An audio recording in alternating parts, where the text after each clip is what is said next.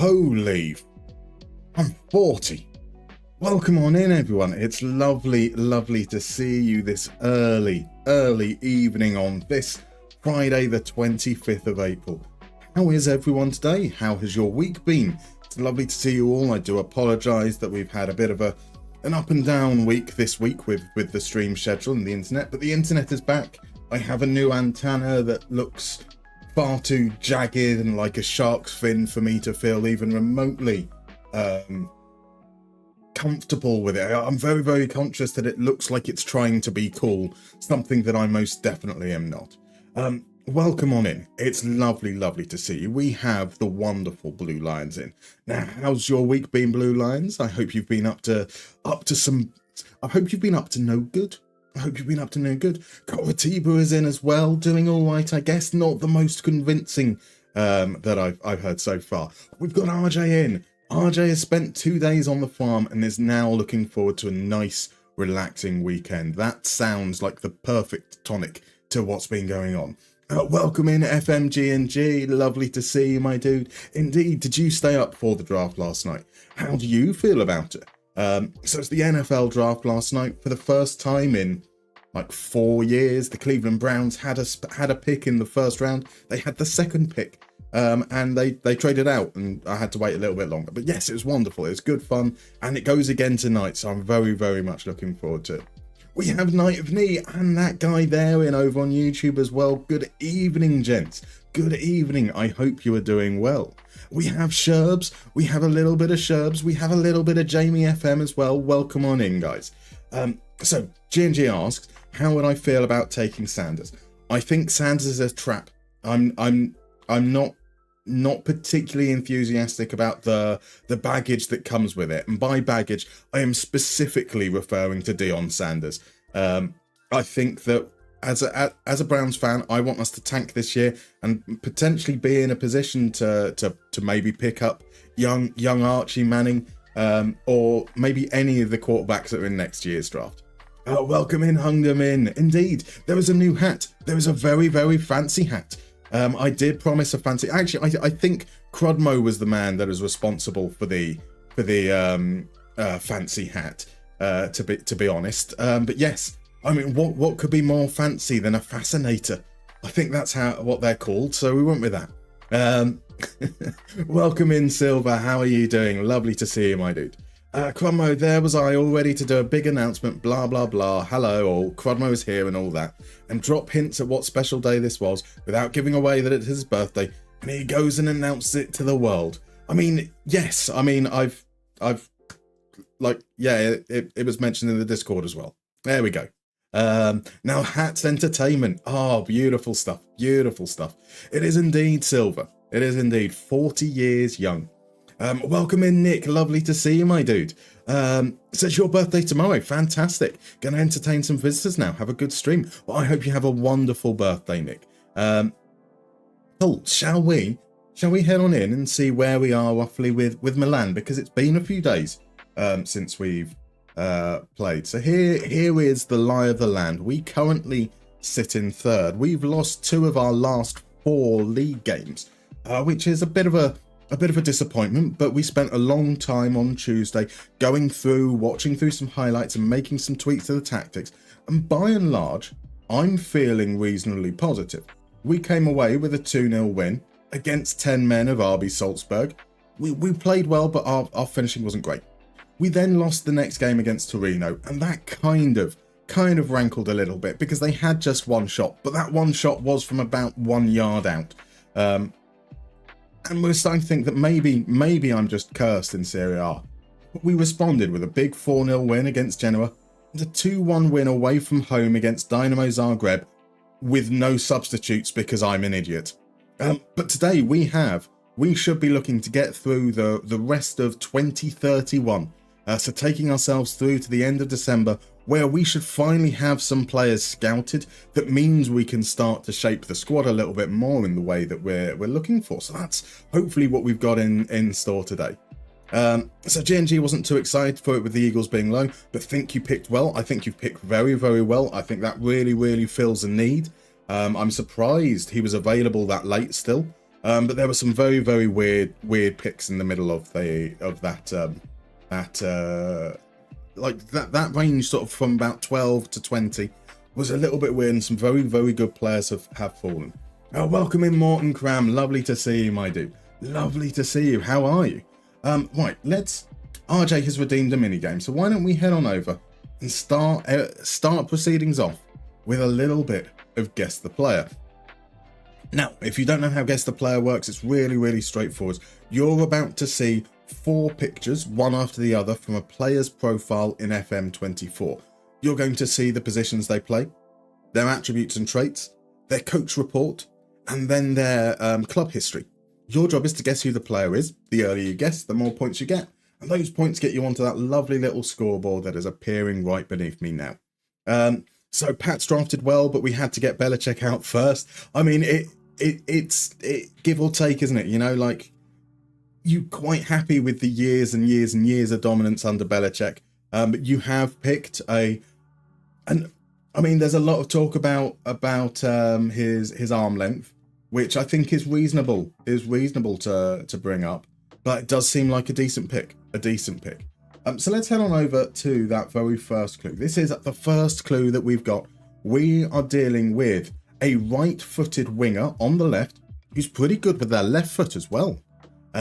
So interesting to see who that could be. Right-footed, good left foot, can play as a winger, can't play as a wide target forward, so probably not the biggest guy out there. So the beard's coming along nicely, I see as well. Soon everything will be back to normal. Oh, thank God, isn't it? Thank God. I'm so glad that it's almost coming to a length where I can comfortably play with it. So is it Carl's Valderrama? Is it Zigzags? It isn't, sadly. Kirill is in. Welcome in, Kirill. Lovely to see you, my dude. Happy birthday. Thank you very much. You haven't been on stream for quite some time. Which season are you coaching AC Milan? We're still in the first season with AC Milan, Kirill. So it's the 2031-32 season, our first season at Milan. Could it be Leroy Sané? Could it be Serge Gnabry? Jeremy Doku? Jesus Navas? Ashley Young? All some very, very fine guesses. We are not right, I'm afraid to say, on any of those, though. We've got a guest coming in for Bilal El Khanous. What a cracking player El Khanous looks like he's going to be. Unfortunately, it's not El Khanous either. Could it be Mark Albrighton? Mark Albrighton definitely doesn't have a left foot, bless him. Bless him. Mark Albrighton is not. But he can play at wing back, so I can see whether the thought process is there. Because this is a player that can play up front if needs be, can play as far back as the wing back positions on either side. Let's go on over and see some attributes. Let's see what this player looks like. Now, this player has great natural fitness, a 17 for natural fitness. Decently quick 15s there. We've got decent dribbling, first touch, passing, all at 14. Decision making is a little bit questionable, down at 10. He shoots with power. Yeah, I think just a very, very typical middle of the road winger type, I think might be the politest way of putting it. He's not got the exceptional pace that you would like if they're just kind of otherwise middle of the road. So could it be Garnacho? Could it be Noni Madueke? Could it be Joey Barton? It is none of those three, I'm afraid to say. It is none of those three, now, if it had been Joey Barton, decision making would have been a lot worse than just a bit questionable, I think. So could it be Dwight McNeil? It's not Dwight McNeil. Sadly, I think Dwight McNeil's a left footer. If we're playing wrong answers only, your vote is for Grealish. Okay, I don't mind that shout. Jadon Philogene. Why did Jadon Philogene drop the Bidace from his surname? For a number of years, he was Jadon Philogene Bidace, but seems to have changed his mind on that one. We've got another guest coming in for McNeil. We've got one coming in for Perot and for Chiesa. Welcome in, by the way, Frosty Moose. Welcome in, Sieves. Welcome in, Jabbit. Lovely to see you all, by the way, this evening. And thank you very much for the follow, Kryptonic. We haven't hit on it right, but one of those guesses is certainly a little bit closer than I think all of the others. We've got one person, I think, so far. Let me just have a look through. We've got one person that has guessed the right league. So when he joined Hull Town, Ipswich even, he was just Jadon, then went back to being Jadon Philogene. Just can't keep track of his own names. Maybe because he's got too many names, he forgets one and just has to like pick one at a time to kind of keep himself on track. Right, let's see if we head on over. So that hair was reminiscent of Colaccini, but he was a central defender, not a winger. Steve's, that picture at the beginning is just a placeholder. That we don't have that to indicate who the player is, because that's whilst I'm explaining the rules. It'd be very unfair for people to guess before people even knew who how the game was played. So that's just a placeholder. We have a good Serie A player. And so now the guesses are coming in. We've got Rafael Leao, we've got Berardi, we've got Orsolini, Pulisic, Danandoy, Pellegrino, Kvardona, Felipe Anderson, Zanoli. All fine guesses, but it is none of those. It is none of those. Neither is it Matteo Politano. Could it be Zaccagni? It can't be Zaccagni. Well, it could be, but it's not. Is it Isaacson? None of those, I'm afraid. It is none of those so far. Well, the next clue will give it away. So, well, I say give it away. We'll certainly help narrow it down. So I'll give it a little bit more time for a couple more guesses before we reveal the clubs of the player that I think will help steer people towards the right direction. So could it be David Neres? Is David Neres playing in Serie A? I didn't know that. Could it be DiMarco? Sadly, it's not DiMarco. It's not Chukwueze either, unfortunately. Could it be Retegui? Is he at Napoli at the beginning of the game? Is more the question I think I meant to ask. I thought it was in Portugal. Yeah, maybe I'm just got it completely wrong. Yeah, it was in Benfica at the start of the game, I think, possibly. So could it be Nicola Zaniolo? It's not Nicola Zaniolo. It's not Orsolini. It's not El Shaarawy. Right, let's reveal the final clue. This is a former Genoa, Torino. I can't see that one. Cagliari player, currently at the start of FM24 at Fiorentina. And there it is. There it is. Sotil RJ swoops in as we shift on over to the final clue. Is it Ricardo Sotil? It most definitely is Ricardo Sotil. And because Friday is the day of DILFs, there's a little bit of nipple on show. A little bit of nipple on it for you there. It's Pescara. So because my screen that has the stream on it is about that big, I couldn't recognize the badge. So Pescara, fabulous. Ikono was a fine guess as well. This is explicit content, is it not? Is it not? A little bit of nipple this early on a Friday. It's disgraceful stuff. Truly disgraceful stuff. Welcome in, by the way, Quez. Lovely to see you, my dude. Right. Shall we head on in to the first game of the stream then? We've got Cagliari away from home. If we win, we jump back above Inter Milan.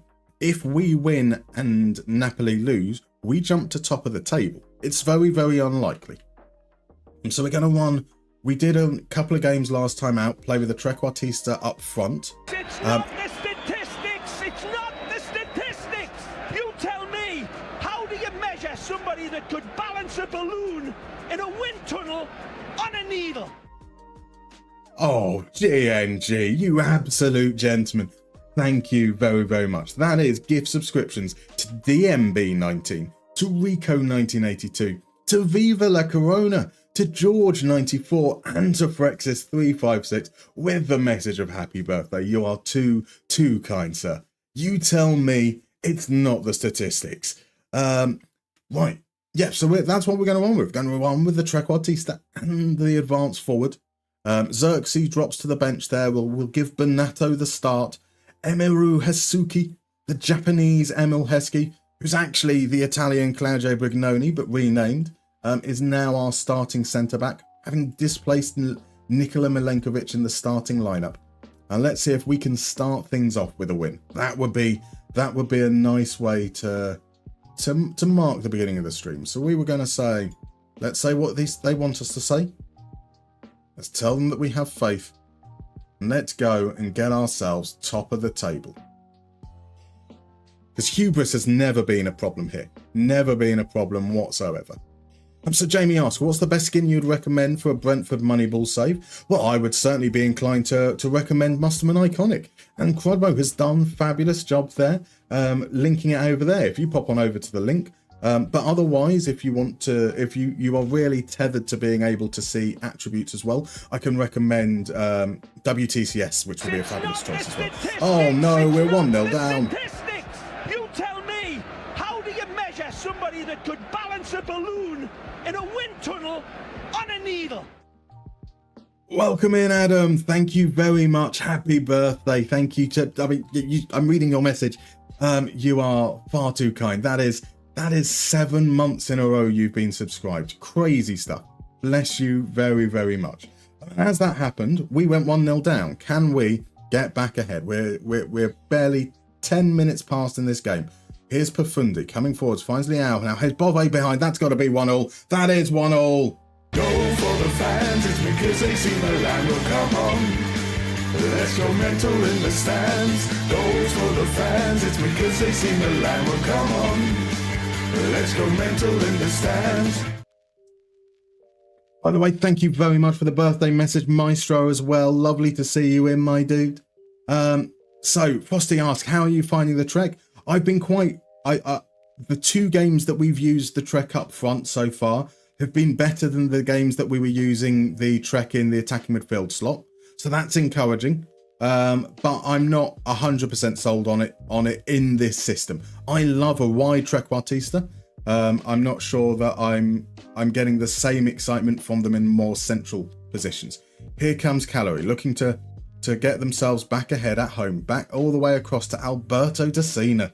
There's a throwback. There's a player I haven't thought about for a long time. He switches play out to Gallo.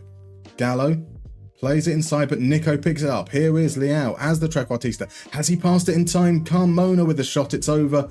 The flag stayed down. We wouldn't have known. But that could have been a chance. Now, here comes the corner. Theo sends it in. Hasuki is beaten by Martin Ehrlich. Bernardo sends it back across. Theo can't get there ahead of Gallo.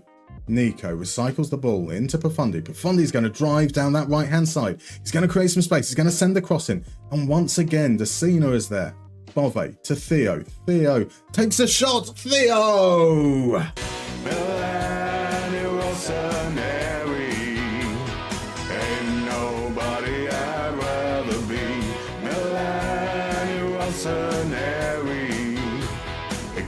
Take that away from me.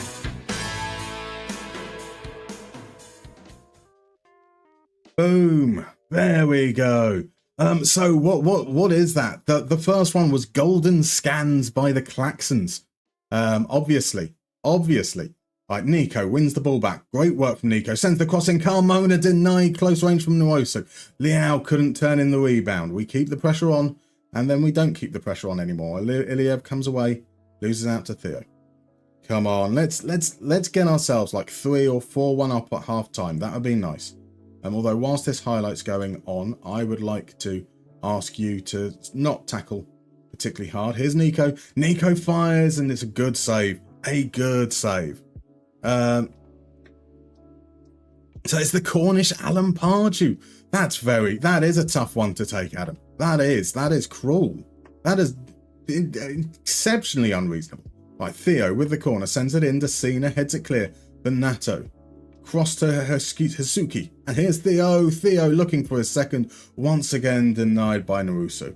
So despite going 1-0 down, we've been pretty good since that point. Theo sends it in. Theo's beaten to the ball. Bernardo stabs it back towards the goal. And it's cleared by Ehrlich. Great defending in the end. Beraldo loses out to Chiquinho. That's bad defending by us. Chiquinho comes away on the break. Chiquinho. No one can get close to him. But his cross is cut out by Hasuki and the danger is gone. You do have similar dance moves, to be fair. I mean, everyone aspires to Alan Pardew level of dance moves. Nico takes fire from distance. Theo is down injured. Ruggieri is injured as well at the moment. So that's not great. It's just an orange injury, so we'll wait until half time to take him off. Here's Watkins. Watkins with a chance. Caprile turns it behind. That's a little bit questionable from the defenders there. Let's tell the players to focus. We don't want to throw this away now. We've been good. Theo with a challenge. Couple of big challenges in there. Carmona plays it forwards. Bernardo. Oh, he didn't play it forwards. Bernardo. What are you doing, my man? What are you doing? That's a Frosty Moose. Is there any way you can get player faces in game at bottom of the screen with your skin? Not currently. This skin that we have there isn't publicly available. But if you pop on over to somewhere like FM Scout or Sort It Out SI or the SI forums, you can find plenty of skins that will have something down there, and you're looking at the widget match player bar widget file, which is what controls it. Iliev with the shot. Caprile turns it behind. It's another good save from Caprile, earning his keep today. But Cagliari have threatened a couple of times now. And again, it's a good save. Come on. Focus again. Focus again. There's some horrible mistakes there. We had, arguably, we just had that spell in the middle where we had loads and loads of chances. But Cagliari started the game well. They've ended the first half pretty well as well. Unless we're about to make it 3-1. Here's Profundi. Profundi. We're not going to win with scores like that. I don't believe it. Chesney Hawks. The one and only. Exactly, FMGNG. Oh, welcome in, Ryan. Stopping by to say happy birthday. Thank you very much. Before you get your bus to Edinburgh. Ooh, that sounds fun. What are you doing in Edinburgh this weekend? Have you seen that weird fact about US Avellino? I haven't. What is the weird fact about US Avellino? Every time a pope dies or retires, they get promoted. Okay, that's quite cool. That's quite cool. It's been happening for 67 years, apparently. Right, time to get your bets in on them then. Time to get your bets in on them getting promoted this season. Or I mean, yeah. Is it always like the same? Is it always they win the league, or is it just like anyway? Is it always through the playoffs? Right, so Hernandez is going to come off, as is Theo because of that yellow card. So we've got Iliev being marked up now by Siklic, and Siklic doesn't have to ease off tackles. Bernardo had a chance to play the ball through and didn't to Leao a little bit earlier, which I am mindful of. That might be enough of a reason for us to bring him off as we head into the second half, but we'll give him 10 or 15 minutes or so to do something cool. Right, from the kickoff, Balieri dribbles past Zappa, wins the free kick. That's nice enough. So you're checking on your granddad since your granny has left him while she takes a trip to Berlin. Oh, very nice for granny. Staying the night so I can watch the biggest club on the East Coast tomorrow. Perfect. So they are champions. Oh, that is incredible. I mean, makes it very difficult to get your bets in on them now. Bove with a chance. Have Avellino got promoted in years that the Pope has not died or retired? Are they the bellwether for Pope health? Right, here's Bernardo. Bernardo, he was offside. That's okay. We're going to say a good way to mark that 10 or 15 minutes would be with a goal, but he couldn't hold the line. His shot was blocked. And I think that's his last contribution. Now we reach the 60-minute mark. So we're going to bring on Xerxes in that role behind the striker. I'm going to just increase the tempo. I really want us to try and take it to Cagliari, get a third. Let's head into the later parts of the game in a comfortable position would be, the ideal circumstance. Right, here we go. It's just a weird fact. It's an incredible fact. Right, Zappa comes away with the ball. Zappa, though, loses out. Bove does well defensively. Xerxes turns it into Nico nice and quickly. Here's Carmona. Carmona from distance. It's an easy gather from Narusu. And Carmona was offside anyway. Right, Alzat plays it forwards. Beraldo cuts it out. But Alzat once again can push it forwards. Here's Jenny. Jenny back to early. Gets it back once more. Jenny's got space down the right. Jenny, now get to him. He sends the cross in. Watkins is the target. He knocks it down, but Nico pokes it away. Only as far as Christensen. Franco to Ibrahimovic. Ibrahimovic into Gallo. That gets it back. He's created the angle. It's well blocked. Well blocked by Profundi. But here comes Franco. Carmona comes away with the ball now. Xerxes into Rafael Leao. Early pass to Carmona. It's just a little under hit. Right, we're going to drop that tempo. Going to stop the overlap. I don't want us to focus the play out wide. I do want us to counter. So once we've got the opportunities to break away, let's see if we can do something in that regard. Let's bring on Eamon Carey. Let's bring on Abdul Fataru. It's his weaker foot side, but that's okay. Those are our 5 changes. Kari doesn't need anything said to him. We do need to say something to Fataru. He doesn't respond though. There we go.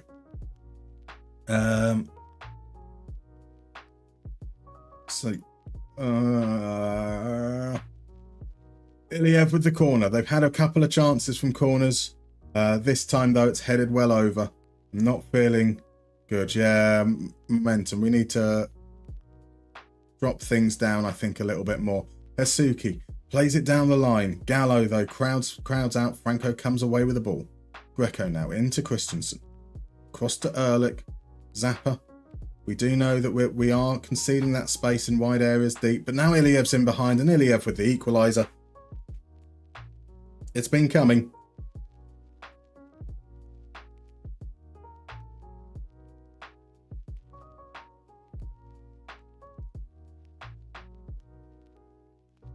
Let's get that tempo up, but now we don't counter anymore.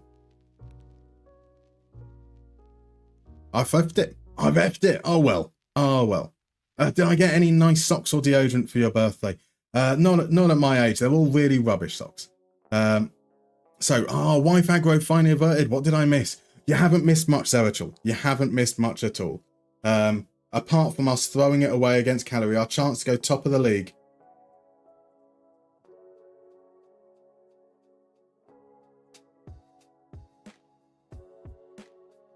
Whoa.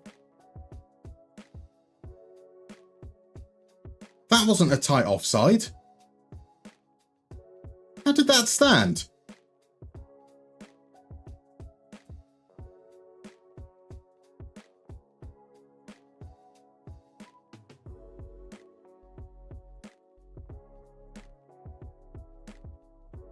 Oh my!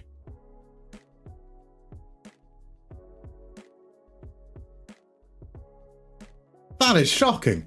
That is shocking. Fataru's the target. Nwusa comes out to claim, and he's gone down. It's a penalty. It's a penalty. Oh, is it? Is it? Nwusa is not sure where he is at the moment. He's finally come back to his box. He's chasing after the referee. Penalty's been awarded. Greco is in trouble. It's a yellow card. Oh, scheisse. Rafael Leao. Get in. Oh wow, look at me now. I'm solving all my problems with Rafael Leao.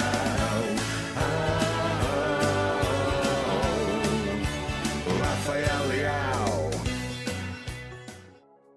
Oh, why does it do that and not allow me to make changes? I should have pressed the tactic button first and then paused. Here we go then, guys. Let's see out the last 10 minutes. We are trying to contain things against Cagliari, which doesn't probably bode well for our chances for today. Let's drop just that little bit more.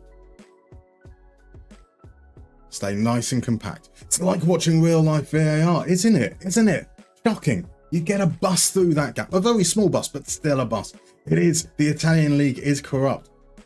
Shocking, wasn't it? Absolutely shocking. So Coritiba's just drawn Arsenal at the UCL round of 16. You're cooked. Oh, I've got faith in you, Coritiba. I've got faith.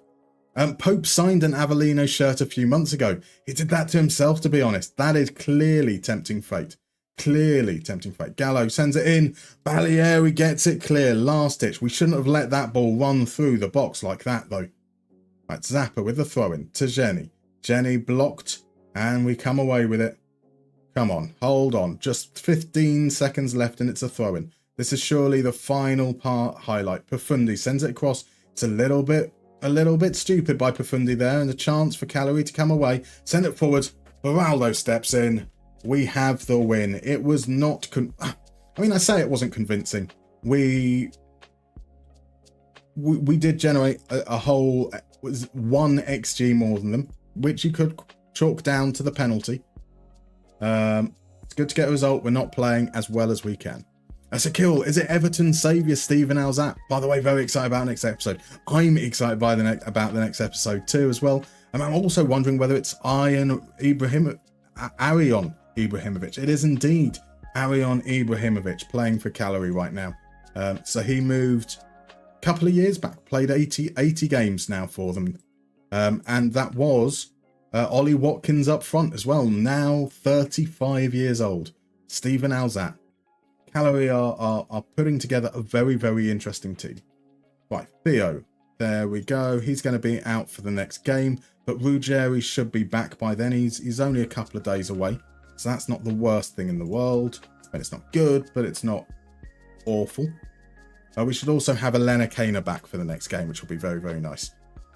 So hi, is there a reason why player names appear as dash when I copy and export them to a web page? Maestro, I'm guessing you're doing something wrong. So when you highlight all players in a view, whether that's in the so if you're doing it from the squad page, firstly, if you're doing it from a page like this, highlight all players before you print screen.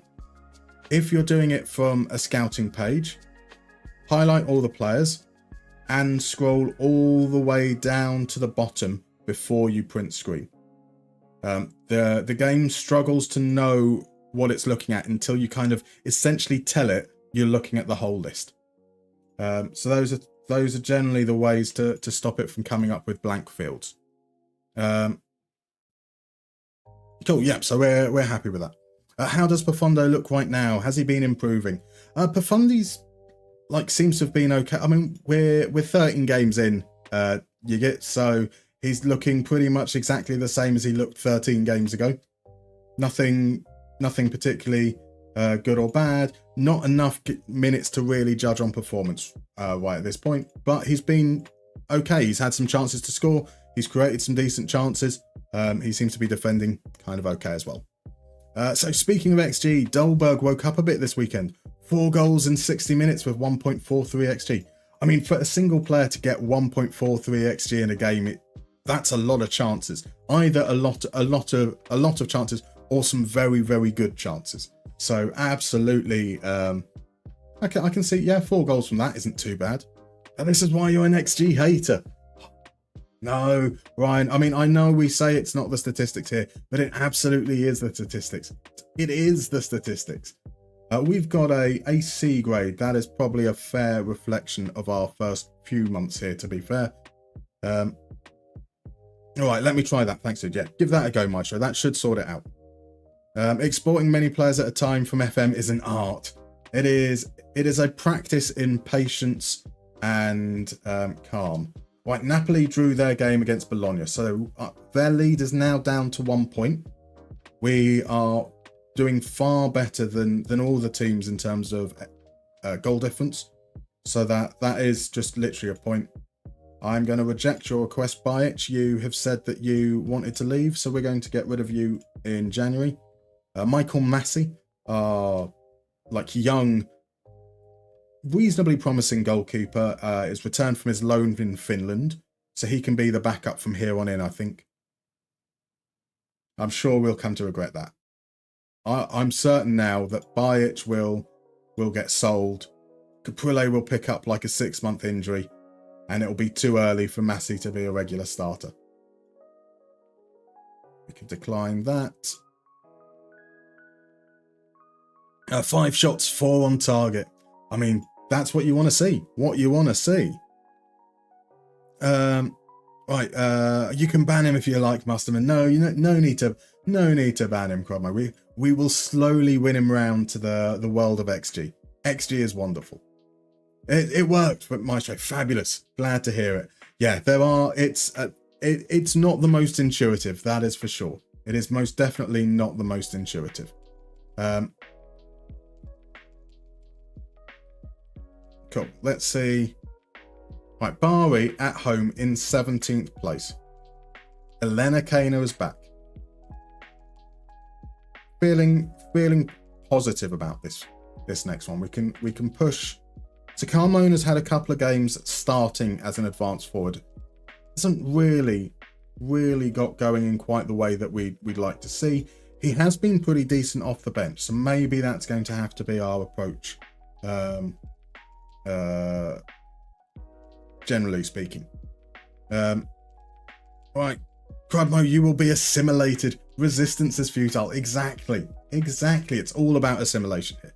Welcome in, Sir Bamson. Whoa, didn't think that you would use the game-generated faces. Those are ugly as they get. They might not be the most beautiful things there are, but face packs that rely on the use of any kind of AA generation isn't really my bag, I'm afraid.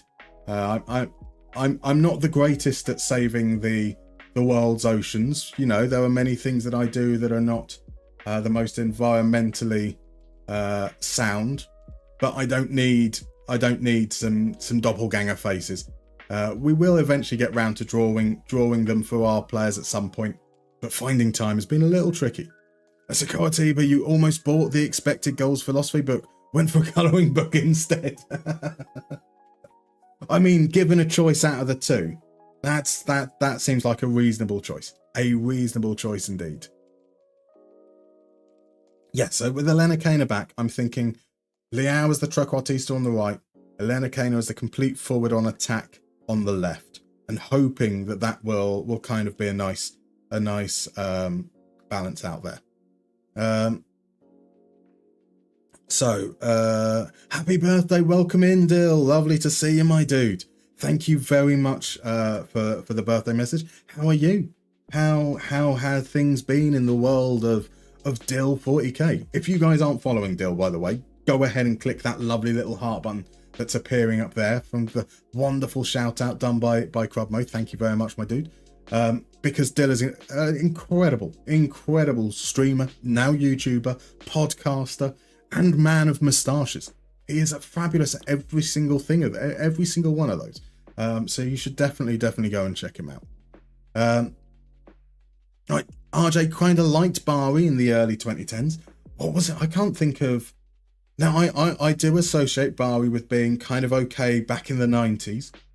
I can't really think of them in the 2010s. Were there any like notable players that you kind of stick with you from that era, or managers, or yeah? What is it about Bari in the 2010s you particularly liked? Assimilation. The Boar Cube is coming over to blow the candles of your birthday cake. Exactly. Resistance is futile. Yeah, talking of drawings, where's the picture of our night out, Crudmo? You know as well as, I mean, I've told you this many times, it's going to take me months if I get it done. It's certainly a nice idea. I'm certainly going to try, but it's not going to be something that happens quickly. Let's see. So we'll go trequartista, complete forward on attack. We are looking at a player there, so we can mark up. Now, we might as well have Bajic on the bench anyway. That's absolutely fine. Cool. Okay, that's the team that we can go with. Marco Massi, not Michael Massi. He can get my goal. I like giving the number 39 for goalkeepers, so we can do that there. I'm pretty sure there's a face pack that assigns faces of real players from unloaded leagues or retired players. But then if you're doing it from unloaded leagues, you then have to work it all out. I mean, yeah, it's going to be hand-drawn pictures or not at all. Like, at the end of the day, the only time we see these faces are here. It's not the most central experience. So here we go. Let's make it 2 wins in a row to start things off. So Dill, yep, you're chilling, man. Bit of a busy week outside of streaming, but can't complain. Fair enough. Do you have a nice chill weekend planned though? Hopefully a chance to sit back and relax. So because there was Jean-Francois Gillet, starting goalkeeper, and we could see some games on TV. That is a perfectly fabulous reason. Crommo, to quote Monty Python, get on with it. That's fine. I mean, the only problem being is that if I prioritize that and there's no videos or streams for a while, which probably isn't a good idea. No Michael, no Massey, indeed. 39 for goalkeeper. That. What's wrong with 39 for goalkeeper? For a reserve goalkeeper. That's not your starting goalkeeper, just to be clear. So it's 1, 13, 25, 39. Those are the goalkeeper numbers in the world of Mustermann. Right, let's see what's happening here. Ruggieri takes his time on the ball, waits until there's no support, then goes outside, sends the cross in. Elenikainer with the header off the bar, cleared by Bar. Theo to Profundi. Profundi gets... No, he doesn't get past his man. D'Alessio with the tackle, and they come away with it. Another move, starting with Hesuki finding Ruggieri. He plays it into Elenikainer. Bove now. Cross to Nico. Rafael Leao out to Profundi. Profundi beats his man, sends it in. Elenikainer with a header. It's a good save from Esposito. That was a camera save, actually, wasn't it? I mean, that's kind of straight at him, and he milked that. He milked it for all it's worth. Right, that's another corner to the edge of the area that is being cut out. So let's make sure that one comes off here. Move the routine. Confirm. It's a shame. There needs to be like what I really hope in future FMs is you have conditional corner delivery. So if there's a man free, you play it short. If there's the player free on the box, and so forth, because it's frustrating to see corners like that where surely someone plays some common sense. Elenikainer hits the bar again. It's offside that time though. It's offside that time. But it has been registered as two woodwork hits already in the game. Elenikainer does well to be his man, finds Ruggieri. Theo to Nico. Nico to Banato. Banato, is that onside? Let's not get carried away.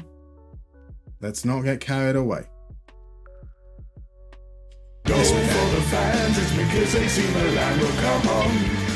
Let's go mental in the stands. Goals for the fans, it's because AC Milan will come on.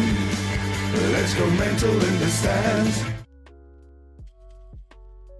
There we go, 1-0, Paolo Banato. How close was it? Tubby, by the way, welcome in. Thank you very much for the birthday message. I hope you are doing well. I hope you've got a lovely weekend planned up ahead. RJ, goalkeeper number 9 for sure. Could you imagine? I think Adam would probably never talk to me again if I was to do that. He's still upset over us giving number 2 to a striker. Benato's the target from the cross. Okay, to get it clear. Gets it clear again. Profundi didn't make the challenge at all, just was willing to let them get rid of the ball. Now here he is and he loses it. Here's Elenikainer into Rafael Leao. Rafael Leao does the job.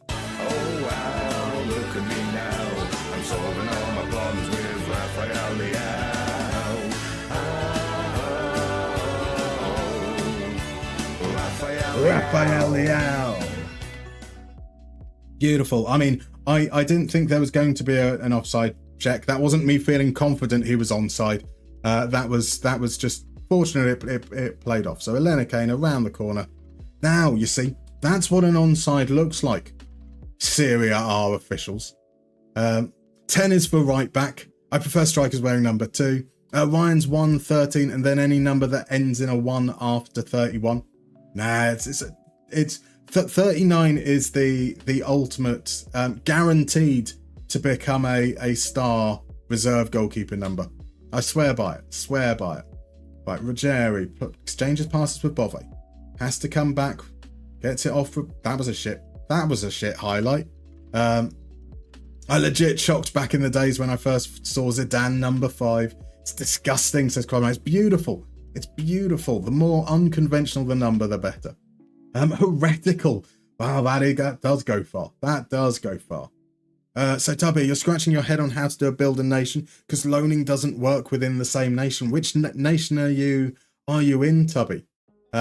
Because if you haven't checked it out before, as Elenikainer fires low, Esposito turns it round the corner. I don't have a link directly here, but if you go and check out the FM Show podcast over on YouTube, Tubby, this week's podcast is literally all about Build a Nation. So there might be some good hints and tips and ideas there in terms of how you can deal with those issues with the loans. So, boring match. The AI is not making any resistance. They don't appear to be. They are 17th for a reason. It's nice, though, that we could potentially have an easy win because we haven't made light work of things up until now. It's careless, given away to Rafael Leao. Back to Profundi. Profundi goes back. We don't get attacked with too much intensity, but here's Bove. Oh, that's a wild shot. A wild shot. Your left back's preferred number is 8. I just let him have it. Now, 8 for a left back, I definitely like that.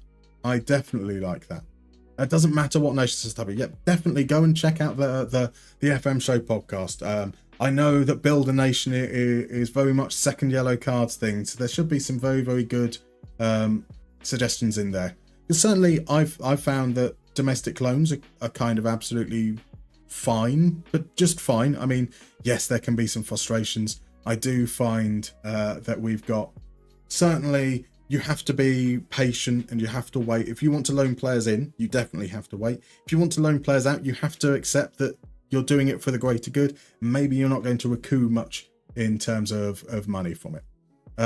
Welcome in the Mad Scientist. Bless you very much. How are you, sir? How are you? It's been a long time since I've managed to drop in on one of your streams. How is database prepping going? Well, actually, I mean, there's so much. You've had the visit over to Denmark. You've had the. It's not the statistics. It's not the statistics. You tell me.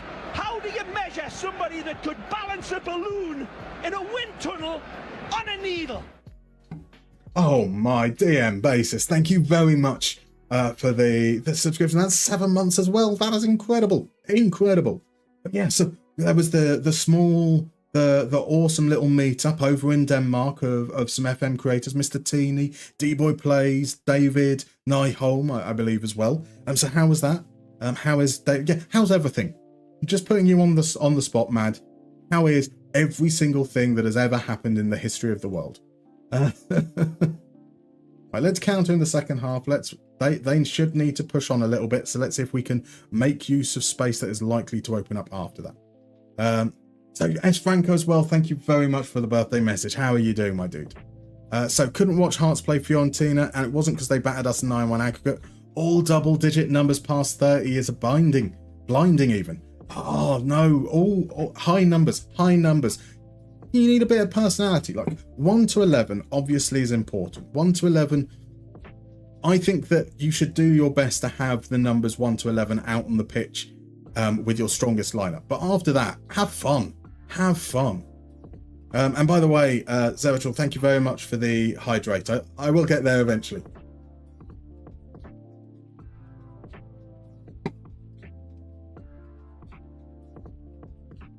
Ooh, I'll try not to burp on stream. So while Musterman appeared in the chat there, I tried to ban him just for the lulz. Turns out you can't ban the streamer. You can't, unfortunately. But you can ban the mods, and that's always good fun. But I won't do that because that then removes the mod, and then I've got to do admin. Nobody wants to do admin. I say that we're playing Football Manager, which is basically all admin.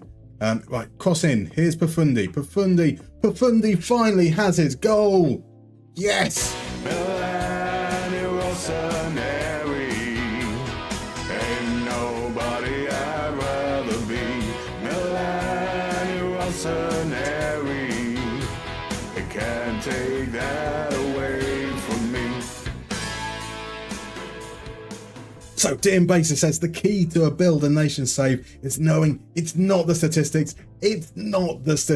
You tell me. Something about a balloon and needle, exactly. What are you playing at? That is definitely offside. I don't think anyone was in his way, but I want it to be offside. Nah, it's gonna stand. There we go. We go 3-0 up, and immediately we can send. It's a lovely flick on from Teixeira. Abama delay. Profundi doesn't follow him. Caprile just stands there. Absolutely fine there. It's a lovely flick on, actually. Like, that just goes over the head of Beraldo. Beautifully into the path. Fair play. That's quite a nice goal. So all is well with Mad. Good to hear, my dude. Dear Basis, also, you absolutely love the fancy hat. Is today the day itself? Happy birthday. Today is the day itself. What could be more fancy than a fascinator? That's the base I'm going for. As Rafael Leao makes it for, are they going to check? There's no checks. Wow, look at me now. I'm solving all my problems with Rafael Leao.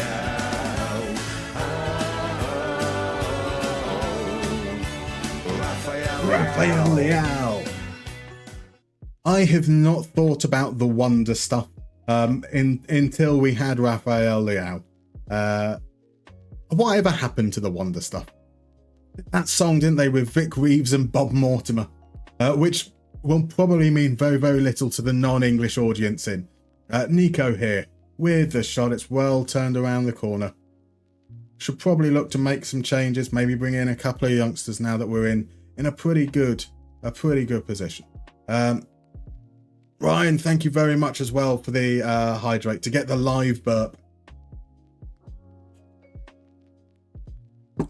Right, we are not good defending corners. That, I think, is my takeaway. So let's go with my normal one, which is the hole. That's just leaving a hole for the goalkeeper to come out and collect. I should have made the substitutions at that point as well, but I'm an idiot. Benny's in. Welcome in, Benny. How are you doing, sir? Lovely to see you. Let me just do this. Now, if you're not following Benny, you most definitely should be as well. There is a lovely little heart appearing up in the top right-hand corner. Right-hand corner? Oh, Elena Kana. Oh, he's rusty. He's just back from injury. Yeah, go click that lovely little heart up in that top right-hand corner. You most definitely should go and do that. Right, what are the changes we're going to make? We're going to bring on not a youngster, but we are going to bring on Balieri, Siklic, and Defeo. And Defeo. 4 changes all at once. So they get more than the 15 minutes to get themselves a rating, and hopefully, therefore, it aids their development just a little bit. And no one in the chat is old enough to remember the wonder stuff. They most definitely are. Ryan could not tell you who any of those people are. That's fair. No, actually, no. Ryan, you should definitely... Hey, wait a second. Oh, wow, look at me now. I'm solving all my problems with Rafael Leao. Rafael Leao. It's Franco is old enough. I mean, unfortunately, if you are old enough, it means you're probably old enough to absolutely hate the song. It's still, the size of a cow isn't bad. Dizzy was painful, very, very painful. Here's Barr sending it forwards for Abilene. Abilene cuts it back immediately, straight from the kickoff. Wow. Right, so we tuck in. That's fine. Bove into Barr. Beraldo asleep at the wheel, and it's 5-2. Oh my, oh my, oh my, oh my. So Benny, you've started a new save last night. Really fun, awesome. What's the save? Yeah, tell us about what is the idea behind the save? What team? What leagues? Love to know more. So we're going to bring on Batawu as an advanced forward. He won that penalty last time out. He can get the last 13 or 40 minutes or so. Welcome in, Winky. How are you doing, my dude? How are you, sir? Do I remember the song Ajax released about Milan after they beat them in the Champions League final in the 90s? I do not. I do not remember that at all. RJ wants to know, what do I think of future Aston Belgium Villa? I'm a fan of it. I mean, all good players. I like maybe we can use, we can complete the signing for Naipan as well, and we can go for some kind of like Belgium-Norway hybrid. Like, let's add in Erdegaard, let's add in Haaland, get some Belgian players, maybe a couple of Scottish guys to keep McGinn company, and we can just be this weird... Fatawi's in behind. Fatawi's a great save from Stanek. Yeah, we can be this weird Belgium, Norwegian, Scottish hybrid of a Premier League club. Fatawi with the corner. Xerxes the target. I'm just going to watch Berardo again there. Beraldo. Second ball. Nope. Hizuki. Oh, that's a save from the keeper. I mean, he's conceded 5 goals, but he's had a great game, has Stanek there. Really, really impressed with him. Right, Ryan's off. Time to catch your bus. Have a wonderful weekend, my dude. I hope it goes well. I'm dizzy. My head is spinning like a whirlwind. Milan are winning, making me dizzy. It works. It works. Could we really have 2 Wonder Stuff songs? That feels like far too much Wonder Stuff. So Winky's made it into the last 16 in the Super League. Fabulous. Well done, sir. Zarate plays it back. Surely this is going to be time. DeFeo comes across. We've won 5-2. 2 shots on target from Bari. There was both those goals are a little bit frustrating. I don't think I was even paying attention when they got reduced to 10 men. Yeah, so we underperformed our both of our XGs there, both for and against. That's kind of our standard, but that does take us top of the league. Napoli and Inter haven't played yet this weekend though. We're upcoming. We've got Leipzig in the Champions League. So when do you play against Maggio? So to talk about that with the FMNL, I have a game against SiMaggio coming up. It's either going to be tonight or it's going to be tomorrow. It's basically going to be around when we were. It was meant to be yesterday, but obviously I had my internet problems during the daytime. So I don't know whether it's going to be streamed. There may be a chance that during the course of tonight's stream that we pivot over to FMNL stuff. It might be that after tonight's stream ends, we then, Si and I, come back online at about 1 or 2 in the morning. I don't expect anyone to be around for that, but if we are doing late night, I am still going to stream it anyway. So if anyone is up and around, because of the NFL draft, I'm going to be staying up very, very late over the next couple of days. But we don't know exactly when the game is. We're going to basically, once we're both kind of free and available at the same time. He's got a lot of time free over the evenings, as do I. So we'll squeeze it in some point. We just don't know. We just don't know the exacts right now. Cool. We have a break coming up, so we're going to head on that break to begin with, and I will see you guys in about 3 or 4 minutes. See you then.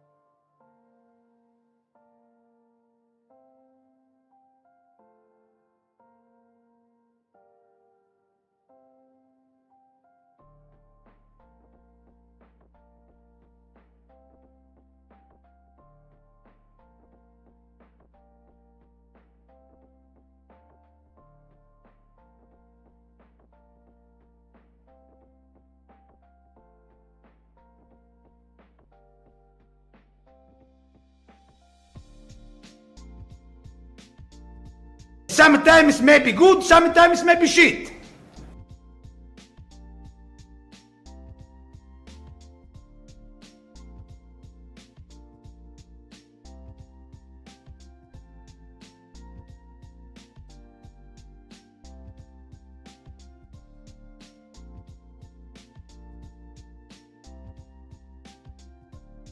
Oh, fucking, do I not like that?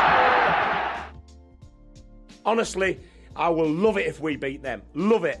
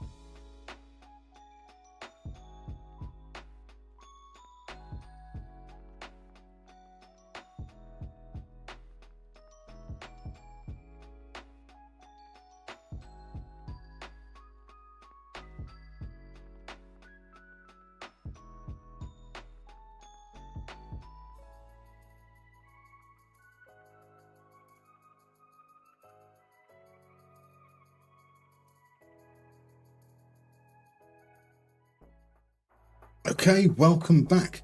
So, as I didn't catch it before the break, Benny is doing a save called the longest save, the 100% challenge. The objective is to win every domestic league title, every domestic cup, and every continental club competition. 113 leagues in 49 countries. That is ridiculous, Benny. That sounds absolutely incredible. What a mammoth, what a Brobdangnigian task that is. Good luck with it. Good luck. So Quez says you don't understand Naipan to Villa. Getting into that midfield must be really hard. I can certainly understand that, but also I think it would be, we've seen that Yuri Tielemans has had to basically play every game this season, whilst Emery likes to rotate. So I think there would be plenty of opportunities for Naipan to get first team football. So I can certainly see he wouldn't come in and start every game, that's for sure, but I think he would have a significant part to play. So I do apologise. I am very behind on chat. Welcome in Iron as well. Lovely to see you, my dude. Lovely to see you, my dude. Let me sort out all these sound alerts. Okay, I'm going to have to swap across to some other bits here to do this. I need to copy there. Let's get these added in over on every spot now. So I'm gonna go through a load of things that we don't see yet, so that they're all in place. Should fit in here as well. You won't see it right now, but I'm basically having to paste everything in on various spots. So we should have one here as well. Got it there. Cool. Let's get on over to I'm pressing buttons. Exactly. This is the problem, is when you make me do admin on stream, it's all my bad. So unfortunately, the way that Second Yellow Card does is build nation saves, massive loan farms, and all the admin that comes with it is really the only way forward. I mean, you can kind of bypass that a little bit by, you'd still have to take the same approach, but rather than loaning the players out, you kind of need to buy them to then try and sell them within the nation, which is arguably harder than loaning, that's for sure. Still a lot of admin. Right, let's play a little bit of Only Connect. So, Crudmo, which games are we playing? As I was saying whilst I was doing that, I just have to go through all the scenes to paste in the sound alerts on all the other ones. We're going to play a round of Only Connect. So let's explain how Only Connect works. You're going to see 4 pictures of football players, one after the other. They all share some kind of common connection, and it's your job to work out what that connection is. The earlier you guess, the more points you get. The more points you get, you end up down on that lovely little scoreboard there. So let's head on over to the very first clue and see if firstly people know who the first person is, and then whether they can work out the connection. So, Yo Cosmo, welcome in, by the way. Thank you very much for the follow. Sadly, that one right at the front is just there as a placeholder whilst we explain the rules. All a little bit too easy, unfortunately, had it been that. Now, on Fridays, sometimes we're a little bit more abstract. We're not going to be very abstract here. We're not going to be having, it's not going to be players that all have animals hidden within their names, but it might be a little bit of abstractness. Yeah, as you need to try and stop them from selling on the players you've signed for them. Exactly. Everyone's wearing funny hats on their birthday. It's the best time to wear funny hats. It is the best time to wear funny hats. Zerachel forgot to booze up for this. Sadly so. It would be good if it was that everyone was wearing. That would be, I mean, you could be wearing a funny hat, maybe on his bond there. It is indeed Isco. Crodmo and Blue Lions are both correct there. The professor suggests it could be Champions League winners, could be man buns, and none of them are as good as Nicholas Raskin. So Blue Lions, you've got to work out what the connection is. We're going to see more players as we go on. All our teammates of the GOAT Anthony. They like to do gun fingers. The same birthday as me, says Quez. Sadly, that's not true. Kirill flopped in Real Madrid, but shines for smaller clubs. Is it footballers who look like better looking versions of your sister's-in-law's husband? So your brother. Are they all below 6 feet? Another one from Man Buns. All called Suarez. Has the same name as an international organisation. All fine guesses. Now, it's very hard to guess with just one clue there. But let's see who the second player is. Let's see who the second player is. And what I can tell you is that someone is actually pretty damn close, but I'm not going to tell you who. We've got one that isn't far away. So we've got footballers that we've got born this week in April. We've got all have artist names. We've got goated players. So Dan Bassist, okay, yep, you're talking about the Lone Farms there. Who's this? It's debuts for national team under 18. Hungdamin is correct. There is the answer for RJ. It is indeed Esteval. And Coritiba has gone for all born in April. Bench warmers for Madrid. We could potentially have that indeed. All born in April is a pretty good guess. All born on the 25th of April was a pretty good guess. But FMGNG said all born this week in April. And you see, Isco was born on the 21st of April. Esteval was born on the 24th of April. Dejan Kulusevski, his birthday is today. And Anthony Elanga's birthday is on Sunday. They are all birthday boys this week. And there's a fabulous 3 points making its way to GNG. Well done, sir. Well done. Green and white kits was a deliberate choice as well. I noticed that I could get a picture of Kulusevski wearing green as well, which is how the order was set up. It wasn't nearly as obscure as you thought it would be. No. Now I'll be honest, because I was originally meant to be streaming on Monday, which was the 21st of April, and I had 4 players that were all born on the 21st of April, and then we ended up streaming on Tuesday, so that didn't really make sense. And then for yesterday I was like, okay, we could do it for all week, perfect.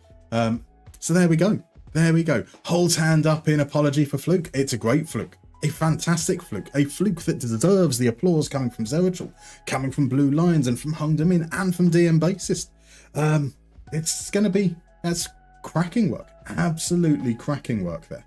Right, let's do some more skipping over. Here we are, back for our next game, which is going to be away against RB Leipzig.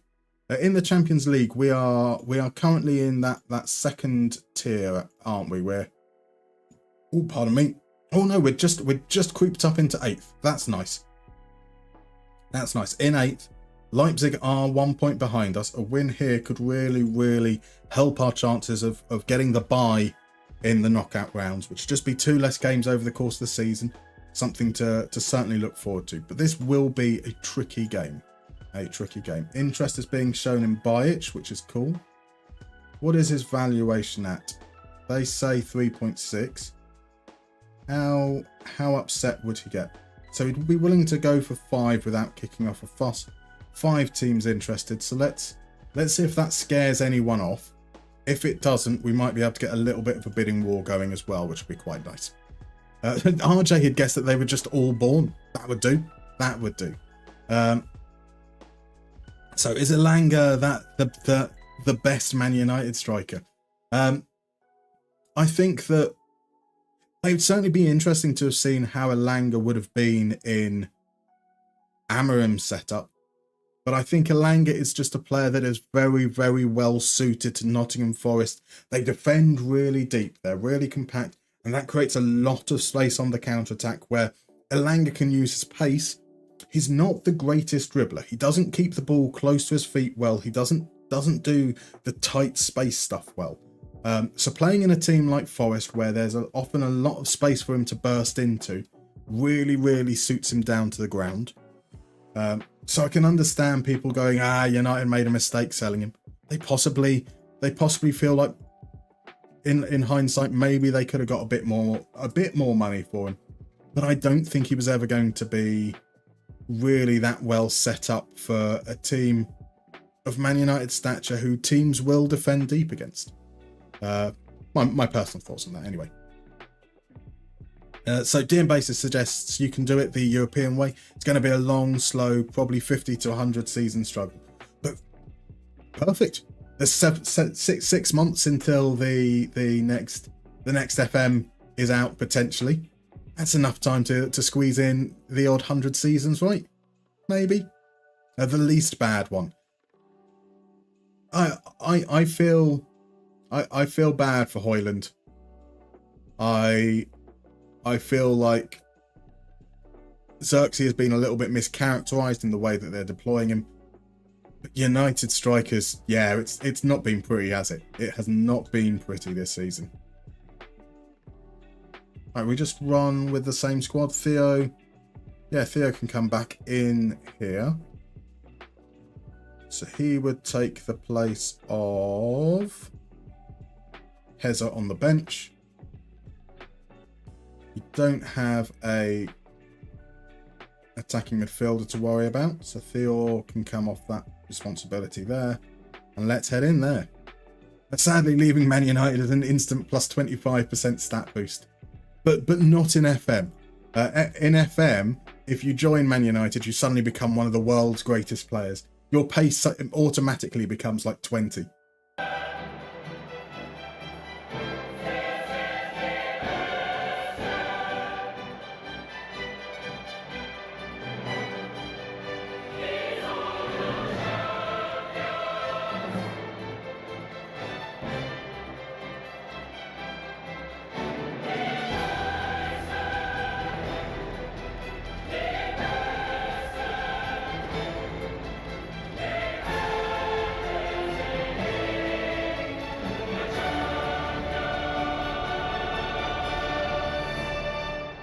Honestly, I will love it if we beat them. Love it.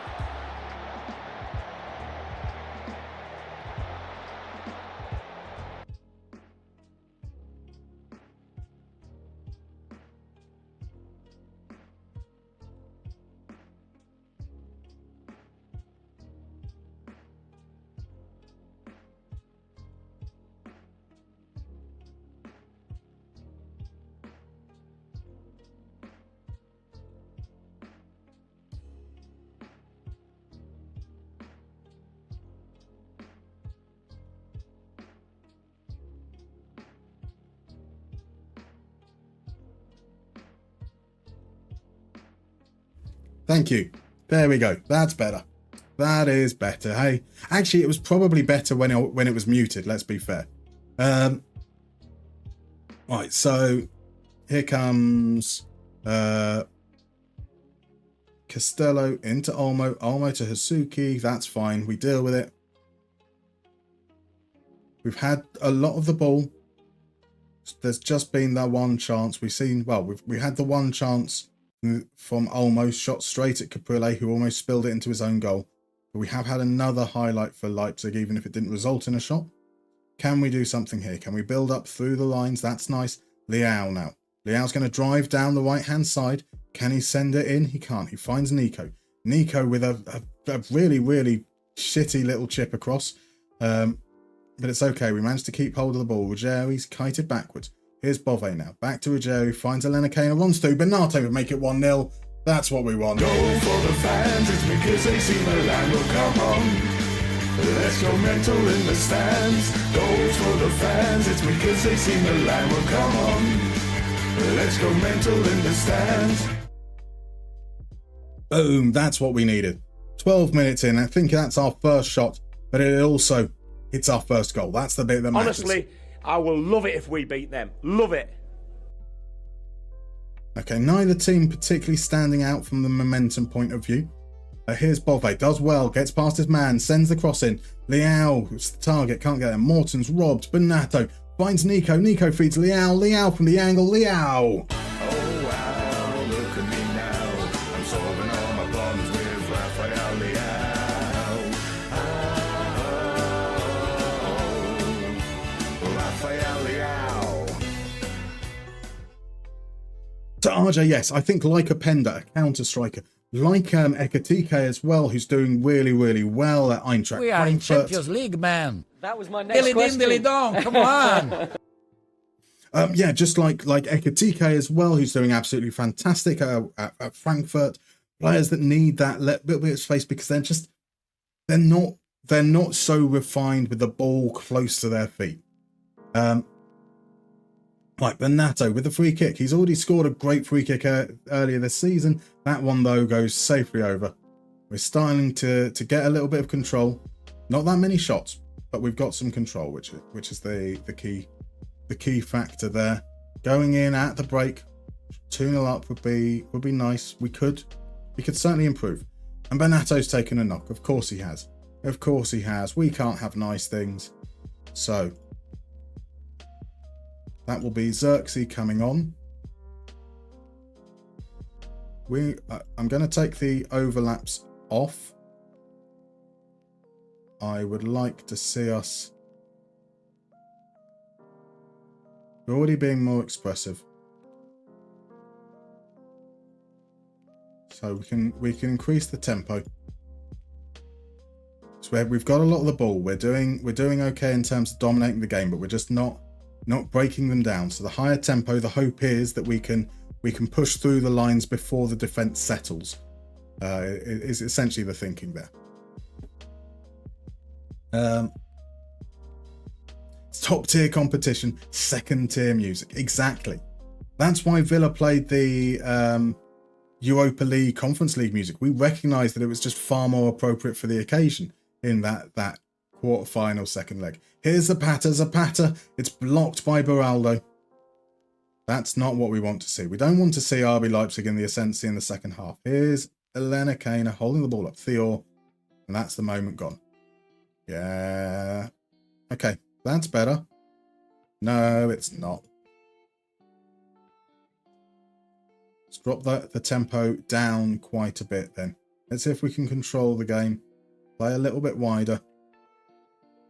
Ruggieri is looking tired, so I'm going to bring Hernandez back after his small little absence. And see how we get on from here. Also, I have to say, we're at AC Milan and you haven't played once. Sarah, Perche, Tiamo. No, that is very true. That is very true. Hello, Si. How are you doing, sir? How are you? The man of the moment. Ooh, that wasn't a bad chance. Van der Vaart with a save. Now, I would say don't just follow Si because he's a wonderful human being, but because he is one of the few remaining English representation in the FMNL and the man to surely go through to the next round.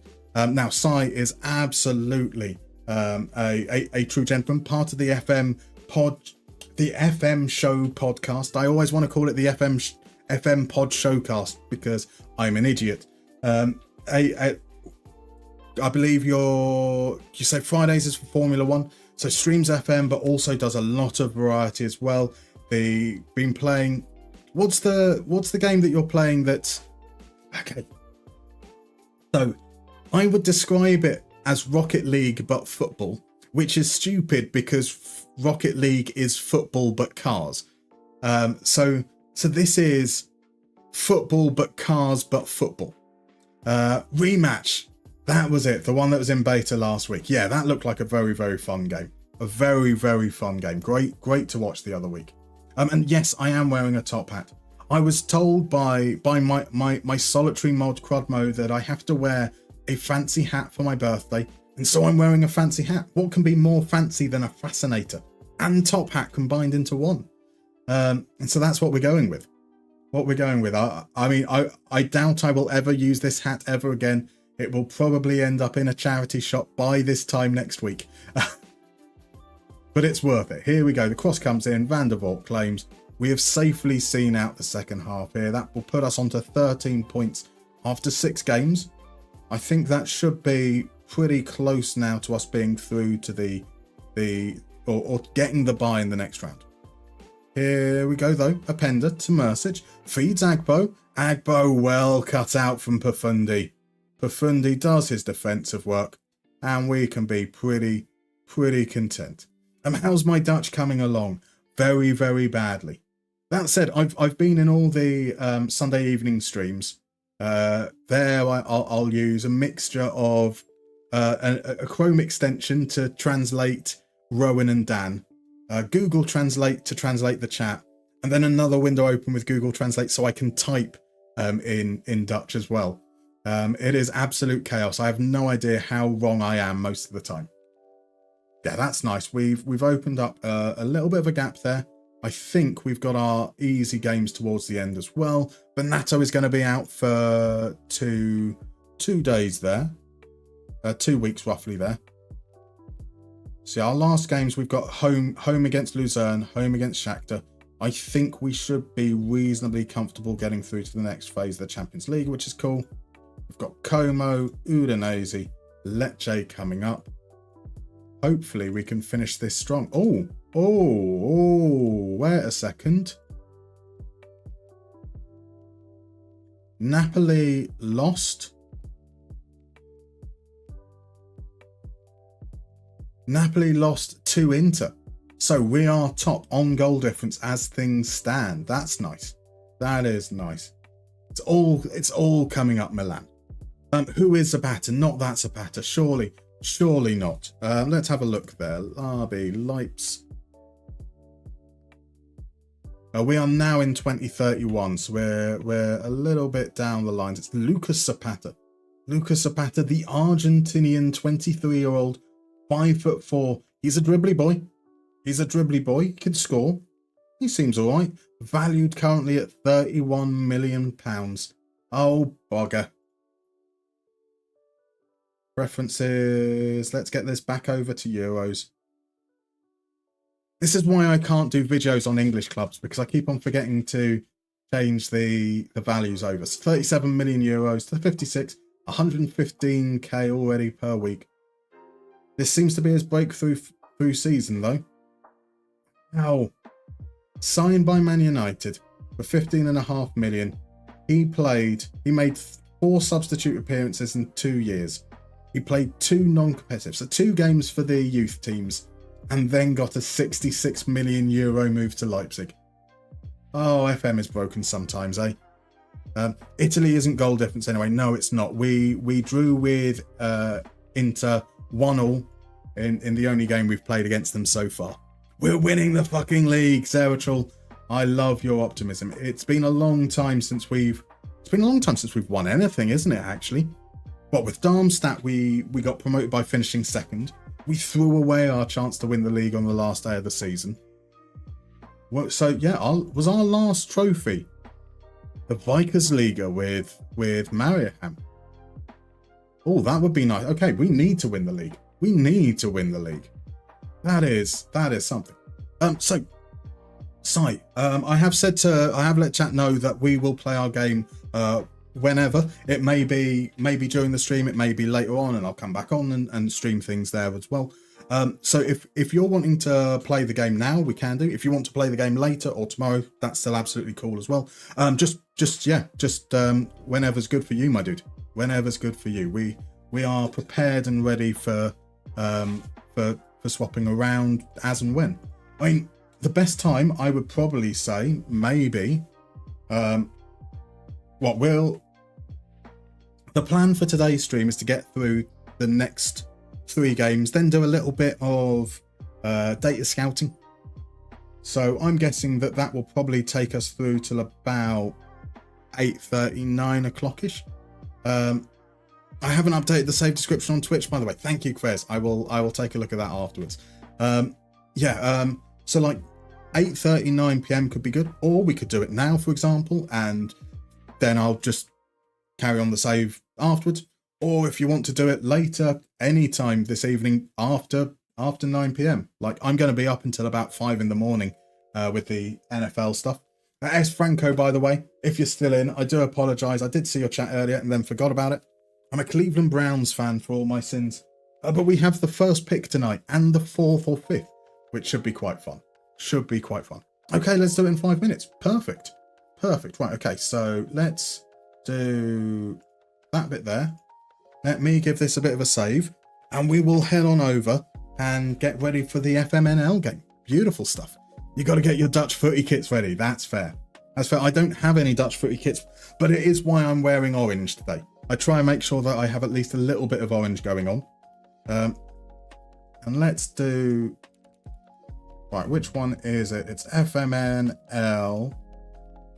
Need to make sure we load up the FMNL skin for it.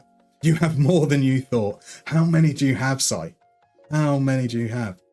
Miss Franco is a Giants fan. Oh, how do you feel?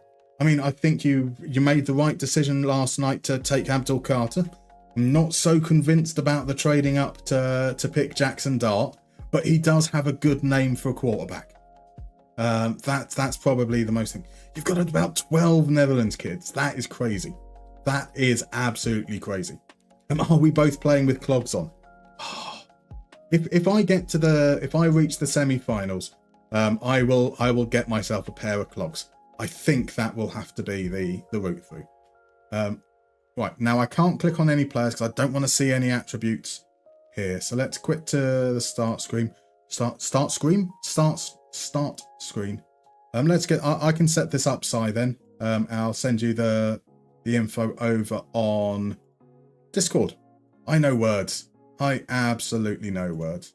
Let's pop a brand new password in. It's meant to be extra time and penalties. Yellow card, it's 5 subs from a maximum of 9. 2-legged VAR. That's perfect. Here's the SiMaggio Cup.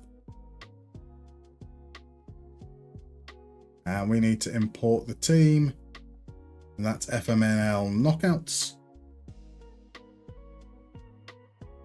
Johannes Mustermann.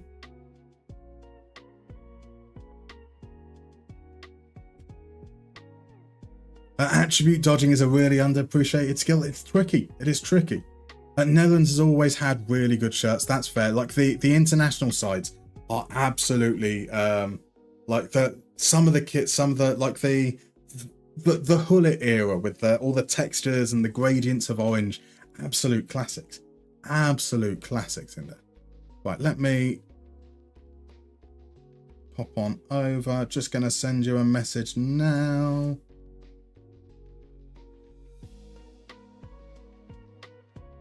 I am such a Luddite. Username.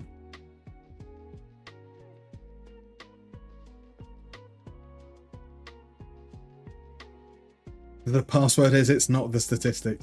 I mean, it's not far off. You're not far off, Quadmo. And I've also almost sent it across as the wrong thing.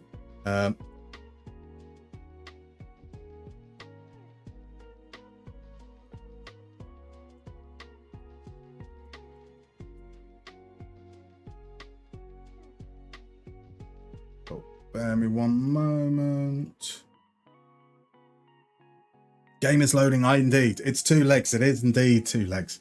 So yeah, I've just seen the Discord overlay has said that you're in Football Manager now. So Crudmo has a knockoff replica of the Euro '88 Netherlands shirt. Absolutely love it. Fine choice. Franco gutted in general this draft. The defensive end looks very talented. Abdul Carter's a great player. The quarterback looks good, but I think he's going to be the Josh Allen light that Dable is hoping for. I don't think he is. I think there are too many question marks. He's one of those that has risen up during the draft process, and I think that people are getting caught in the hype a little bit, I'm afraid to say. So it's me, Ronnie. Got excited thinking you were doing a birthday draft then. There is not a birthday draft, I'm afraid. It's me, Ronnie. It's a normal stream, just a silly little hat. We will be back to AC Milan after this, but this is the round of 32. It's the round before the quarterfinals, and it does mean that after this point there will be only one English creator left in the competition, which is probably good from a FMNL point of view. There was talk about the semi-finals and finals being hosted by the KMVB in person, and I imagine that will be a little bit more tricky if they'd have to fly one of us out. I mean, Benny was in the competition. There's the possibility they would have had to fly Benny out. That could have been quite fun. SiMaggio's gone for the 2008. Beautiful stuff. Beautiful stuff. Peak Van Persie. That is indeed. Now let me get this updated here. FMNL Super League round of 32 with SiMaggio. See if I can update some of these tags as well. There's the FMNL Super League tag. Well, hey, I've done some admin during stream and I haven't messed it up yet. That's generally a pretty good sign for me. That is very, very rare indeed. Right, Si is in. Beautiful stuff. We can head on in. We will be called FMNL. Si will be called FMNL 2324, which will be, I appreciate, a little bit confusing. I will almost certainly get that wrong during the course of the games. It'll probably take me a good 5-10 minutes per game to work out which kit we're playing in.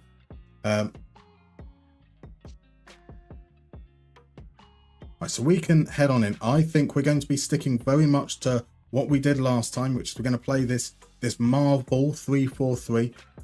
Very, very minimal in possession instructions. We play with a high tempo, we run at defense, we cross low, we play narrow. That's it. In transition, it's very standard. Counter pressing, counter, getting rid of the ball quick, rolling it out. And then out of possession, we're going from mid block. We're going to press, because we're in a mid block, we're not going to press full on, but we do want to prevent short goal contribution. We want to encourage them to send it long into our centre backs. We're going to foul like hell, because we always foul like hell. We are expecting to have very little of the ball. Very, very little. I think in the last round, we were somewhere around 35-40% for most games. We did find, though, that we want a shadow striker rather than the attacking midfielder on attack. And we quite liked having an inverted wing back on this side. So I'll probably go with something a little like that. We can load in set pieces as well. Let's just do this to begin with. None of that there. And what I should do actually is I'm going to pop a break in now. So the break is meant to be coming up in about 15 minutes, but that's going to be during the game. So let's get the break run early. That should give us a nice long, like hour and a half period or whatever it is until the next one as well. And then we can be ready to head in that way. Cool. So I will see you guys in about 3-4 minutes.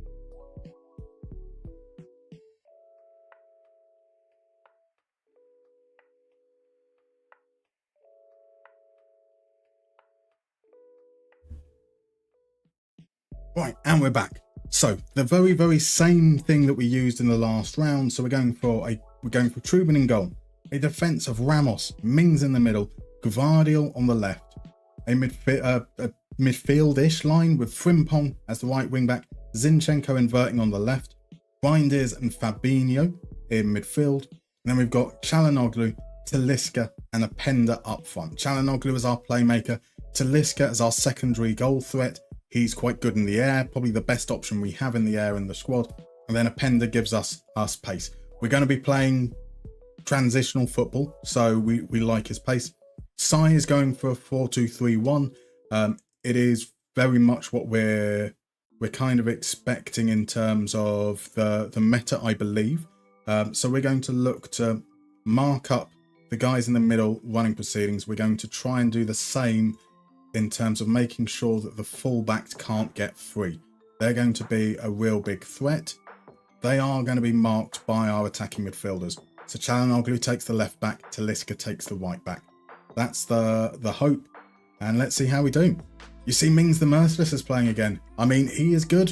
He is good. I know you don't like it. You don't like to acknowledge it, but he is good. So we're going to be playing in white. Tarkowski, James, Gallen, Thuram, Marino, Pascal Gross, Leon Bailey, Real Imbolo on the bench. He's got Zinchenko, Koopmeiners, Ramos, Gvardiol, Gonçalo Ramos, that is, McGinn, Campos, Laporte and Talisca on the bench. He's playing with Sergio Mane and Inaki Williams. This should be a good game. So let's say all the best. We're going to tell them to relax. That's kind of worked okay for us so far. So let's see how things go. I love these face packs, man. This is hilarious. Look, classic. Absolute classic. Welcome in, Jacko. Lovely to see you, my dude. How are things? Things are good. Things are good. We've just diverted from the AC Milan save. We've got our round of 32 I think it's round of 32. Yeah, round of 32 game against SiMaggio just started. It's just started. So this is the very first leg. Once we head in a moment, we should get those options there. He's playing a 4-2-3-1. We're sticking with the 3-4-3 that served us well in the last round. We won 3-0 up against largely, I think our opposition started with a 4-2-3-1, then went to a 4-2-4. I am much more scared of the 4-2-3-1 than I am of any other formation. We know that it's really, really effective. But hopefully we've got something reasonably solid. So let's see how it goes. Sai is in orange for this first leg. We are in white. Frimpong comes away with it straight from the kickoff, all the way back to Provedal. Provedal to Shaw. Here we go. And Mane loses out to Frings. I think we won that free kick as well, which is cool. So as I said, we expect to be under pressure. We're looking to counter. Here's Openda. Reinders plays it out to Ramos. He finds Frimpong. Frimpong, there's that pace to get the space. Sends the cross along and Ramos crowds out to Talisca. We've got a throw in now. Frimpong to Fabinho. Frimpong back. Here's Çalhanoğlu. Oh, Mane cuts out. Here comes the counter-attack potentially. Ramos to Fabinho. Fabinho's going on a run. Fabinho taking it all the way. Talisca comes back and does his defensive work. Oh, amazing Fabinho run is what no one would ever expect, surely. Right, James. The highlight hasn't ended though, so this looks like they're going to come forwards with Shaw down the left. Shaw beats his man, sends the cross in.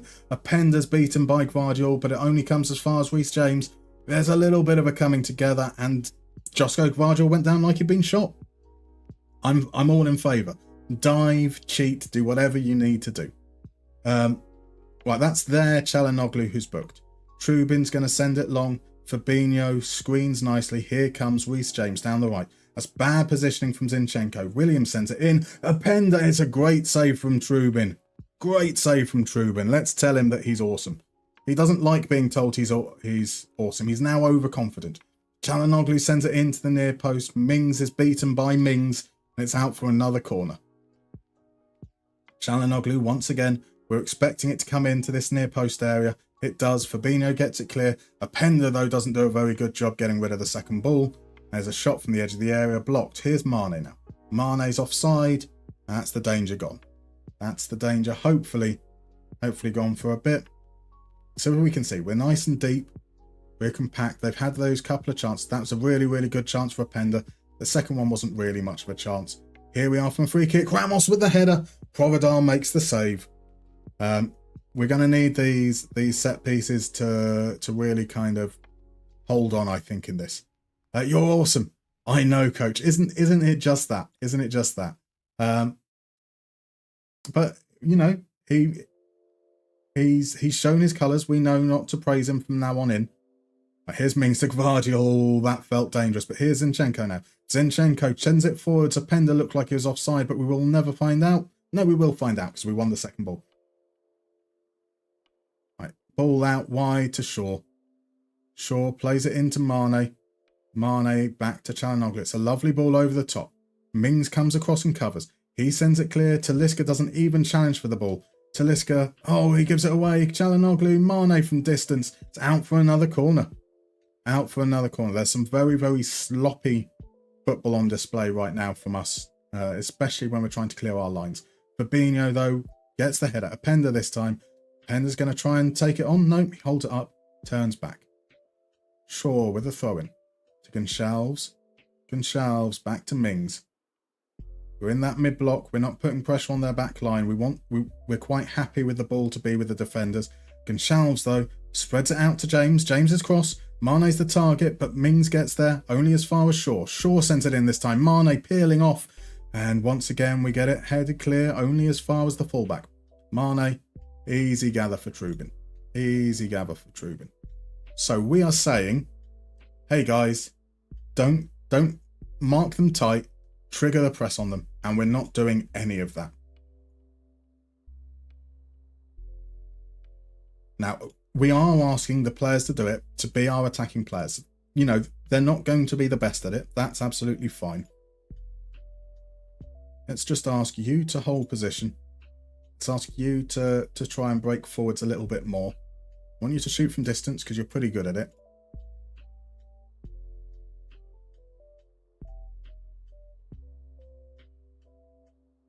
I think we're just going to add a little bit more width, see if we can get forwards down those flanks a little bit more. Right, here's Williams. That's not a highlight, that's good to know. Right, we'll throw in Frimpong to Fabinho. Fabinho to Reinders. He loses out, but Ramos is there to sweep things up. Now Ramos will find Frimpong. Frimpong refuses to take on his man. Now he sends the cross in. Openda to do amazing work to do something from there. However, Çalhanoğlu gets the challenge in. Openda takes it early, just over from the edge of the area. So Komi Bajan asks, anyone know how to use the transfer embargo? So when you download the transfer embargo mod from FM Scout or wherever you use it, you then need to put that in your Football Manager editor data folder. Then when you start a new save, you should have a little option up in the top right where you select your database. Click on that and it will give you the list of editor files beneath it, and you just tick the transfer embargo mod. Right, here's Reinders, plays it across to Mings. It's under hit and Mane's able to come away. Can they hit us on the counter-attack? Mane loses out to Ramos. Great covering defending there. Great covering defending. Another free kick. Gvardiol across to Fabinho. Into Çalhanoğlu. Here's Ramos. Now look at Frimpong. There's so much space out there. Frimpong though with a shot so shit that he might get subbed off for that. Oh, that was poor. That was poor. The highlight isn't over though. So here's Ramos. Plays it inside to Çalhanoğlu. Ramos now can carry the ball forwards. Decides not to. Back to the keeper. Just going to hold on to the ball in deep areas. We're kind of fine with that. We don't want to get sucked in. Mings plays it. That's a lovely ball from Mings. Here's Gonçalves to Mane. Mane across to Fabinho. Fabinho plays the pass to Williams, and that's got to be 1-0. It is. It is indeed. I think he's onside. I think he's onside. Riveting pass is Eritrea. Wasn't it just some very, very dull build-up? But the goal is going to stand. He was onside. We didn't deal with Fabinho at all. And that's not Gvardiol's man. It's Reinders' man. Reinders was completely out of position. That allowed Fabinho to push forwards, play the pass to Williams. He's in the channel, fires it across Trubin. And that's 1-0. Right, Gvardiol to Çalhanoğlu. Çalhanoğlu's touch is rubbish.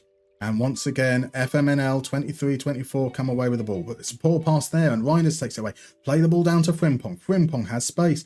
Frimpong sends a low cross. It's going to make its way to Zinchenko. Zinchenko almost equalises immediately. It's a great block from Reece James, getting back at the last there. We're going to play this short. We're going to play this short, and you've got to play it to Reinders there. Now, Reinders, he's going to send the cross in. Talisca's the target, loses out to Shaw. Mings now. Mings. What's Mings going to do here? He's going to pass it to Gonçalves. Lovely work there from Mings. Right, Çalhanoğlu sends it in, and that's going to be a penalty. And we're facing our exit. We're facing our exit here. Oh dear, oh dear, oh dear. The penalty's been awarded. It's going to be Trubin up against, I'm guessing Çalhanoğlu? Surely Çalhanoğlu's the penalty taker. He is indeed. And Trubin saves it! Get in! Oh. Right, Shaw with the corner. Sent in to that near post area. Mings gets it clear. Openda comes away with it. That is huge. Huge. Çalhanoğlu with a free kick. Can they get their second? Trubin punches it to Openda. Openda. No one's getting near him. Openda. Oh, we just get in there. Ramos now sends the cross in. Mane's the target. Ramos wins the header. Shaw. We're just not. No one's doing their defensive work on the guys in the wide areas.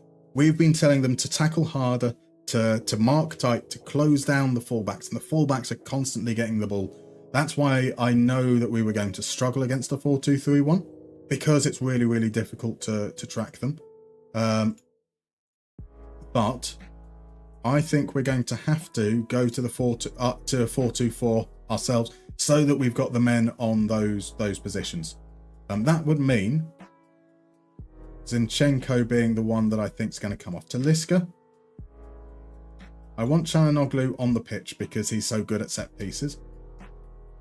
So that would be... Is it going to be Mbolo?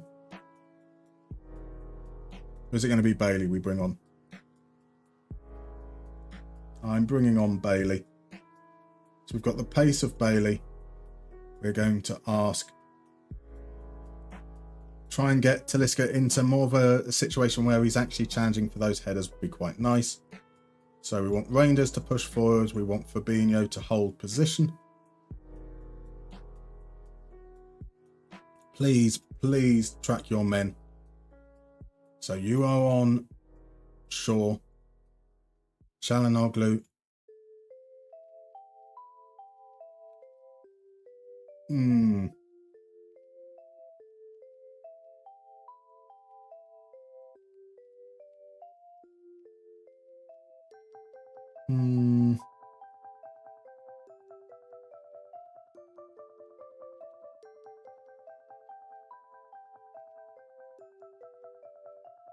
So I believe you can improve. I'm not sure they can. I'm not sure they can improve, but let's see. Obviously, it's a 2-leg tie, so even if we lose the first one, that doesn't mean we're out, which is something to keep in mind. A 1-0 defeat is certainly not the worst thing, or a 1-goal defeat. If it ends up 2-1, 3-2, something like that, that's not necessarily the worst. Reinders now. What can he do with the ball? He can find Frimpong. Frimpong drives forwards and is easily cut out by Shaw, who puts it out to touch. Yeah, let's see if we can kind of keep ourselves in the tie. That's going to be the most important aspect here. Here's Ramos to Fabinho, moves it across to Reinders. Now look at the man over. Gvardiol charging forwards. Çalhanoğlu is slow to release the ball, but Gvardiol is there. He sends the cross in. Openda goes down. Where's our penalty, ref? You're happy to give them a penalty? You're happy to give them a penalty, aren't you now? Oh, and of course, it's a foul against Frimpong. Corruption of the highest order. It wasn't a penalty. Right, here's Gvardiol. Into Reinders. To Mings. Right, Fabinho. Out wide to Frimpong. Frimpong's play that ball to Bailey. He took it. Play the ball in front of Bailey. And then Okay, apparently Bailey was offside for that last bit. But Frimpong, that was frustrating on both counts there, but he is just such a threat going forwards, Frimpong. Here's Çalhanoğlu, loses out to Fabinho. He sends it clear to our Fabinho. Bailey takes aim, edge of the box. That was a silly shot to take. Here comes Çalhanoğlu. Çalhanoğlu tries finding Mane. Mane is free of his man. Frimpong comes out, can't make the tackle. The cross deep. Williams heads it across. Trubin's nowhere there. We scramble it away, but only as far as Williams. James to Çalhanoğlu now, to Fabinho. Çalhanoğlu comes in, wins it. Openda comes away with the ball, sends it down the line. Here's a chance for us to counter. Çalhanoğlu's touch is shit though, and that means I need to make changes. I've said that Çalhanoğlu's touch is shit probably about 4 times now. So we're going to bring on Mbolo. We've said the same about Frimpong as well. So we're going to bring on James.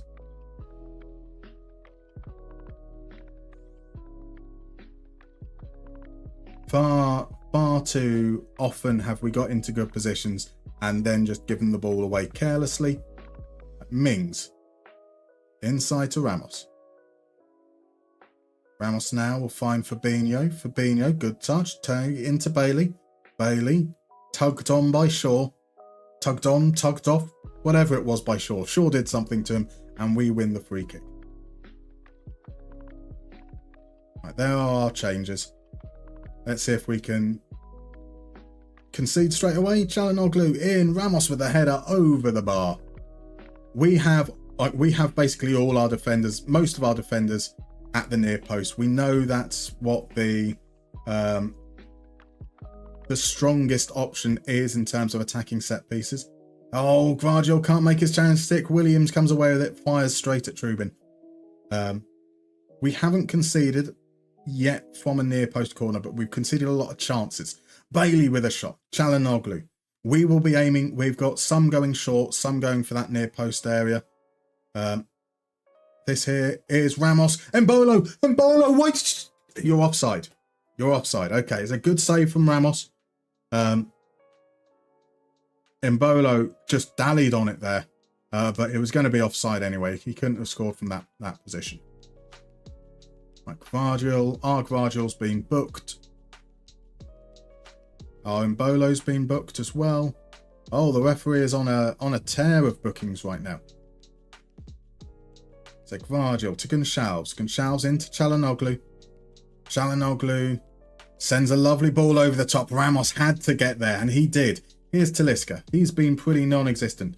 Forward to Openda. Openda is offside. I've said Openda is offside probably far too often today. Mbolo wins the ball nicely. Here's Gvardiol. His pass forwards is under hit. And here's a chance for him to come away. But he steps in and wins it again. Mbolo sends it forward to Talisca. But Talisca didn't know where it was going. Ming steps in. There's a shot. It's wild. It is very, very wild. So I should have had someone else on the bench rather than all 3 of these midfielders so that I could have had a proper option out wide there. I think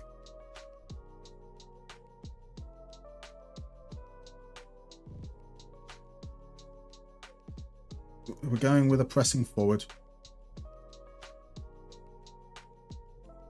Thuram, I'm gonna give Reinders the run up front.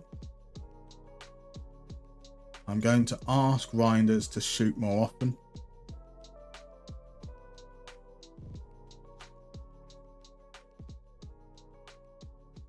Let's get that width out there again as well. Let's pass into space.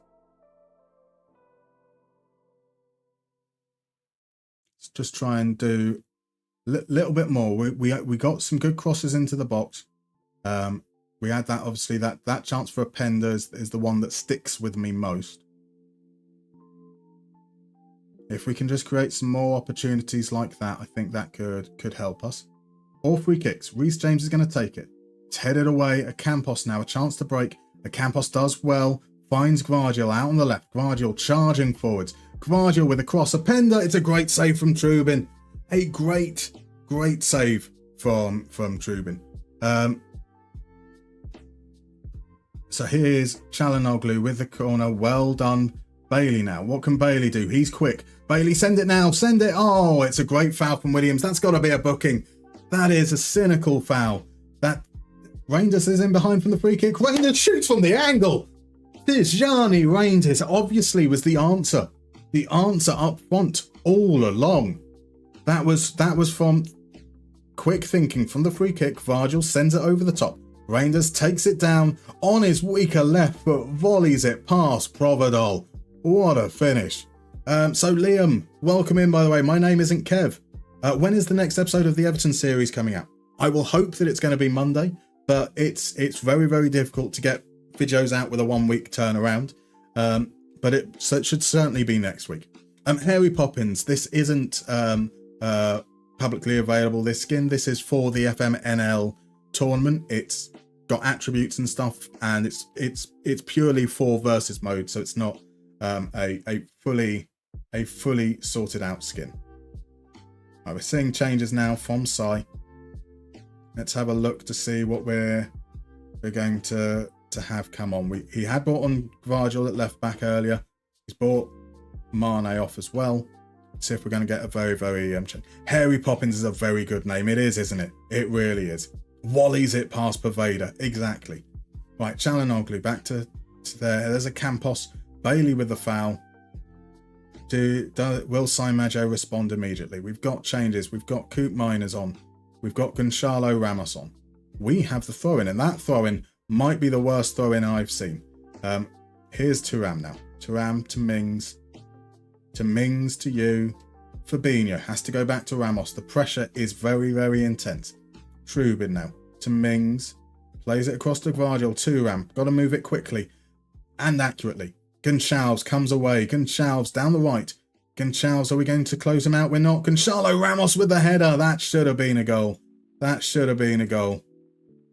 Our last change. It's got to be Fabinho off. He's getting tired. Just going to ask these guys to be a little bit more contained. That's our last substitution, so we can't. We don't want Virgil to get booked.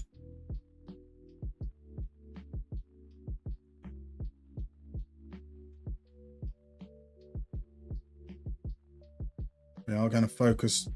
We're not going to mark them up. We're going to press the central guys. We are going to mark up the front four. Not that anyone knows how to mark. And let's see if we can see out the last few bits. Here's Mbolo with the header. It's apparently offside anyway. It's very, very easy save. Provedel.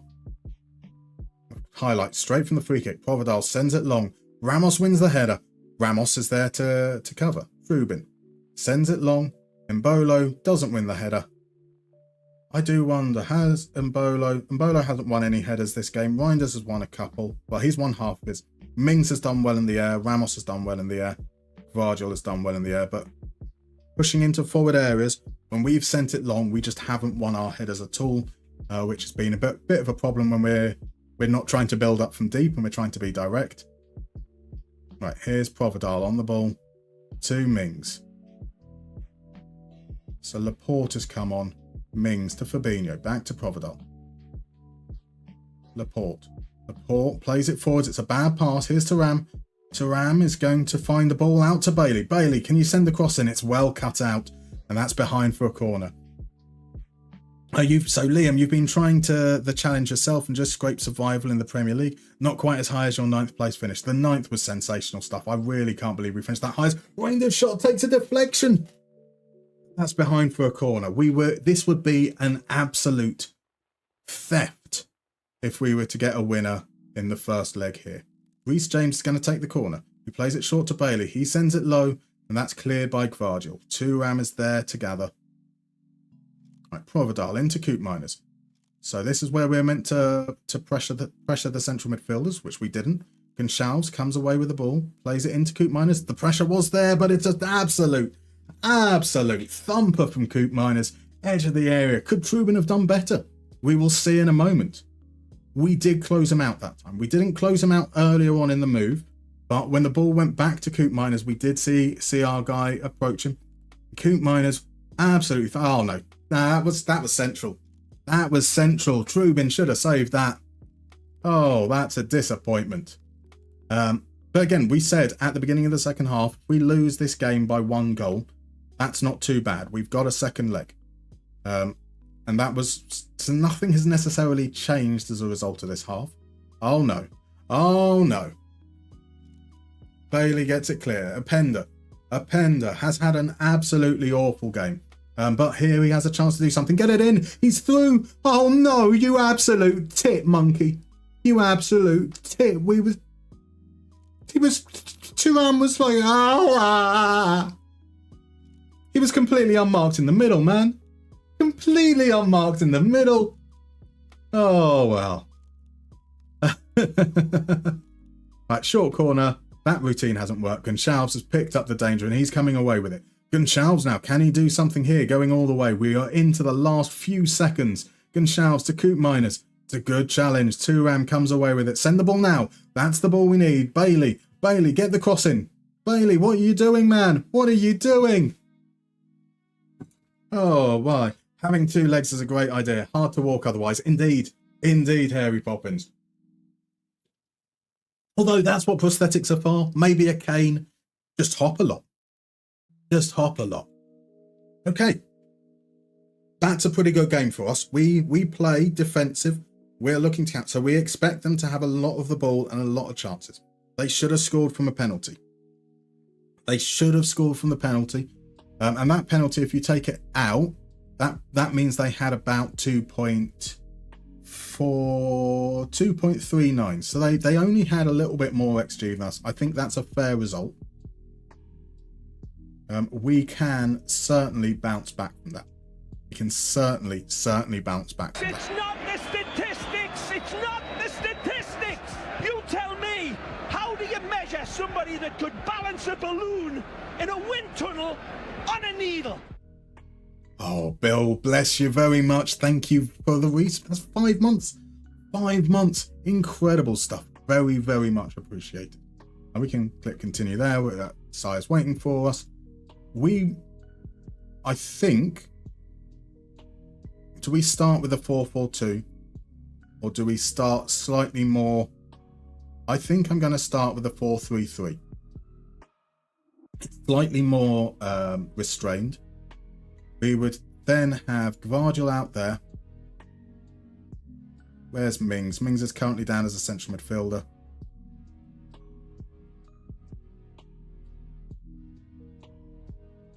Do we learn from that situation? Coop Miners can absolutely thump it, right? So let's have Coop Miners in that spot there. Shadow Striker is the role that I like for Talisca. Openda upset me. Gonçalo Ramos did win headers. So Gonçalves onto the bench instead of Gross.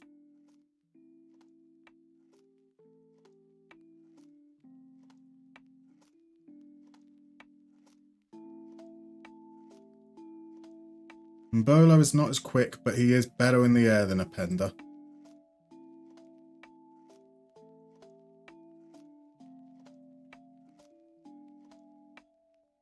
And then I think we have Inaki Williams on the bench for the pace instead of Openda. Openda, as we said, Openda is a tip monkey. Openda is a tip monkey, and therefore he's out.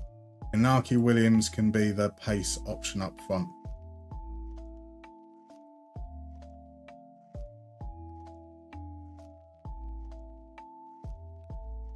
You might even get the start ahead of Talisca. So Talisca can become our option for height in the second half. Cool. I'm happy with that. I think sometimes you wouldn't mind having wheels as quad mode. That's fair. That's fair. If there was only one leg, you'd be Harry Hoppins in that case. You would. That is true. That is true. Does revenge work as well in versus mode as it does in regular? They've reacted positively. But we're going to go again with a round of no pressure. Let's do our standard thing. We're going to trigger we're not going to type mark. We're going to just trigger press on these guys here. Let's try and get the marking up happening. So he's starting with a Campos this time. Otherwise, that's the same. Oh, we've got Kvarjol starting at centre-back as well. Coop Miners gets his reward for the goal. Set pieces. We've got the short one. We've got a zonal one as well. I'm going to remove that. And we saw the short routine a little bit too much. So let's do that. Defending, we've got like all these bodies. We've got, let's put you at the near post. Where's Mark near post as well? Our best 3 headers in that near post area, and hope that can be enough for us. Time flies, my man. Better spend it on you than on the usual degen activities. I mean, but degeneration is good fun. Let's be fair. Let's be fair. It's me, Ronnie. Believe in Welbeck. Got 42 Premier League goals for me with Brighton. I like Welbeck. He's very, very similar in terms of attributes to Brill and Bolo. The big difference being is that Welbeck is injury prone, and I don't want to have to make that a substitution from injuries early on in a game if I can avoid it. So that kind of counts again against him in this situation. Right, this time round we are in orange. Sai is in white, and they have the kickoff again, the first kickoff. They send it forwards early. Let's see how we get on with this 4-3-3. The game is bugging out a little bit, but there is going to be a highlight from the first throw-in. Here's Çalhanoğlu. Çalhanoğlu gets fouled by Coop Miners. If you're going to book him in the first minute for that, there is something corrupt. It's okay. He gets away with it. Coop Miners sends it in. Coop Miners. There's Coop Miners to Coop Miners. It's going to be offside. Nothing particularly exciting there. It's time for Tarky. I mean, no. Sorry, Crudmo. Sorry. Here's Çalhanoğlu. He's offside. Okay, this is going to be the game of offsides. All the highlights so far. Kvarjol into Fabinho. To Ramos. Ramos into Fabinho. Coop Miners. That's a lovely ball over the top. Frimpong now. Can he get the cross in? Frimpong just keeps hold of it for too long. And SiMaggio comes away with Çalhanoğlu. Trubin. He's at fault for the last goal, but we're going to keep him. Here's Mbolo. Mbolo takes a shot from distance, wins the corner, rattles off the legs of Ramos and behind. It's going to be an outswinger from Çalhanoğlu. He's going to take it short, surely. No, he's going to send it in. One of our guys is missing. There should have been more players there. Fabinho. Oh, no, there shouldn't. No, there shouldn't. They're at the far post to take away attention. Kvarjol drives down the left. It's a good challenge from Çalhanoğlu. Çalhanoğlu off. Çalhanoğlu's our set piece taker. He's like really, really good. So he kind of gets to stay in that regard. And probably stays in that position quite a bit because we no longer have Gross on the bench. Çalhanoğlu out to Frimpong. Frimpong sends it in. James heads it clear. Campos gets there. Fabinho now back out to Frimpong. Frimpong, he's got so much pace. He drives it in. Ramos cuts it out and Mbolo hits the post. We've just, Mbolo.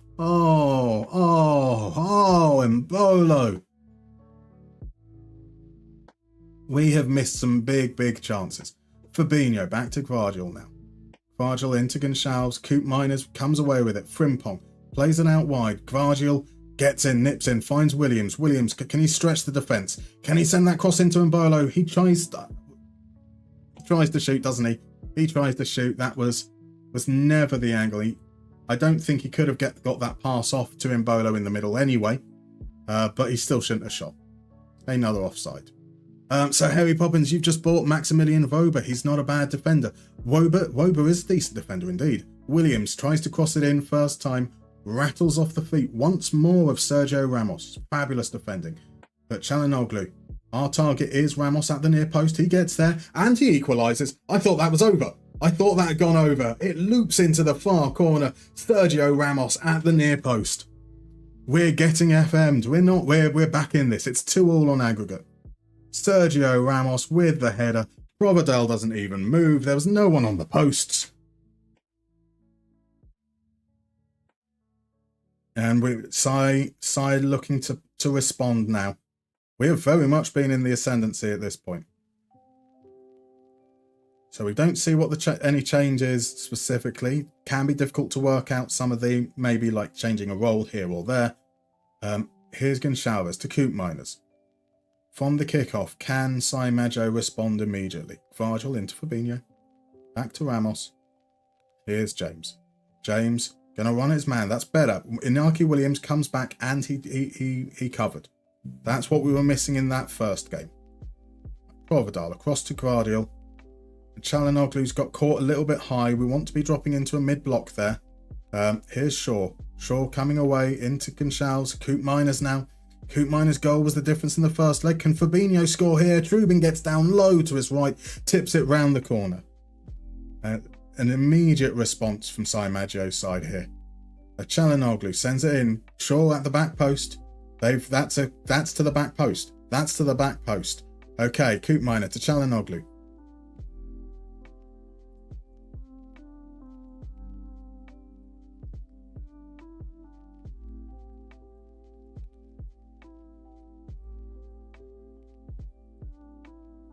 Far post. Far centre.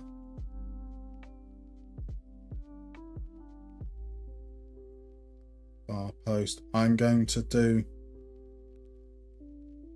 Still going to have the best player up in... No, the best player in near centre.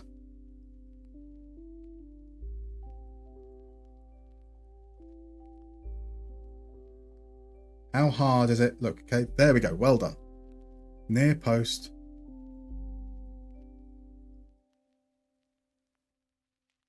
Come on. Come on. There we go. Far post, far centre. Far post. Let's have some options to defend there. I don't know if you're still in the stream. If we see the next corner go to the near post, then we might be in trouble. We might be in trouble. Gvardiol to Williams from the throw-in. Williams plays it across to Mings. Mings, surely we can spread play out wide to Frimpong on the right here. The pass is under hit though, and Shaw steps in, plays it to Ocampos. Here's the counter-attack. Ocampos pouring forwards, beats his man. Ocampos with the cross. Well done, Fabinho. Comes across, does his work. Let's just ease off tackles on Frimpong. Shaw's going to take the corner. He's sending it in to that far post. Mings is there now. Frimpong gets it clear, only as far as Coop Miners. Coop Miners can hit it from distance, so Frimpong has to make the challenge. He does well. Çalhanoğlu clears, and that's out for a throw-in. It's going to be a highlight straight from that throw-in. I was going to say it's out of danger. It's not out of danger. Here's Gvardiol now to Ramos. Ramos drives forwards, finds Ocampos. He feeds Çalhanoğlu. We've got the overload on the left. Shaw now. Shaw to get the cross in, and Trubin gets back. I think he didn't get there. I think that was the defender. That might have been Ramos. Here's James. James driving forwards. James sends the cross in low. Ramos clears it away. And Williams gives away the free kick. That free kick isn't a highlight though. Analysis feels like momentum has shifted. Maybe not as much as I thought it had. Let's see. Okay. Once we get past that 5-minute mark.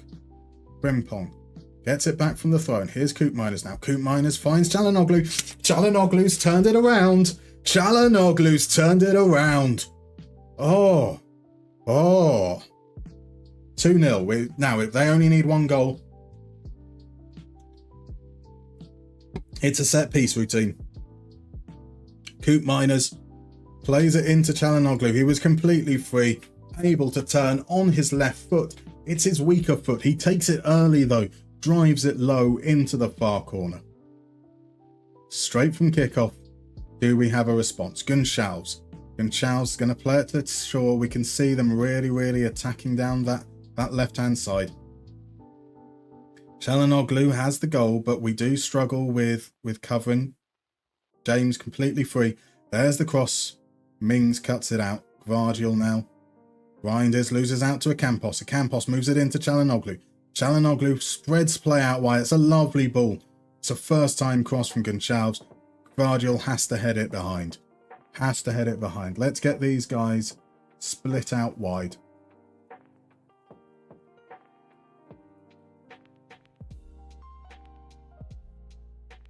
Hold up ball, yeah. Mark your man. You've got to do your defensive work.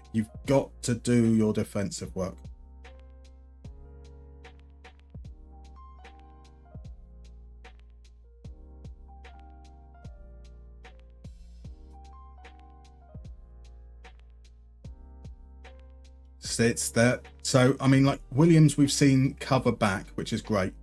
But there's when the fullbacks don't have the ball, they're not coming back and defending those areas. So it's a case of waiting until the fullback gets the ball for them to then come and close them down, and that's too slow.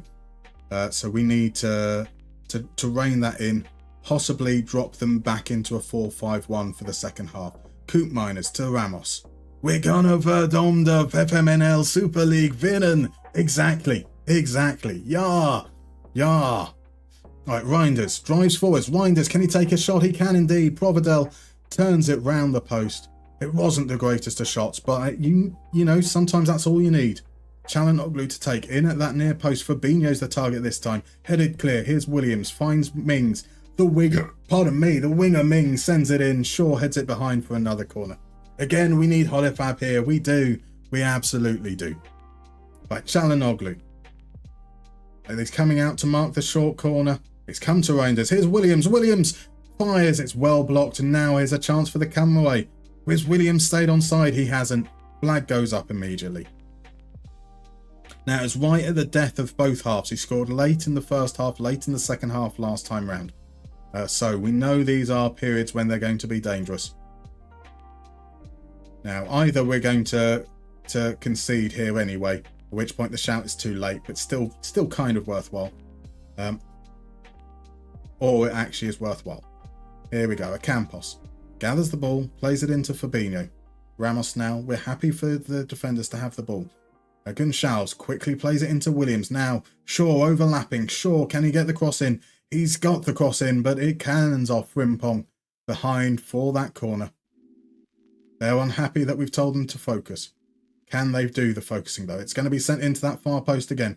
Frimpong loses out to Williams. Gvardiol gets it clear. It's only as far as Ocampos. Williams gathers. Williams with the cross. It's another corner. This time, well defended by Gvardiol. Right, Shaw's going to take the corner. Sends it in. We're looking at that far post area. Trubin! Get back in goal, Trubin. Get back in goal. It's a 1-2 between Gonçalves. That's okay. Trubin claims it the second time. Oof. Coop Miners with a free kick. Sends it in. Embolo! It's a great save from Providel. A great save. It was just lofted in at the far post. Embolo wins his header. Providel strong arms it round the post. It's come to us. Here's Williams back to Çalhanoğlu. That's nice, but it was offside. Mine got them goalkeepers. It's been a good half for us so far.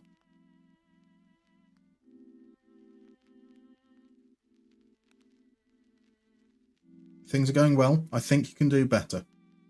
Çalhanoğlu is the man coming off.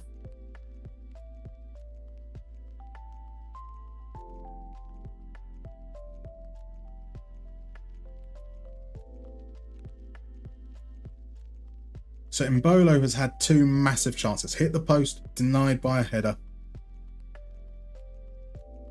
So Frimpong, we're going to tell him to ease off tackles. We're going to tell him to mark the AML position. I want him dropping deep. Rather than follow the man, just make sure you're protecting the area. James is going to mark the striker centre-left position. Gvardiol's going to mark the striker centre-right position. And this player is going to mark the attacking midfielder right position. That player in this situation is going to be... What's Gonçalves' defensive work like? Tackling 9, marking 6. Work rate isn't that great. Rangers isn't a particularly good defensively. Coop Miners. Dribbling isn't great. There we go. I think that's going to be FM24 out on the left there.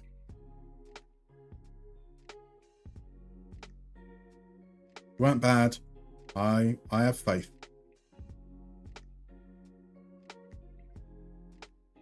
And so they've bought off they brought on Tyrone Mings and Talisca. Let's see what that does. They have Talisca playing behind the striker. Let's make sure our marking settings are right. So we don't want to tight mark Çalhanoğlu. We want to press him. We want to tight mark Talisca now. The Mourinho ball. Exactly.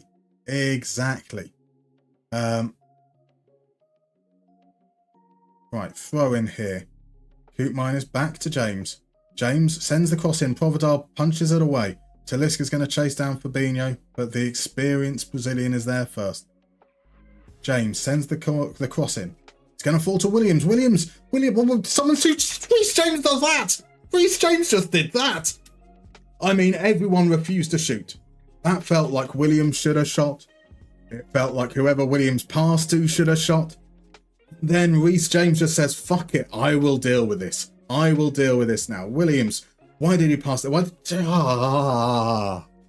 Into the top corner from Reece James.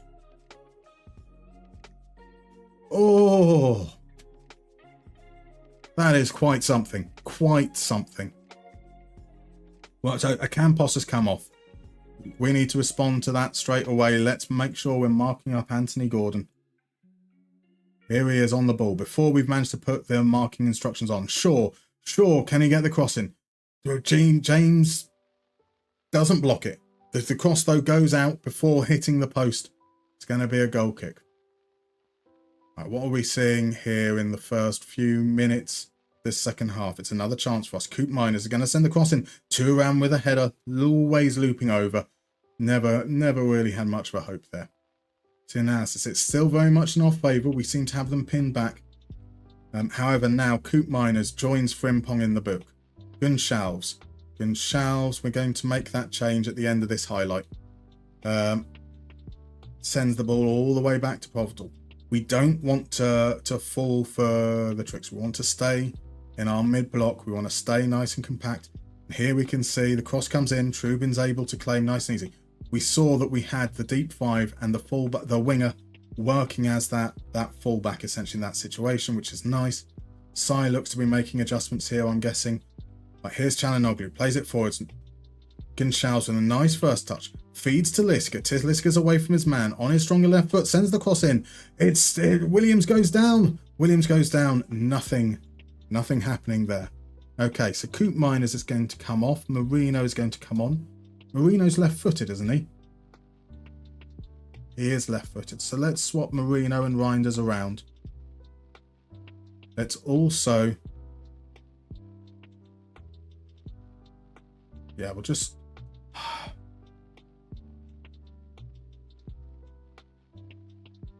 Javi Gallen's coming on. We are literally playing now with... Okay, actually, bringing Frimpong off for Gallen means that we've just changed wing back with wing back. So it's just the other side. You lose equals 8 strikers. You win equals 8 defenders. Exactly. I want to see a bus parked. We are parking. We've parked both legs, to be fair. Gonçalves, lovely ball over the top. Williams times his run to perfection. No, he hasn't.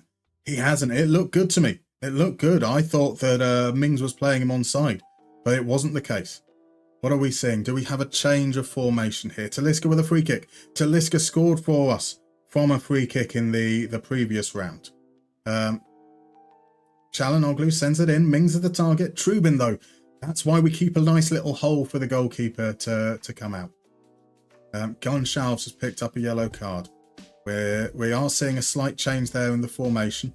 We should probably... I think we're quite happy with the pressing on the midfield, the central midfielders, even in that setup. Here's Mings, finds Gallen. Has Williams managed to time it well? No, the flag didn't go up, but the referee still gave it nonetheless. A free kick again. James to Marino. All 3 of our goals have come from set pieces. Here's Gallen. Gallen back to Gvardiol. Gvardiol lets it run. Fabinho gets there first. Ramos to Thuram. Here's Reece James. Sends the cross in. That's better. Williams can't get there. They'll let that run out for a thingy. What's it? Talisca to come on. So we've got a little bit more height up front. We will ask him, therefore, to be deep lying forward on attack. Let's make those changes. Thankfully, we didn't miss an important highlight. So if you squint at the screen, it looks like Mustermann has a top knot instead of a fancy top hat. Oh, due to the excitement, it's come across more central. Right, here's Talisca on as a substitute. What can he do here? He can find Marino. He can find Reinders. Reinders can find the fingertips of Provedal. Pushed over the bar. Now Galan, also on as a substitute, will take off our corner. He's going to send it in to that near post area. Talisca gets it clear only as far as Reinders. Reinders can't squeeze it across, and it comes away now. Gordon to Williams. Look at Gonçalves. Oh, Williams couldn't hold it up for long enough. It's great defending from Reinders. Thuram playing as a winger. Obviously, the obvious choice is playing Kefren Thuram as a winger. Yavi Galan as an inverted winger on attack. He sends the cross in off the feet of the defender. We've got another corner. 15 minutes left. Galan's going to play this one short. They've got the man out to cover. Here's Fabinho. Fabinho tries to shoot whilst peeling back. That would have taken something special. It was a good block. Oh, that needed to be cut out. Gvardiel does well there to stop the counter-attack. Here's James. James's touch is poor. Gordon gets it clear, only as far as Gvardiel. Reinders now to Thuram. To Marino. Marino takes aim from distance. Blocked and cleared by Fabinho. They're now playing a 4-2-4. We need to make sure we're marking up Openda. I don't think it changes what we do here. We still want to put the pressure on there. We might just say, hey guys, calm. Calm is all we need. We're winning the fucking FMNL and Serie A. Maybe. Fabinho though. Here's to Talisca. It's a lovely cross. Off the post. Talisca was offside. It wouldn't have counted. It wasn't have counted. But the woodwork has been a key contributor in both legs for both sides. Now Gordon, has he got in behind? He has indeed. By virtue of being offside. 5 minutes regular time remains. We are just 5 minutes away from the next round. Here we go long. Reinders flicks it on. Talisca's in behind. Talisca's offside now. We are back to offside simulator. It's how the game started. Could it be how the game ends? Laporte on as a substitute. Ramos is now playing out wide. Let's make sure we are doing that same deal. Get these guys pressured as they push forwards. Gordon back to Mings. Mings is past his man. Talisca got to get goal side now. He doesn't. He finds Shaw. Shaw is offside. Oh, it would be a real shame if this game just ends on a series of offside highlights. Throw in. Back to Ramos. Ramos was going to send it in. Gordon is the target. Trubin gets across. Pushes it behind. There's a huge chance. Nobody expected Anthony Gordon to win the header there. Laporte at the near post from the corner. And that's headed over. He's gone to near post corners now. He's gone to near post corners. We need to swing this all the way back. Mark the near post. You there. No, get up there. There we go. You onto player mark. Right, we need to crowd out that area. 2 minutes remain. 2 minutes remain. Surely we're safe from here. A goal though now. The goal would be, at least if nothing else, super exciting. Here's Ramos. He beats his man. Ramos stands it up. Openda with the header. Unfortunately, he couldn't generate enough power on it. And Trubin glathers. Glathers? He glathers. He glathers well. Reinders into Thuram. Thuram, what can Thuram do? He can do that. That's why he's not a winger or a striker. Sent forwards. That has got to be time. It is time. We're through to the next round. A fabulous, fabulous game. Sai deserved to be winning by more in that first leg. They played very, very well. They created so many chances. A missed penalty. But I think we responded pretty damn well in that second leg. We are in Champions League, man. That was my next Dilly question. dilly dong, come on. Oh, let me just send him a message.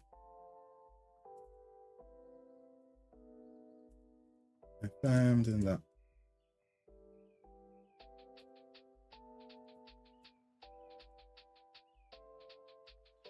Oof, okay.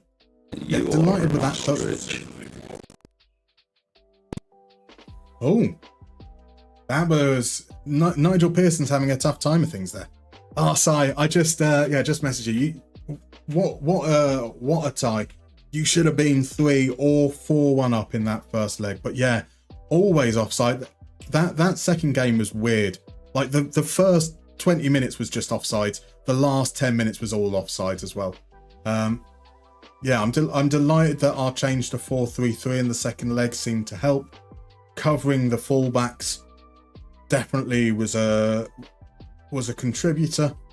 Çalhanoğlu is going to be a bit of a dilemma for us in the next round. He could play in one of those deeper positions. I couldn't have him tracking Shaw. He really struggled in that second half. But once we went to the more zonal approach, I think we did okay. 15 offsides. That is obscene, Si. That is absolutely obscene. Let's have a look. It did feel like every single one. I mean, it says only 8, but it felt like 15. It felt like 15. Again, like across the 2 legs, you generated something like 5 XG and yet somehow only scored 2 goals, which is just harsh. So harsh. And all 3 of our goals came from set pieces. Dirty. It's dirty, I know. Right, let's get that saved. We need to sort out like a buy-in for the creators. It is very disappointing. We've lost Hood, we've lost Benny, and then even with them gone, we end up getting drawn in that round. It had you down for very few shots this game, but it was lots of intercepted crosses. Yeah, you had there were like 2 or 3 where it intercepted or it ran through. We did well to contain, but oof, that was some tight stuff, as they say. Let me get AC Milan loaded back up. And we're going to have to change the skin back over, which is a very good time for us to pop over to a mystery minigame as well, as RJ has redeemed. So why don't we do that in a second? Let me do this here. It's retro. Mustermann Retro is the swap there. And let's play a little round of Missing 11. Yeah, genuinely, Si, what a fabulous game. It was really exciting. I don't know how you didn't score more. You are an ostrich. Well, your head must be in the sand. And apparently I'm an ostrich. Right, okay. So we have a redeem on a minigame, so let's play a little round of Missing 11. The way this game works is pretty straightforward. In a few moments, underneath me, sort of there, there's a thing that says team. I'm going to reveal a specific team and match. I want you to name which players were in the starting lineup. In that lovely little list there, we have numbers on shirts. Those numbers are the length are the letters in the surname of those players. So that's going to be your clue. You need to spell players' names correctly. You need to you don't need to worry about case. You can put all capital letters, you can put all lowercase letters, you can put a mixture. If they've got an accent in the name, you can include it, you don't have to. So if they've got a grave E, you can write an E with a grave accent. You can write a regular E as well. And it'll still pick up. Now, if you guess before I reveal the teams, I will undo anything that's correct. I have a blocker up, so you will have to wait. And you didn't know. That's absolutely fine. You will have to wait until the reveal, which is about to come up now. It is fastest finger first, and we are looking for the Atletico Madrid team that won against Fulham in the Europa League. There is a bonus point if you pick up what is significant about this game. And so sadly, De Gea was in there. So there was only one that had to be hidden. But it did mean that your early and correct guess sadly didn't get picked up. And then Komo disgracefully swoops in like a man with no class whatsoever. So was Diego in the lineup? Diego was not in the lineup. But Turan wasn't he, I think? No, Turan wasn't. So Godan, it's a fine guess. We've got Pereira revealed. We've got Forlan revealed. There was no Ushfalusi. There was an Ushfalusi. Fabulous. I thought it was going to be spelt incorrectly. We've got Reyes has been picked up on. We've got SiMaggio. We've got everyone. Oh my word. Bloody hell. Bloody hell, that was quick. That was obscenely quick. Now, there is a bonus point if you can work out what the significance of this game was. Was it the first final decided on OT? On extra time? It's not that. It's not that. Or that's not the significance that I am looking for. It might well be that, but that wasn't what we were looking for. So it's me, Ronnie, suggesting that Zerachel didn't Google. I mean, Zerachel couldn't have Googled, to be fair. The speed at which he gets those answers in, that would be incredible. I mean, I know I'm getting old. I know I'm getting old, but I don't think I could even copy and paste that quickly, let alone like scan between the pages. FMGNG gets the bonus point though. It's the first Europa League winner. So it's the very, very first time that the UEFA Cup had been rebranded to the Europa League, making Atletico the first ever winners. This was your peak. Ask me about Athletic now, I'd still say go down. That's fair. That is fair. As I say, I mean, like that speed is absolutely sensational. Absolutely sensational. Now, I went to the wrong skin. I went to retro when I meant to go to modern, so we'll have to just wait for the skin to load out again once more. But we are into the final 3 games of the calendar year 2031. Komo away from home against, was it Leche? I can't remember the away one. So we'll go. So RJ, that's your least favourite game, you've got to say. Fair enough. Everyone has to have a least favourite game. If everyone loved all of them, that would be great. That would be great. But we got it anyway. Zerachel's going to disagree, and that might be because Zerachel knew all the players. Name smash equals puke. You are lucky that we don't have any name smash on today's list. Name smash is the best. There is something so satisfying about just saying the word Naipanenka. Like, how can you not be happy with that? How can you dislike name smash? Beautiful stuff. It's not the statistics. You tell me, how do you measure somebody that could balance a balloon in a wind tunnel on a needle? Oh my, Zerachel. Thank you very kindly. That is 5 community gift subs. That is a gift sub to How We Roll Ewan. That is to Dr. Nanase, to Parksy UK, to Ibguzma, and to James Kinnerberg. You absolute gentlemen. Thank you very much. And apparently a golden Kappa train has started, and I have no idea what that means whatsoever. What the F is a golden Kappa train? If I wasn't feeling old because of the subs. I'm feeling old because what the fuck is a golden Kappa train? Thank you very much. Thank you very, very much. Right, our game against Komo. Look at that ground. Isn't that a sensational view? Like you go to the ground, you go to their matches not to watch the football, but just to take in the view, right? Like one of those where you don't want to be low down in the stands. You want to be as high as you can bloody get. That is an incredible, incredible setting.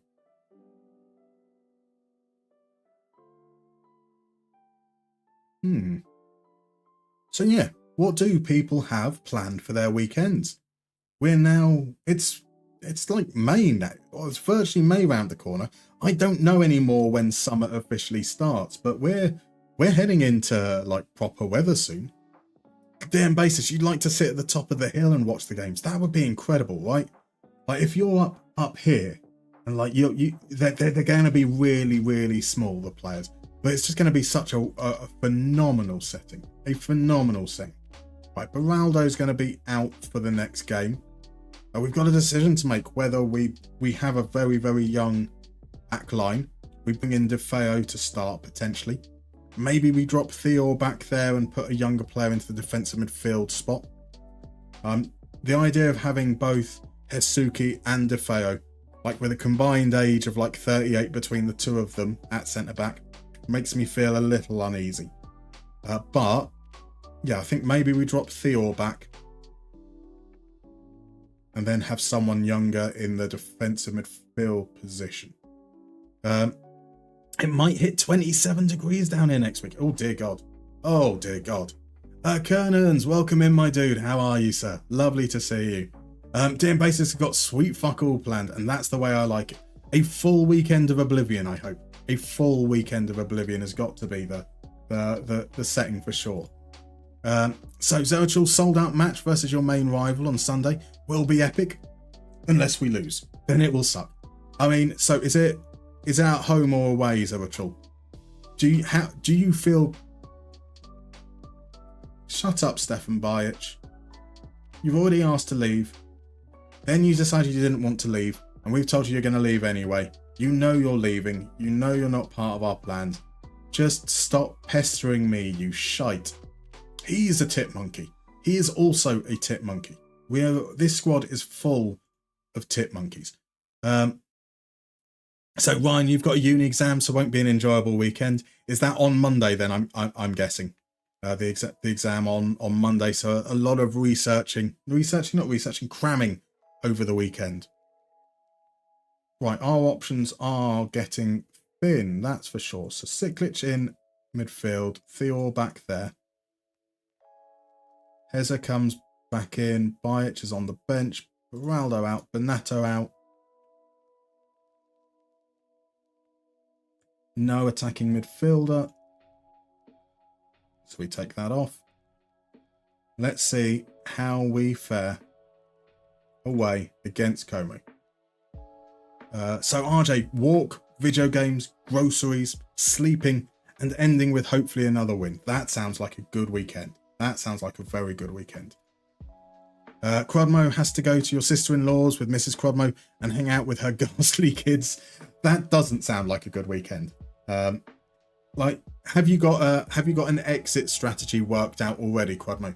Have you essentially done a like, we get to a certain point and then we manufacture some kind of emergency that means we have to leave earlier than planned? Let's pop that there. Let's open the Golden Kappa hype chest. It says, there we go, it's a Golden Kappa. That's what that is. I trust you to make the difference. I have faith in you guys as well. Let's go with that. Let's go with that. RJ, you're tired of watching losses. I mean, surely get all the losses out this season, right? It's been a rubbish season. There's nothing left to play for. Let them lose from here on out, but only if they promise to win every game next season. Right, Kearns is off to Wembley to see Forest beat Man City. Good luck with that. Oh, could you imagine an Aston Villa Forest final? That would be incredible. So Base, I think that's mostly the plan. Stream end tonight. It's mostly Oblivion and FM. That sounds perfect. So Zerchul, it's at home. You started the league three wins out of 3. They've lost 2, drawn 1. Okay, got to be feeling confident. Got to be feeling confident there, though. So your Game Pass sub ends tomorrow or Sunday. I can't afford to renew until Tuesday. So maybe more FM than Oblivion if that cocks up. That is shite. That is very, very shite. That is rotten. That is rotten. There needs to be a way that to bypass needing an internet connection so that the Xbox still thinks that you've got Game Pass for the full weekend. Ruggieri with a cynical foul after we failed to take advantage of the corner. Right, here we go. We're 10 minutes into the game so far. Komo come away with Pau Victor playing as one of those 2 attacking midfielders. Downs to Victor. Here's Haveri. They're moving the ball nicely through the lines, but then they've been pushed back. That's okay. Barmeister in midfield. I'm sure it said Boomerster or so. Boomeister. But I'm going with Bummister. Right, Tropiano creates the space, sends the cross in. Forini. Bummister. I no longer like Bummister. Boo. We got nowhere near them through that move whatsoever. Some pressure on the right, but he still gets it into Fiorini. He plays it to Burmeister. No closing out. He feeds Gomez, and that's easily swept in at the far post. Does anyone else have the stream buffering? Yes.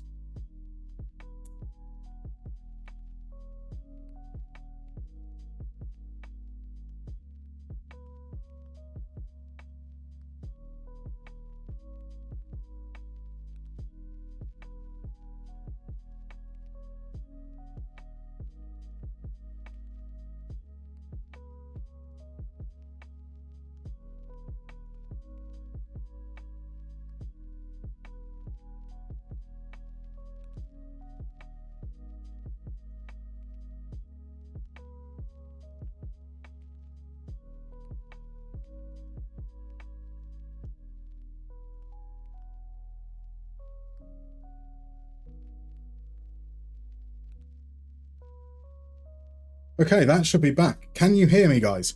If you can't, try refreshing. We should be back. No idea what's that. Oh, and we've got beautiful timing. Oh wow, look at me now. I'm solving all my problems with Raphael Leao. Raphael Leao.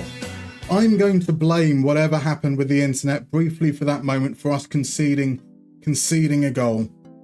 Because now, as soon as it comes back, we equalise. It is, it's a bit of a pot shot from the edge of the area. We're not as good as I would have liked us to be. I need another new aerial, evidently. It seems weird because the internet it appeared to be just an OBS problem. Because as I was typing on the laptop, I went and ran speed test and it was absolutely fine on the PC as well, from the looks of things. So just OBS having a little bit of a brain fart. Xerxes knocks it on for Raphael Leao. That's got to be the turnaround. Oh wow, look at me now. I'm solving all my problems with Raphael Leao. Raphael Leao. So we've had that Raphael Leao song in the bank for a couple of streams now, and he's scored no goals. And now you've had to be subjected to it multiple times over. I do apologise. I genuinely apologise for putting you through that. I'm not going to stop doing it, don't get me wrong. But I do feel sympathy as Nico looks to make it 3-1. But I still don't think we've been doing too well. Apparently momentum's actually switched in Komo's favour. We've had a couple more shots there, but it's just kind of not as flowing as I would like. So let's look to make a couple of changes at half time. You'd almost think it was planned. It did feel like it. It did feel like it. For us to go 1-0 down as the internet then cuts out. That looked just like I'd yeeted the PC out of the room as a result.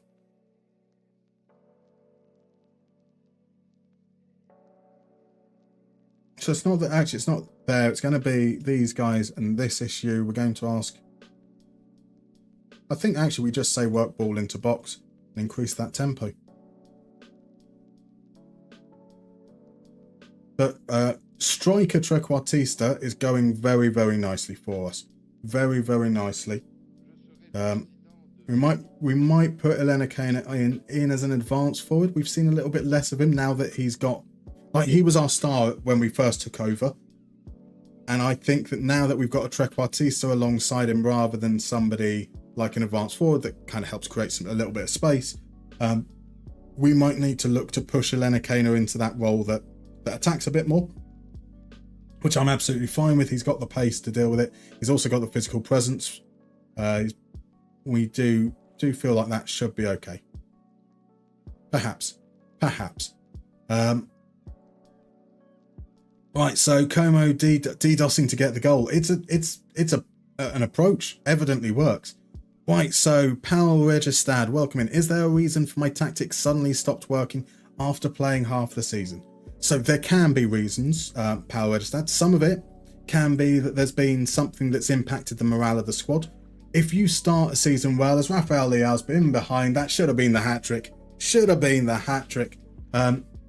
So if you start the season well, sometimes you can ride the wave of momentum. So players morale improves to start off with, and sometimes that can help gloss over some issues with the tactic itself. So once you get something that kind of disrupts that, a player being unhappy because of playing time, or they want a new contract or something like that, just that little wobble can then start to expose some of those issues. Alternatively, it can be that teams do start to adjust as Leal tries once more to go for the hat-trick. That's he could have carried that on into the box. That's a little bit wasteful there from him. So it can be that teams adjust. So if at the start of the season you were expected to be one of the worst teams in the league, kind of around that halfway stage of a season, if you've done really, really well, Leche in behind, Leche hits the post. It is offside anyway. Right, let's get these changes running.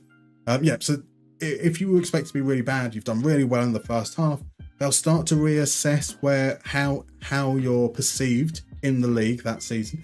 And so teams will adjust. You'll start to come up against teams that are going to defend a little bit more resolutely against you. They might be a little bit less aggressive because they previously thought you were easy to pick off. And sometimes that means that what was working for your tactic is no longer as effective. And sometimes you just hit bad form. Sometimes you just sometimes you just have to deal with the fact that even if everything's good and it's going well, sometimes you just have a run where things seem to not work your way. Right, we're bringing Fataru on because Leche is tired. We're going to bring Roya on for Siklic. And we're going to bring on Ayman Kari. We've had chances in this second half. No need for us to make any tactical changes, I don't think. So welcome in, by the way, Merkovamp. I get that you are power registered. So is it worth changing your whole tactic halfway? Usually not your whole tactic. Usually might just need to be a little change here or there. Maybe you need to ask a couple of roles to be a little bit more conservative as you look to try and grind out those wins. Oh, here comes Tropiano, sends it into Burmaster, and there's the equaliser. That wasn't offside. That is absolutely fine. It's going to stand. It's going to stand. I just said that we didn't need to make any changes, and we've been punished. We've been punished. Foycenin sends it in. There's no way that Burmeister should have won that. And then we see this is what happened for their first goal. They just pass it around our box with no pressure. And then crops up at that far post. Profundi gets drawn into Burmeister. In fact, they had what either of our centre-backs were doing there, I have no idea.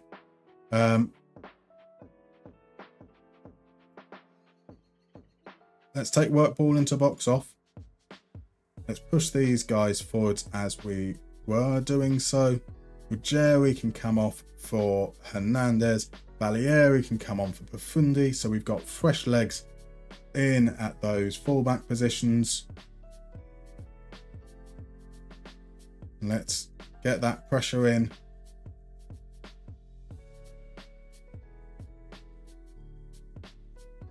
See if we can hopefully do that. So yeah, you don't need to change everything overall, just small little tweaks there. Right, Abdul Fataru is going to take the corner. He's going to send it in to probably somewhere around that near post area.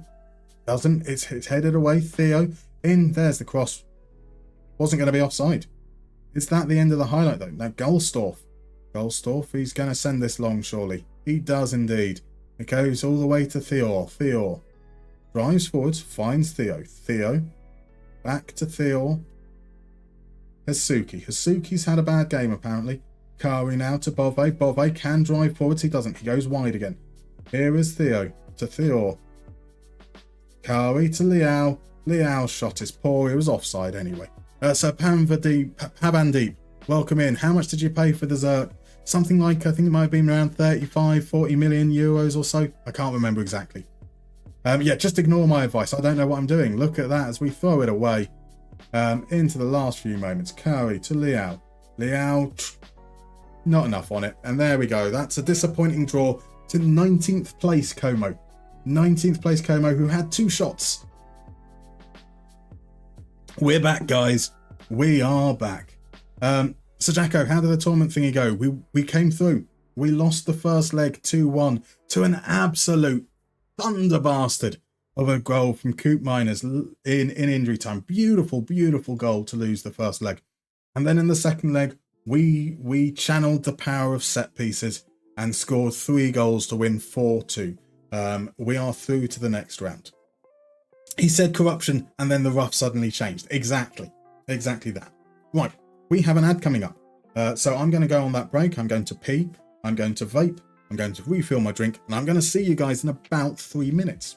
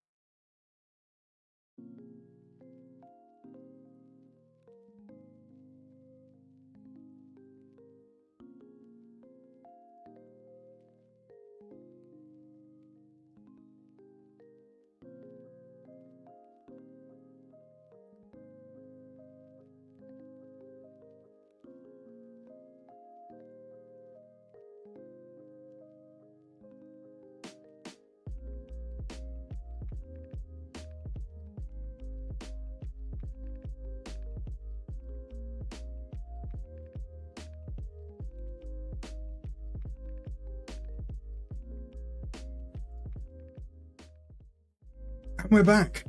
Welcome back, all. I was having a pee, Marv.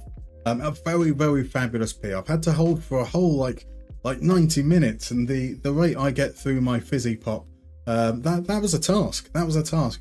You know how it is. We're all getting older. Our bladders aren't quite the same anymore. Far too much information. Far too much information. So, oh, there's a game move. That's the Empoli match has been... Is that our... Oh, right, that's all Coppa Italia related. That's back over in January. That doesn't impact tonight too much, which is fair enough. So, sorry, yes. The moment I said momentum switch, pretty much. Oh, that's nice. I don't think we've had a good intake in 9 seasons so far, so that is very, very pleasing. Another goalkeeper, potentially. A minimum of 2 centre-backs that look rather promising, and one of our defence midfielders. I'd be delighted if we have like 2 players coming through. That would be very, very encouraging. I mean, Sakrodmo, I mean, it was technically the... Well, is it the Eredivisie really? Because with the teams being a selection of players from all over the world, it is the literal Super League. It's UEFA who, or possibly FIFA who are corrupt. That's fair. That is fair. Ryan, I'm back from the conversation with the board. Indeed, a disappointing result last time out. That late draw to Komo, but it's okay. We've got a home game against Udinese. Our last home game that we played, we scored 5 goals. So let's hope that that's gonna put us in good stead. Beraldo will be back. Elena Kana did pick up a bit of a knock apparently in that game, but he should be fine for the next game. Benato's back. We should have close to a full strength squad for the next one. So fingers crossed. Ditch FM, welcome in. Good evening indeed. Lovely to see you, my dude. How are you?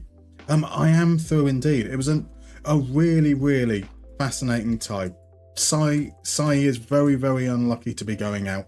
Absolutely dominated the first leg.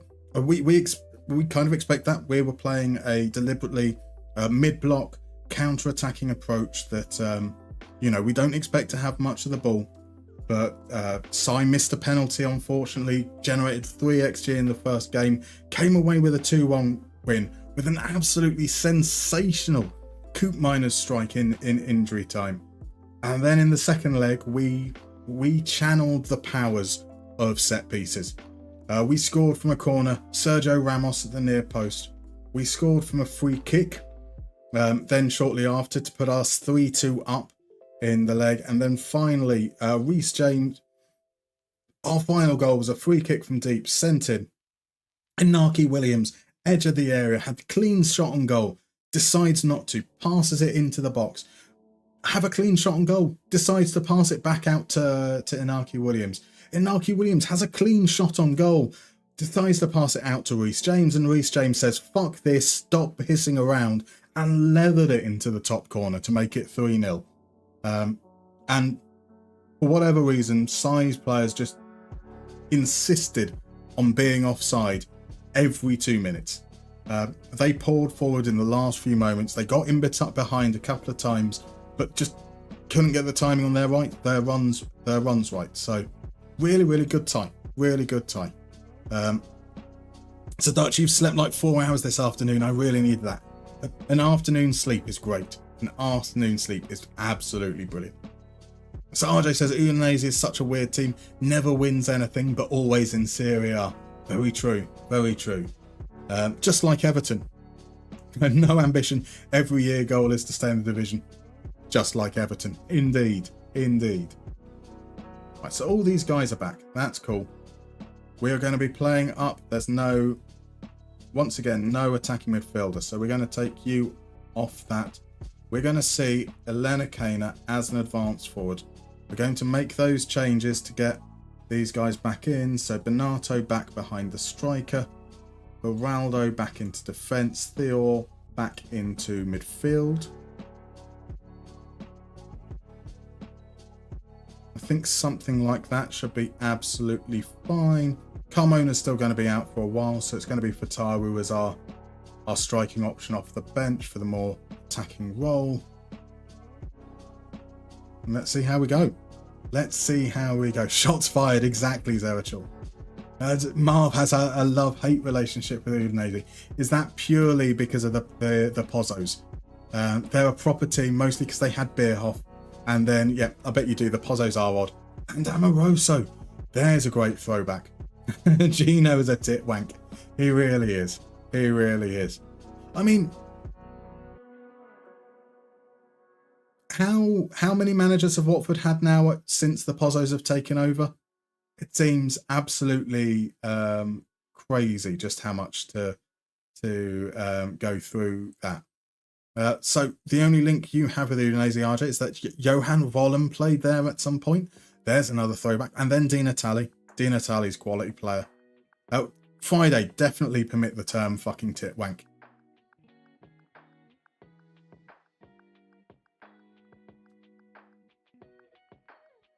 I'm going to say, relax. Just chill. You guys are cool. You can do this. It's just Udinese. We're at home. We feel good. We need to change that to the Serie A logo. I haven't noticed that until now. Oops. It's like 15 in the last 12 months. 19 managers. That is crazy. That is absolutely crazy. Like, even when they do well, they seem to get sacked, which is the thing that I can't quite get my head around. You have hired some bad managers as well. Some that you kind of needed to sack after a short while, but yeah, the turnover is absolutely obscene. Right, even for Schneider, nice option at right back there for Udinese. Let's see, so the early stages, we haven't had a whole 5-minute period yet, so we can't really judge there.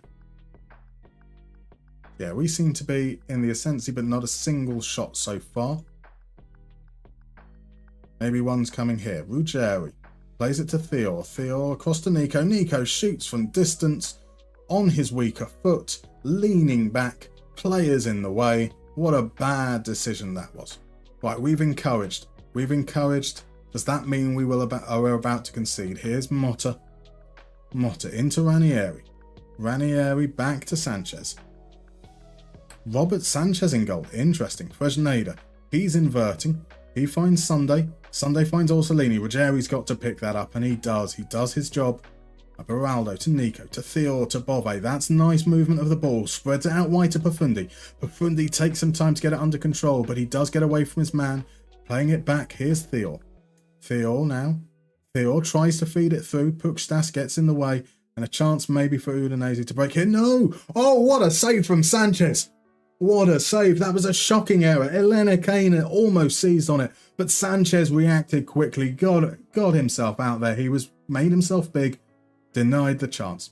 Profundi from the edge of the area fires in, takes the deflection behind for a corner. So, funny Google stat. There have been more Watford managers since 2019 than there have been Dalai Lamas since 1589. Since September 2019, Watford have had 13 different managers. That's an average of a new manager every 4 months. I mean, my takeaway from that is that they need to change Dalai Lamas more often. You need that fresh blood. You know, sometimes it gets stagnant. There is suggestions that Daniel Farke would get sacked despite winning the title. It's a thing I'm going to be talking about in either the next episode or the 4th episode of the Everton Moneyball Clinic, which is that actually that probably could be a very, very wise decision, because if you're going to be changing your style to deal with the different requirements at different levels, sometimes the best plan of action is to go, you've done a brilliant job, thank you very much. I know that you probably feel like you deserve the chance to prove yourself at the next level once again, but we need to prioritize survival, and we think that our best chance of doing that is by hiring so-and-so because they're really, really good in that regard.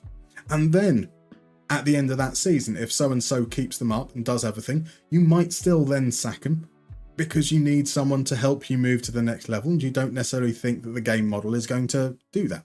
Here's Leao, finds Bonato. Bonato stings the fingertips of Sanchez.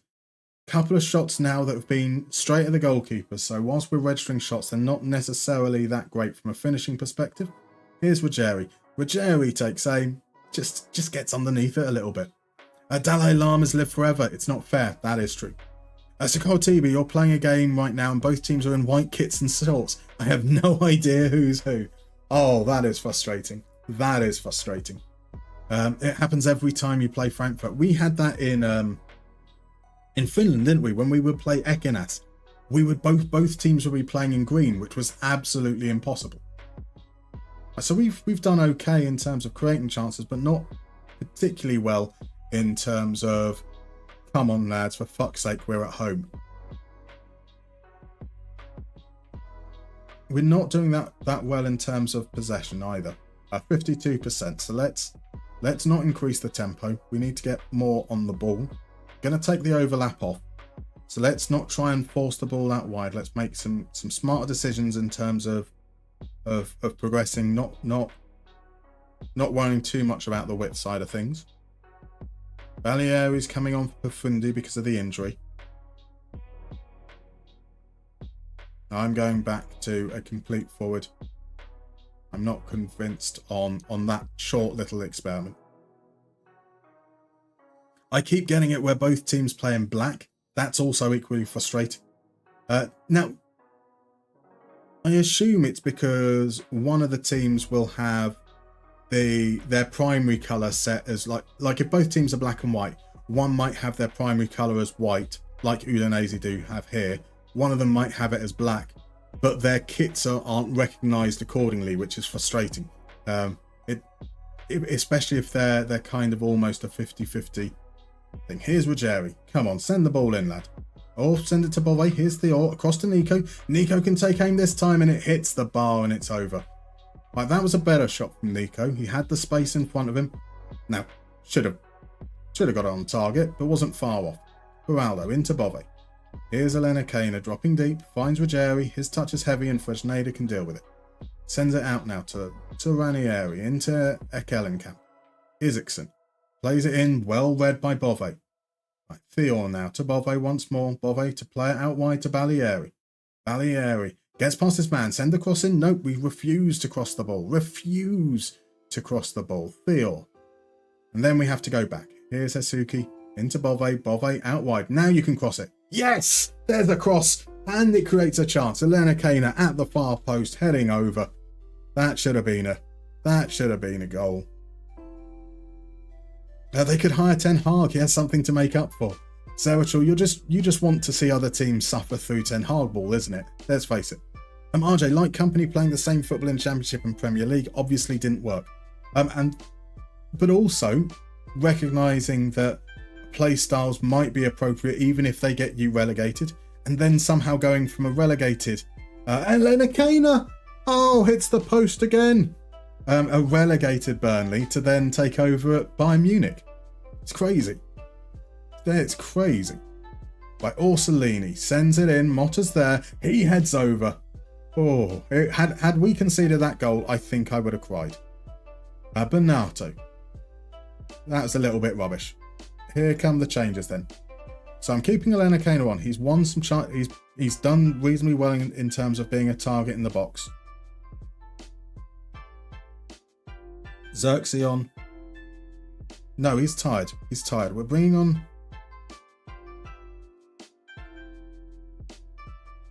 Oh, what am I doing here? We're bringing on Fataru. We're going to ask him to be a pressing forward. We're going to ask you to be the complete forward. And that you is going to be Xerxes. Liao comes into that role at the back. No, he doesn't. Right, complete forward and trequartista. I like that combination. We'll keep him up there. We're going with 3 players in attacking roles now. So we're going to have Fataru trying to attack from deep.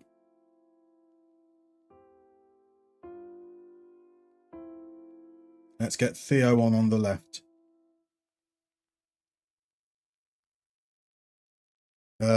So you've had a proper clear out of Milan. So we haven't actually. Milan have generally. We're 9 seasons in. So this is the 2031-32 season. So we've brought in a couple of players. Oh, it's a great save. It's a great save off the line by Robert Sanchez. Oh, what a useless camera angle for the goal line technology there. Right. We are creating the chances though now. So I'm happy for us to increase that tempo. Give it another 10 minutes or so and we'll push the wing backs up even higher. We might actually go to a 3-4-3. We are. That was a change that we saw last stream. We quite You are an liked. ostrich. Well, your head must be in the sand. So we quite liked these changes in the previous half. So we're going to say tackle harder. Tackle harder. You can tackle easier because you're on a yellow card. And we will ask Kari to come on for Bove. On the side, he can go to the right. We will tell you to get further forwards. Sometimes maybe good, sometimes maybe shit.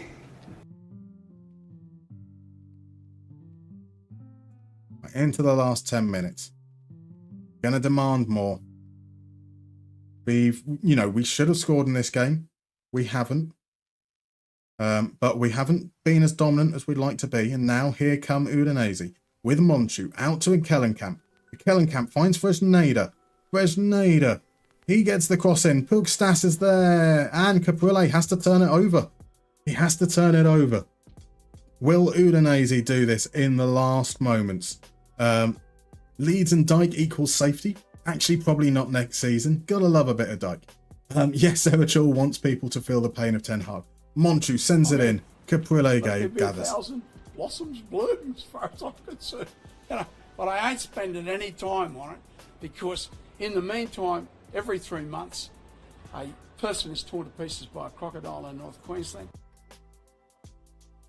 Is that a penalty? Has Bob Catter arrived to give us a penalty? In the 89th minute, the penalty is being awarded. Oh dear, we've scored one penalty today. That means we're surely going to miss. Here is Theo. Theo sends it. Oh, Theo, that was the worst penalty I've ever seen. Ever. And here's Raphael Leao.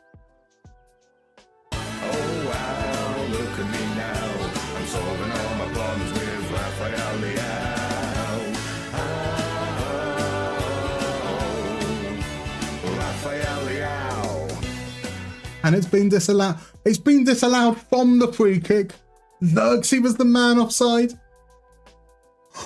Oh, what on earth is happening? If Udinese score now, there is 10 seconds left. Out to Mendocino. He wins the header. Monchu gets it back under there. Beraldo now. Surely the referee's going to blow the whistle. Oh, Theo coming forwards. Theo, send the ball in the box, lad. Send the ball in the box. You've got Crossmo off and on as a complete wing-back. You tit! Oh, what a game. What a game. We definitely did enough to win that one, eh? Oh, well, we are now watching our title chances drift away. We started the stream in third. We jumped up to top. Now we've drawn our last two games. Lunari, Inter should go 4 points clear. Napoli should jump ahead of us, take a 2-point lead. Lazio are now level on points. What a game. What a game. Oh well. Buffondi's out for a couple of days. Tossi wants a new deal for Baleari, and I'm going to tell you to sack him. Beautiful.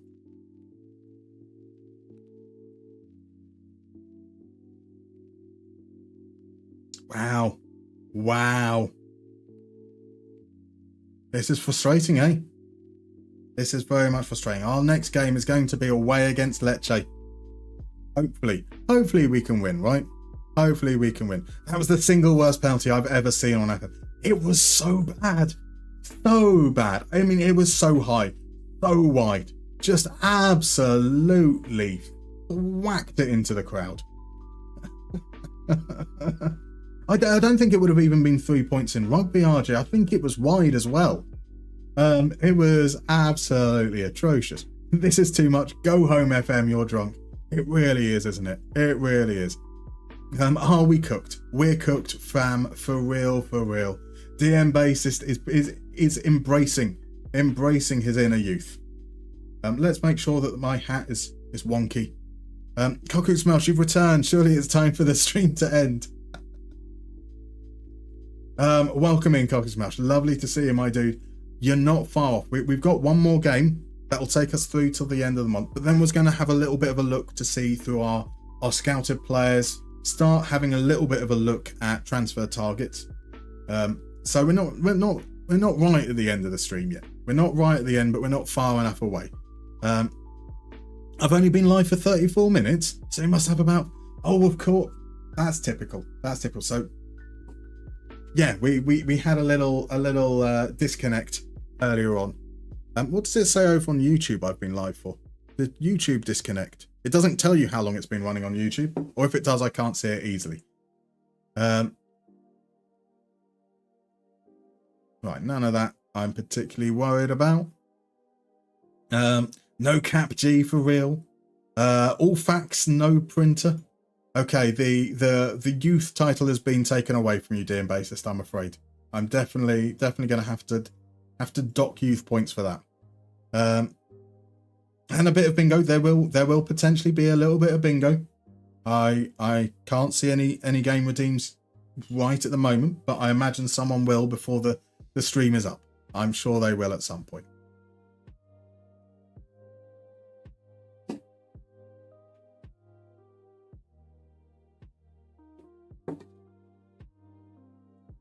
So does Crodmo get to play bingo or not? Crodmo most definitely gets to play bingo. Why are you going to play a brother like that? I mean, I appreciate the return of late 90s, early 2000s slang. Makes me feel 18 again. I've been live on YouTube for 3 hours, 26 minutes and 14 seconds. Ah, there we go. Where'd you see that? I can't see that at all. I do have it on a very, very small window, to be fair. And there we go. Right on cue, Zerachol redeems a minigame. So I'm guessing we go and play a round of top 10. Actually, right, okay. We should be able to play another 15. We do have to play a round of top 10 because this is a top 10 that can only be used today. Can only be used today, so we were going to do that. Let's explain how top 10 works. Now, some of you might be familiar with the game Tenable. This is Tenable. In a few moments, I'm going to reveal a criteria. You can see beneath me, there's a nice little gap under the word criteria. That's going to give you the criteria, and I need you to name the top 10 players that match that criteria. Just pop it in chat, hit return. You will need to spell the players' surnames correctly. You only need the surnames for this one. You need to spell it correctly. You can have it in all capital letters. You can have it in all lowercase letters. You can have it in proper case. You can have it in camel case. You can have it in any kind of mix that you want. It will still pick up fine. If a player has an accent in their name, let's say they have a grave above the E, you can write that name with the grave, or you can write it without, and both will do. Absolutely fine. So once I reveal the criteria, it is a case of fastest finger first. And today's criteria is Aston Villa's greatest players according to MustermannFM. That's right, we're going for an entirely subjective list of 10 players. How unfair is that? How hideously unfair is that? So Crodmo has come in. He knows that I love Ian Taylor. I most definitely like Ian Taylor, and Ian Taylor is absolutely on that list. Alcuin Smelch is right. I do love a little bit of Super John McGinn. And Super John McGinn is most definitely in there. Sadly, Watkins, Kevin De Bruyne hasn't quite joined us yet. With could have been in that list, but didn't quite make it. Milosevic could have been in that list, but didn't quite make it. No Draper, no York, no Martinez, but we do have some Mark Bosnich, the glorious Mark Bosnich. We ignore the off-the-pitch stuff, or the sometimes on-the-pitch stuff, but as a goalkeeper and that era, Mika Aratalo would have made it if it had been FM-based, or well, Championship Manager-based Aston Villa players. So is Barry in there? Zarachol is correct. We do have Gareth Barry. We also have Juan Pablo Angel. Zarachol picks that one up as well. There is no Ekiog Komo. Now, obviously, I love Ekiog as a player, but there are some players that you'll be more surprised to find out that it's the other defender of that era that isn't in there. Because you would have thought that God himself would have made the list, and he didn't. We do have a bit of Dion Dublin. Dublin's Dion, the man who apparently had a very large penis, and the Sun decided that needed a news article all of its own. We have Alan Wright in at number 8. My word, there's no Julian Joachim, there's no Carlos Quella. Zerachal has picked up on... Zerachal has got a correct answer, but spelt it incorrectly. Someone could potentially snoop in and get that one. No Fabian Delph, no Dwight York, no Unai Emery as a player, no Sean Teal. It is Olaf Melberg indeed, and it is DM Bassist who swooped in like the bastard that he is. Well done. Is Dion packing? Apparently so. No Ashley Young, no David Platt, no Christian Benteke. So what the players we've got left? We have got a player that I would associate in part with Olaf Melberg. We have someone that was playing around the same era as Olaf Melberg, but has somehow got in there ahead of Sean Teal or Hugo Ekiog or Gareth Southgate. It is indeed. DM Basis has picked up on it. It is Martin Laus. We don't have Stan. No Stan Petrov. Wilfred Boomer's a great shout. Boomer possibly should have been in that list. I kind of feel a little bit annoyed that I've not included Wilfred Boomer. Now the last one, or the player in 9th is actually a very, very personal story for me. So I met him when I was just 10 years old, maybe. I was playing for it must have been 10 years. I was playing for my under 11s, and he turned up at the team's under 11s end of year party. Well, the team has other age groups other than just under 11s. And I won a signed testimonial football of his. I also, knowing a little bit about his history, thought it would be hilarious as a precocious 10-year-old to go up to him and ask him if he'd like some Coke. Obviously the joke was that I was referring to the soft drink, not the thing, but his history said otherwise. Now, a reminder, I am from Hertfordshire. I'm not from Birmingham. I would have played for a team in Hertfordshire. A team specifically in London Coney, where two English teams train. So this player was not playing for Villa at the time. He was a quality player. There we go. Crudmo has picked up. It is indeed Paul Merson. Paul Merson, despite having a 10-year-old, whilst he was there probably as a result of community service, he was probably there as a result of community service, having a twatty little 10-year-old in his face, jokingly offering him some Coke. He didn't slap me. And for that reason alone, I really liked Paul Merson. And then he joined Villa and was sensational for us. But when you were 9, I didn't know 50s Villa players. That's fair. That is fair, RJ. Right, Fataru's going to be away at the Cup of Nations. So we lose him in January. That's something for us to be mindful of. But I have a feeling there are going to be, as Marv was saying, that the squad has changed quite a lot. We haven't made many changes. We bought in a new goalkeeper. We bought in a new defender who's already found themselves out of the starting lineup. And we bought in Xerxes. We will probably look to make some big changes, especially with the way these last few games have gone. We should hopefully have some data now that we can start to judge some of those players as well, and really work out what our next steps are with the team. So Kokusma says, you'd lie if you knew more than 4 players on that list. That is fair. That is fair. It is a very, very difficult selection of players if you're not familiar with 1990s Aston Villa. Somewhere in the 2000s, but yeah, it's a tricky list to work through. Right, let's get these players back in. So those players should be Beraldo back in, Fior back in, Valieri to come in, Profundi, Xerxes back out for Bernardo.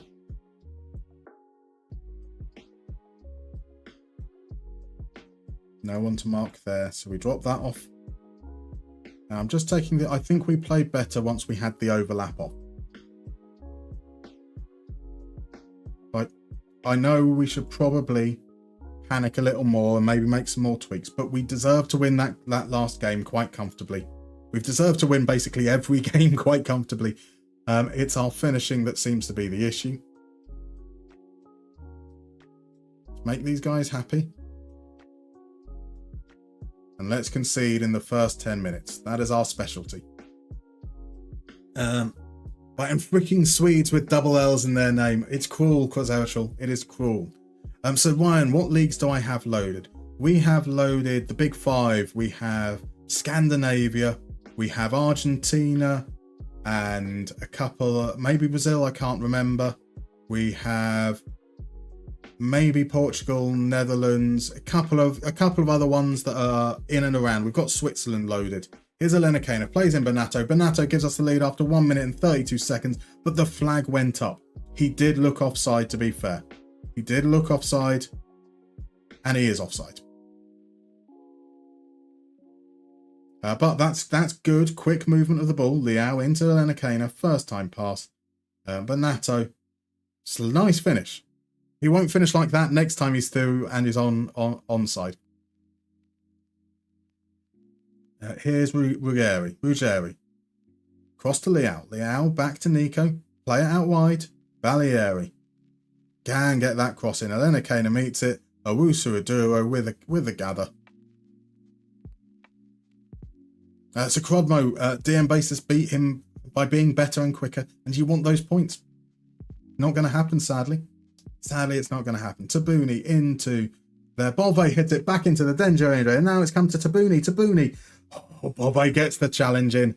He makes up for his mistake, and the danger is gone. So next week's top 10, Aston Villa players Musterman hates. Number 1, Olsen. Number 2, Olsen. Number 3, Olsen. Number 4, Olsen apparently looks to have agreed a deal to Malmo, which is good. Rafael Leao with the header. Owusu-Aduro claims. So the reason we have to do top 10 today is because it's my birthday. I feel like I can get away with the category of something according to me. I probably wouldn't be able to get away with that next week. We can't buy a goal at the moment. We really can't. Bernardo to Valieri. Wasteful. So Ryan was going to use your points for a player to look up, but no point if no Scotland loaded. Indeed, there wouldn't be a point for the Scottish players, I'm afraid.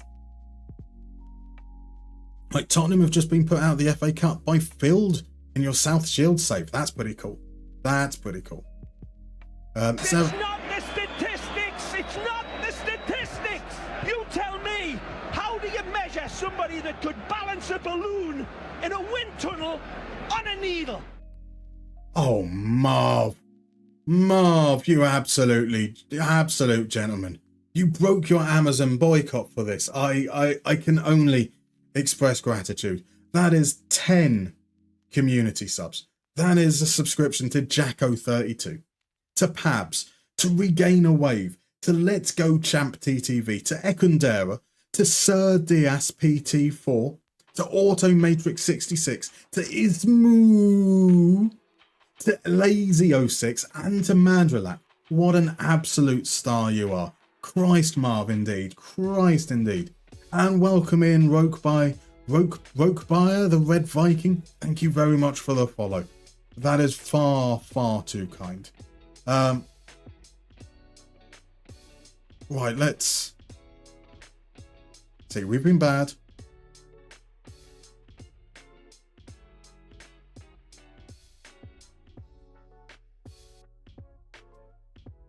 Let's try and give Bernardo a little bit more space to operate. And we need to have someone pushing back the defence. In fact, I don't have... Carmona is injured. Qatari is now away in the Cup of Nations. So I don't really have that pace up front until we hit the transfer window.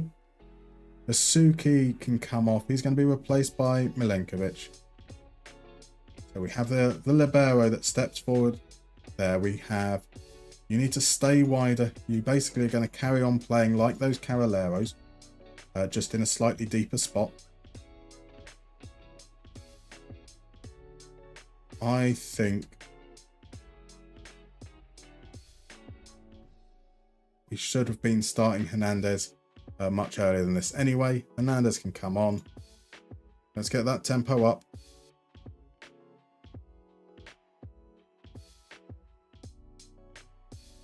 And let's get a goal. Just one goal is all. Well, depends. If they score, I'd want more than one goal. Let's be fair. So James Wilson ended up going to the Premier with Sheffield United in your save. Then League One with Marseille. And now 32 at Shakhtar. That's an interesting career. A very interesting career. Kern Hearns, every time you hear size of a cow, you're now going to be replacing the words with Rafael Leao. Thanks. I mean, that does make it better. It makes more sense. I mean, solving all my problems with Rafael Leao is much better than building up your problems to the size of a cow.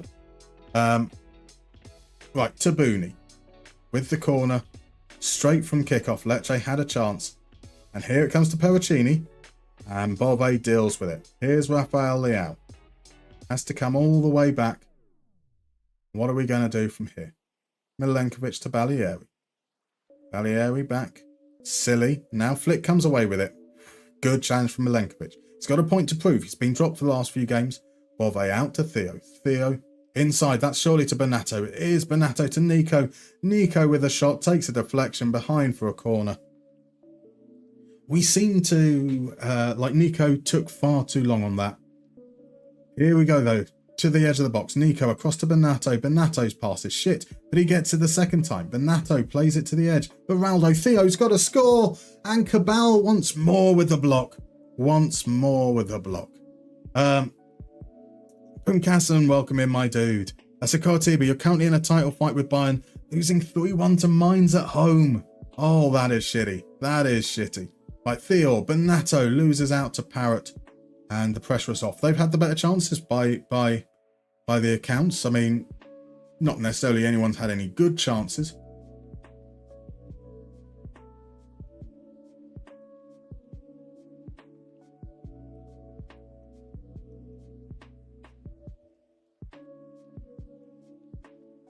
So here we go. Here, let's see.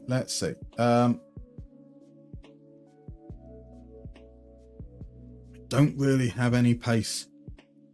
The pace is Elena Kana. Rafael Leao has been scoring for us. Let's do something dumb, like playing an attacking midfielder in defensive midfield.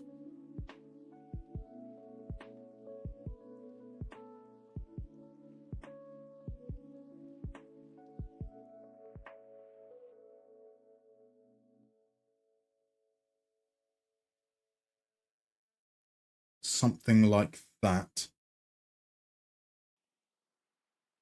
Let's play narrower. We've gone to a box rather than a diamond. And let's see if that will help us. Maybe a little bit more dynamism against that back line. Tabuni with the corner. Sends it into the near post. Xerxes gets there. We can't keep it off. There's a great save from Caprile. Great save from Caprile. We are heading for a 3-game winless streak from the looks of things. Theo heads it clear. Parrott loses out Bonato. Just big chances now.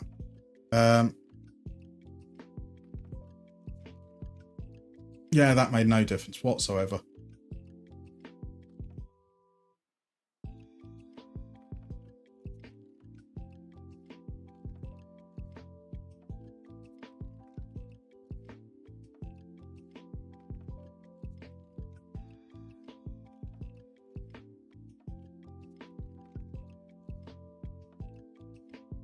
Let's just reset. Let's go back to what we normally do.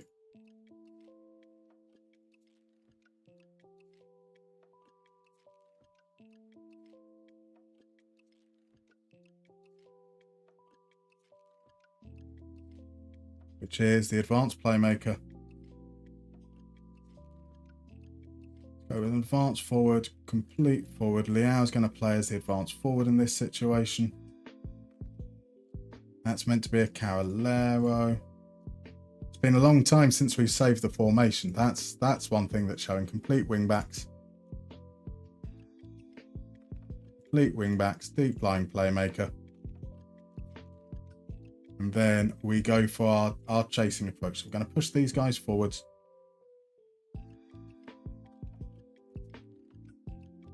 Got the tempo up. Now let's get those crosses in. Be more expressive. Roll it out. Those are fine.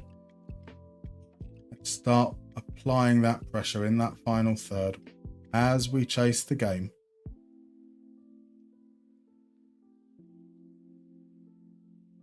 Balieri off for Profundi, so we've got some fresh legs out in those wide areas. Don't know what that hiss was. I just couldn't say any words at all. Profundi, no pressure, doesn't change. Come on, let's do this. So Punkassen, your thoughts on the wide centre back role? I think it's generally okay, but often a wide centre back will be asked to do things that I prefer other players to do. Generally, if I've got a centre back there, I prefer those functions being performed by players that, generally speaking, tend to be better at that role from elsewhere, supporting underneath, occasionally overlapping. So I rarely find myself using them. Rafael gives the ball away. Profundi tries to win it back. He can't. Now here's Casanwejo. Casanwejo under hit, but it comes through to Andre. And now Andre can get away down the right-hand side. Andre sends it in. Broward with the turn and the shot blocked by Beraldo. Blocked by Beraldo there.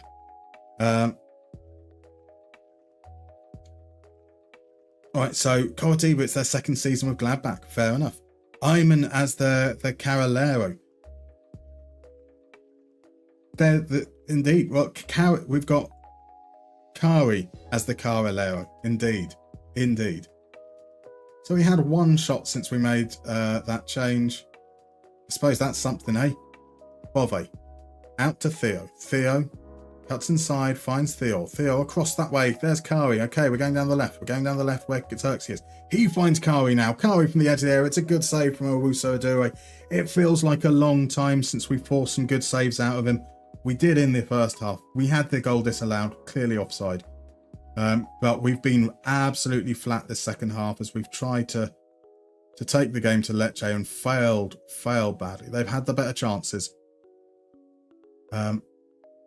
Wow. Oh well. At least it's a game that we don't deserve to win. Having dropped points in 2 games where we were comfortably the better side, we can feel fortunate that we've picked up points in a game where we're not particularly good. This is really Italian. No goals. That is now only about 3 XG in the last 2 games and no goals. Absolutely awful. That is a water bottle moment. 3 draws in a row. A piss poor performance.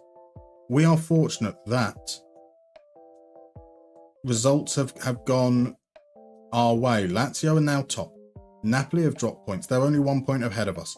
Inter have a game in hand. They could go 3 points ahead. Again, don't ask for a new deal after a shit game like that. Yeah, I know you are, but you aren't currently in that position.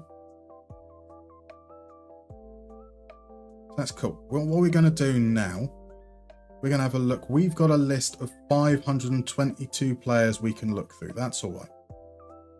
Hopefully, we've got a decent budget. We've got 90 million euros.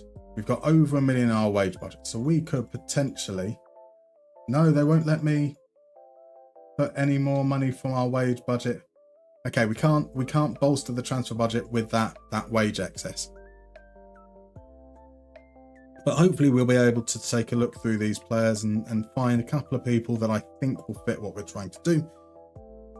Maybe be a little bit more prolific in that regards.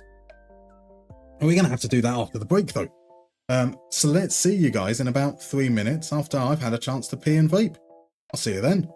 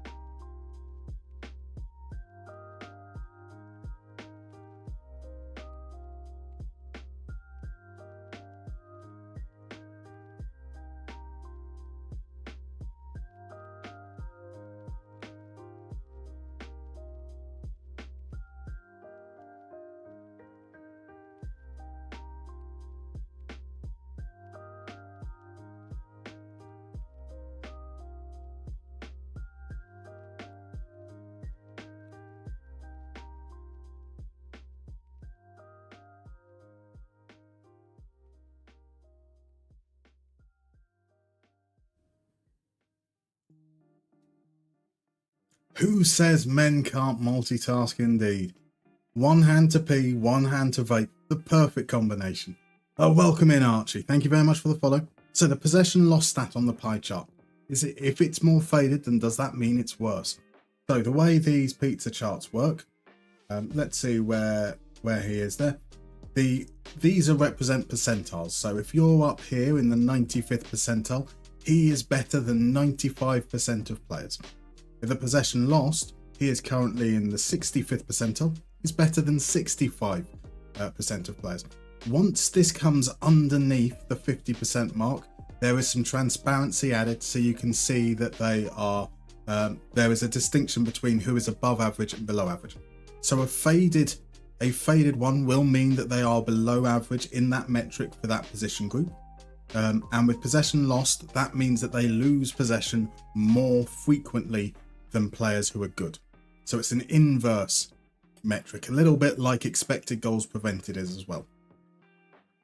Right, let's essentially look for any players at all. We're going to start by looking like nothing's off the table right now. We are going to be sticking to some form of diamond whilst we're at Milan. I think we might need to look at some more tweaks again because the last few games have been a little disappointing. But what is always going to be important for us is that our full-backs are going to get forwards and they're going to cross. So what I want there in terms of crossing, we're going to look for right-backs who can complete crosses. 20% is high. Let's say around 18%. And those crosses should result in chances as well.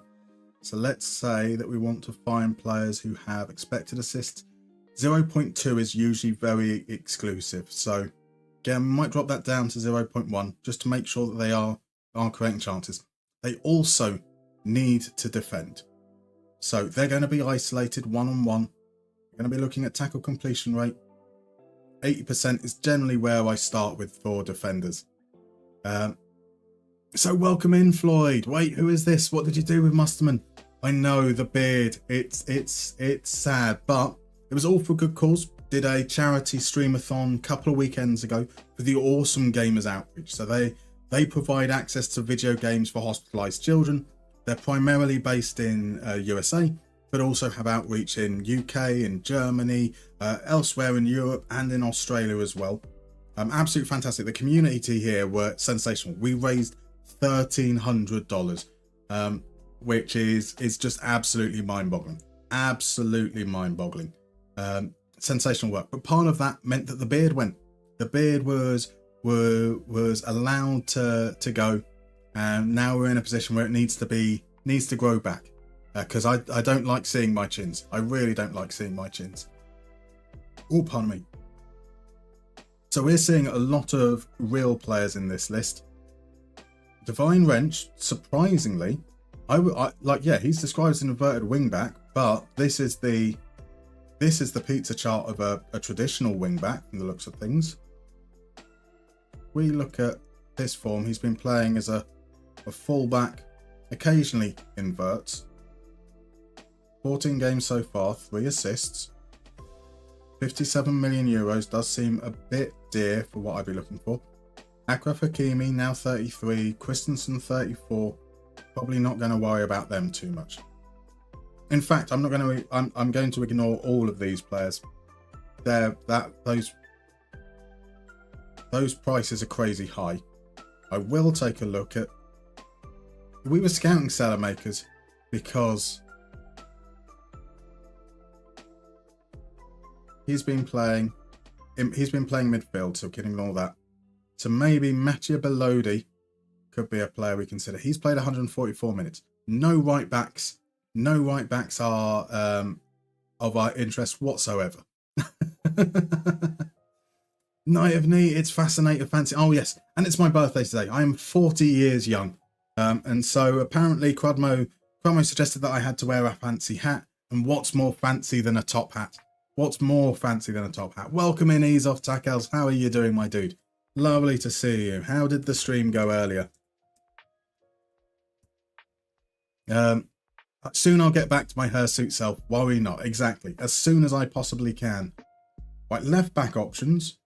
We have some of the same players there.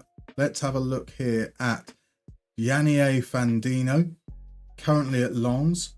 He's going to be valued far too highly. He can't be valued that highly.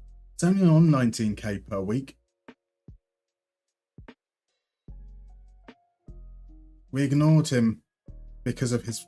I'm actually going to scout him further. I wonder if he could have a minimum fee release clause. So I'd be very, very surprised if he's actually valued at that much, given his current earnings. Now, Einal Cruz at Porto, very much on the fringes, knocks ball past opponent, so he does nothing on the ball, really. He doesn't get involved in build-up. He's costly on the ball, which you expect from someone that's going to be bowling forwards.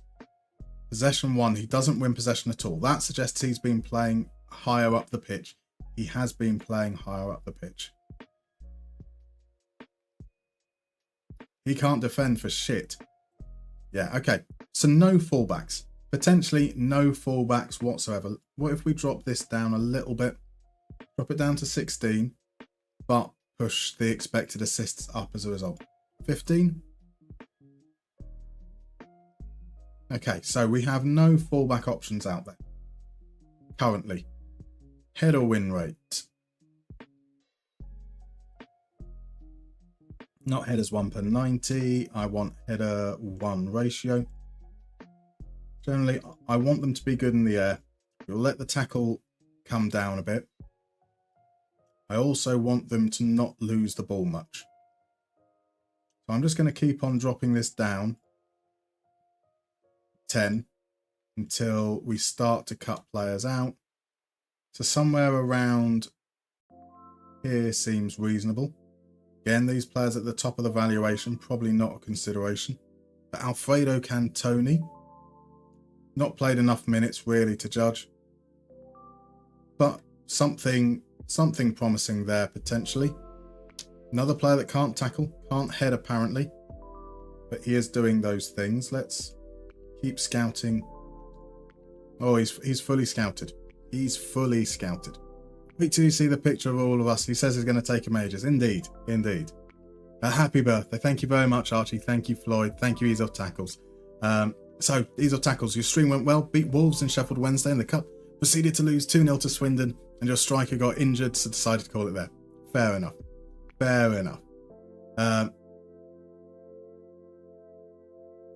Even if we didn't quite manage to make him go out for his birthday, I get to spend my birthday with all of you guys here, and that I think is far better.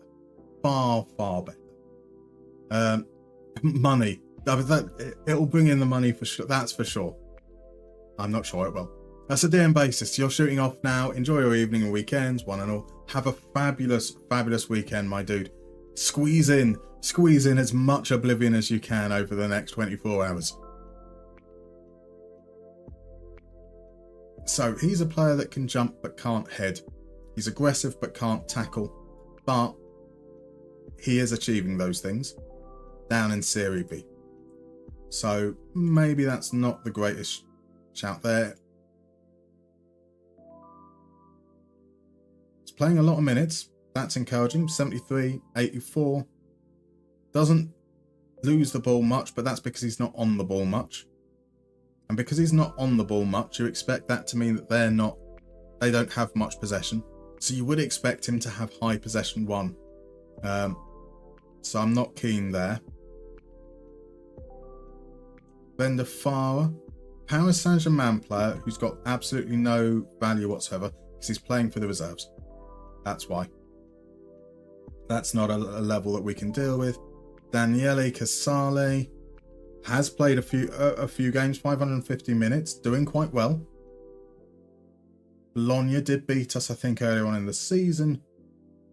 He does lose the ball quite a bit, but it's the other way round here, right?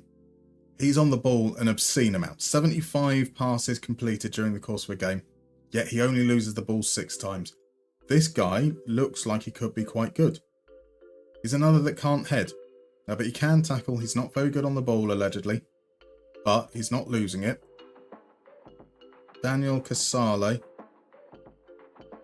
Let's get him fully scouted. He's going to be the first one I'm adding to the shortlist. We've not had many that we're shortlisting, but that's a good sign. Stav Lemkin. Maybe a reasonable price there. Not a player that I've heard of before. Currently at Shakhtar. We don't have the Ukrainian leagues loaded, so that's not a consideration. Let's have a look at defensive midfield options. Are these views available in the skin? So Floyd Rocker, there is no special view here. This is I'm just using overview there.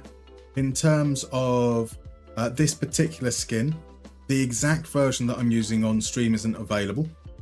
But if you go to the shared Google Drive folder for Patreons, this is based on the Musterman Modern. So there's a couple of things that are in this stream, like during the match day, the player bar at the bottom, and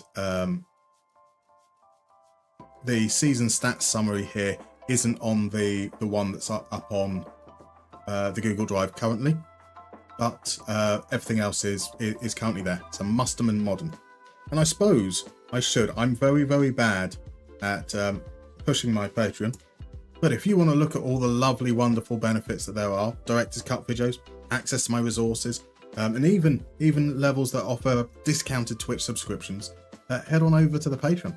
Read the README there. The README there covers it in a way that I don't have to sell it, because I am very, very bad at selling things. Right. Defensive midfielder. I want to see someone that wins slightly fewer tackles. Possession loss, will again start that up at 10. I want them to be a player that's on the ball quite a bit, so I also want them progressing the ball. We'd call that probably around the 6 mark. Let's see what Theor is doing in that regard. So Theor's probably a little bit on the low side. 5.29. Okay, maybe 5.5. That's still pretty good. 5.5. Possession lost. Let's get that down to 8. Let's see if there are any players in there. So hopefully, yeah, something like that. All right, Ryan's going to head as well. No worries. Have a wonderful, wonderful weekend, my dude. Thank you for dropping by. So the Quez, when I look at centre-backs, for example, Bayern, they still have very high possession one from what I have seen. So sometimes you will, sometimes you won't. I will often find that like Man City or teams that have sort of around 60% possession, their possession ones might be around that 9 to 10 mark. But it's not unfamiliar to see them lower. More specifically, it's not a concern if they're a little bit lower. However, if a defender is playing for a team that has very, very little of the ball and they don't have high possession one, then that is a concern. So it's a little bit unfair in that regard. Rinteauer, thank you very much for the birthday message. So Crudmo, you can whore out Patreon on a regular basis if you'd like me to. Bless you, Crudmo. I'm always awkward in that regard. Will the Zaragoza save ever return? The plan still remains is if in the next version of the game we can import saves, then we will pick it up come what might be FM26 now. It won't return for FM24.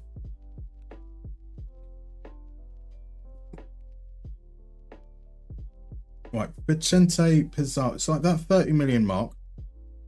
I imagine that if we scout him further, it's not likely to still be at 30 million, but we can certainly see. That I like. He's progressive, he's creating chances. Possession, no, I don't like that. Possession one, again, should be higher. He's on the ball a reasonable amount. As a defensive midfielder. He's playing in central midfield, isn't he? Yeah. His pressures are high, so he is doing defensive work. Let's keep an eye on Pizarro. I'm not convinced, but maybe. So like as the Carolero kind of role, actually that might be appropriate. Ricardo Roca, 1,200 minutes. He's playing as a defensive midfielder. Mega progressive. Winning the ball again. Okay, so that's more reasonable. 95th percentile for passes completed. If you take that, you would actually say that, like defensive things, he should probably be around the 5th percentile. So, possession one in that regard is kind of okay. Doesn't offer anything aerially. Isn't creating at all. So he is keeping things very, very safe. Let's get him scouted because we don't have much information on him. I'm a little bit less inclined to believe he's going to be the right kind of player for us. But we can keep an eye out there. So have I seen this player on someone's YouTube series at some point? Which player? Vincente Pizarro? Almost certainly. I guess, did we sign him for Sevilla? I think he might have signed him for Sevilla. He came up quite a few times in the first ones, for sure. Jens Kajuste is not a player that I'd normally associate with this kind of role. He's doing all right, though.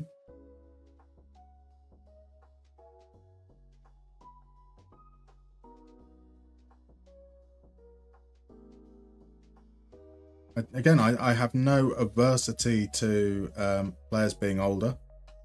32, could definitely play for Milan for like another 3 years.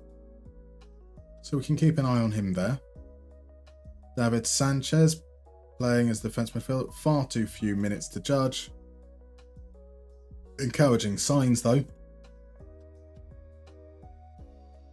Doesn't have any history though. No, we're going to pass on Sanchez. I still owe you a Fulham Moneyball clinic. Now, do I now? Wow. Okay. I don't know if Fulham will be on that. Certainly, that they are actually on my list. But my list currently, just for Moneyball clinics alone, is somewhere around 32 in my lovely little. I have a little Kanban board with all my ideas. I've got about another 40 or 50 video ideas on there as well. So it is in the list. Just, that list is getting very, very big. Very, very big. Astudillo, playing in Portugal, 325 minutes isn't too bad. Again, it's not that great for judging here. On the ball, winning possession and pressuring, 88% tackle win rate. Not particularly creative. Progressive passes a little bit on the lower side. But certainly something we can keep an eye on there.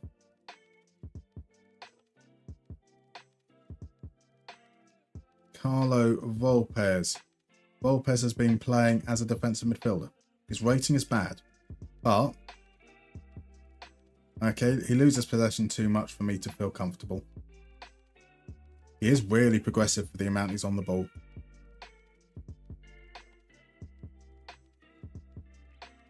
Yeah, we can't pass. That explains that element there. David Amenta, 114 minutes. We definitely can't judge. Rafael Gaffner. Oh, Gaffner.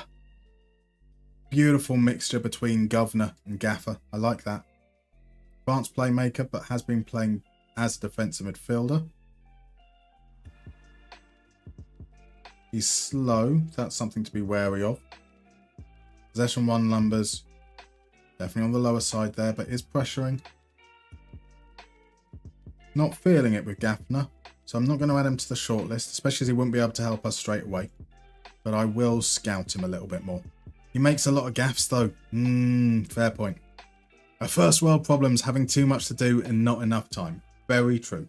Very, very true. Right, midfielders. The Cavalleros are again pretty much the same kind of thing. We want them to essentially cover underneath. They're a little bit like the conversation we were having earlier about wide centre-backs. That we are looking for players that are going to support underneath. Occasionally we'll drift out wide, but otherwise are going to stick relatively central and protect underneath as the wing-backs get forwards. So, Coffee, definitely too dear. Prati, definitely too dear, even if it wasn't crazy wages.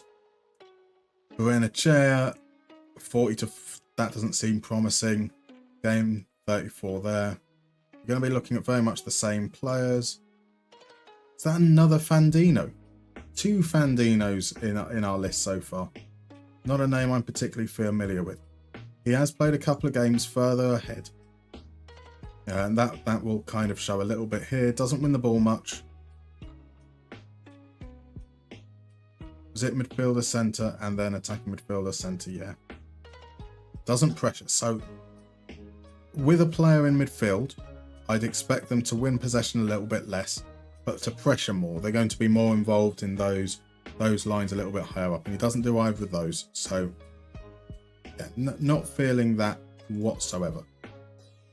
Right, creative players. I want someone just going to focus on the two, which is expected assists and goals. And this will go for pretty much most of the players in these advanced areas. Someone that is more creative than goal scorery. That's definitely a word. Goal scorery. It's 100% what I'm going for. So ease off tackles. You're currently passing financial fair play by a whole £115. Mbappe incoming. My word. Scaramouche. Will you do the Fandinho? Beautiful. Thunderbolt and lightning. Very, very frightening me. Fandinho.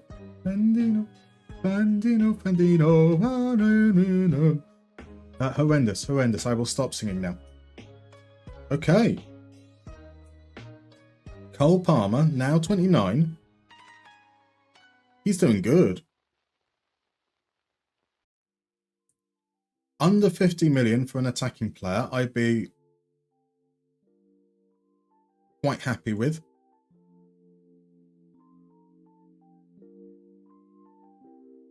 Now, I normally associate Cole Palmer with being a little bit disappointing on FM24, which is why I'm surprised.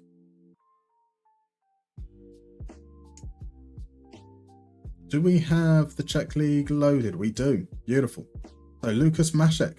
Lukas Mašek is 27 years old. He has to be exceptional for me to feel confident in him stepping up. I'm not sure he is exceptional. Good. A player that I think potentially would have been about right for, say, Darmstadt's level, but I don't think he's quite at our level.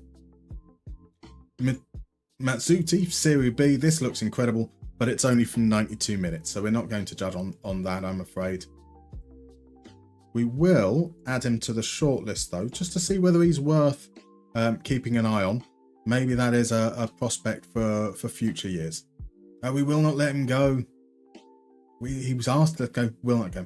Now I need to sign a player called Galileo. That would work much better. So Calgen, do I like mustard? Or why is your name the Mustard Man? My name isn't the Mustard Man. That's the problem, Calgen, unfortunately. And I really dislike mustard, which I'm sure for my regular viewers probably doesn't come as a surprise, because they are already aware that I have some weird takes on food. Coritiba, Bayern lost. You're 2 points ahead. Fantastic. How many games left? Or was that the last game? Have you now won the league? That'd be incredible. Incredible. Right, Hermosilla, that's too expensive. Zhao, probably too expensive as well. Shoulder up, maybe isn't too expensive. He's scoring like crazy. 10 goals, 5 assists in 1,200 minutes so far this season. 2 penalties. He's not getting many shots. This is just crazy outperformance stuff, right? Is it though? He did it the season before as well. Interesting.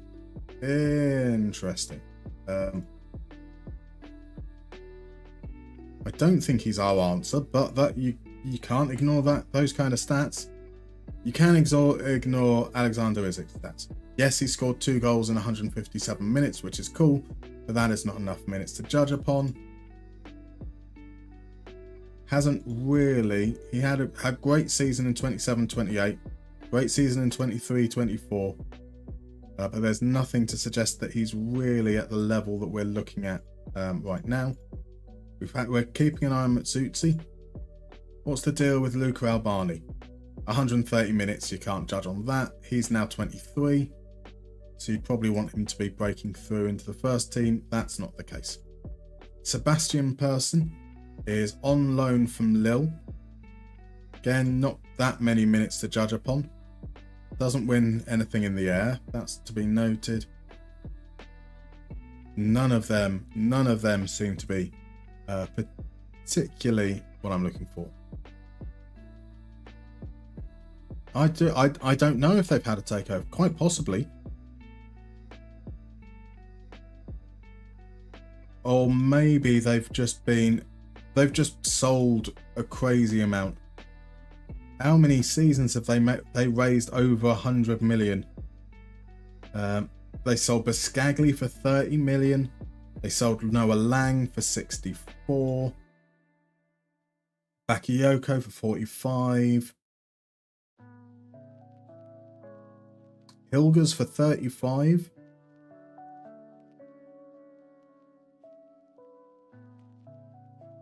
Matthias Braunöder, player that they signed for 7.5, sold for 61 million.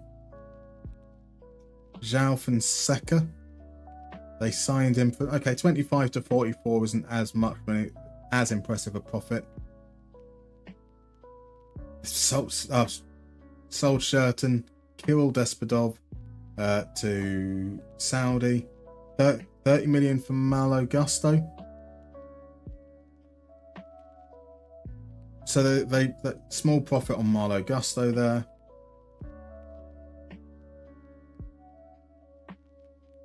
Yeah, they've just done some very good transfer dealings.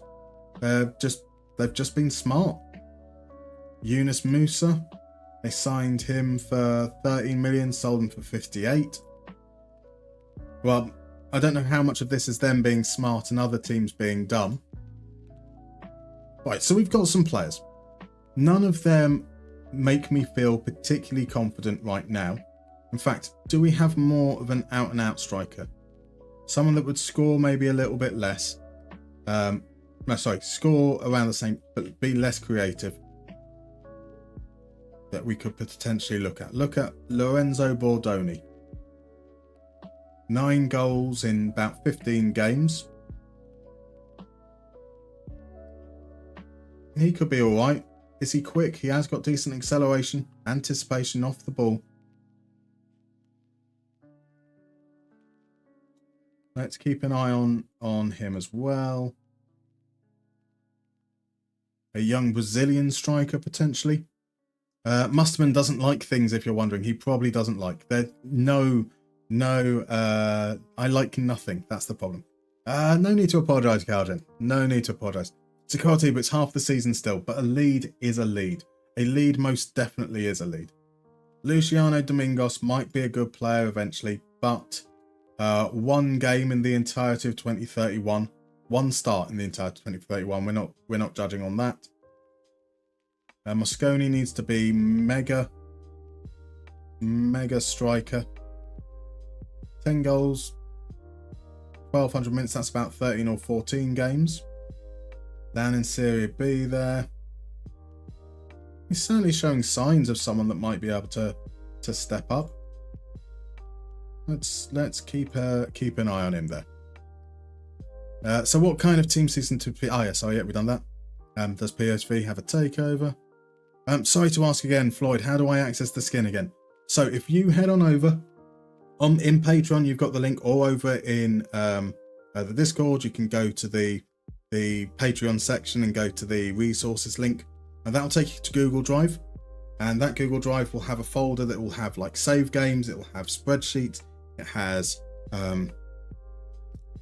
skins, and if there's another folder that I can't quite remember, pop on into that skins folder and you'll have a list of all the skins there, and you're looking for the one called Mustermann Modern.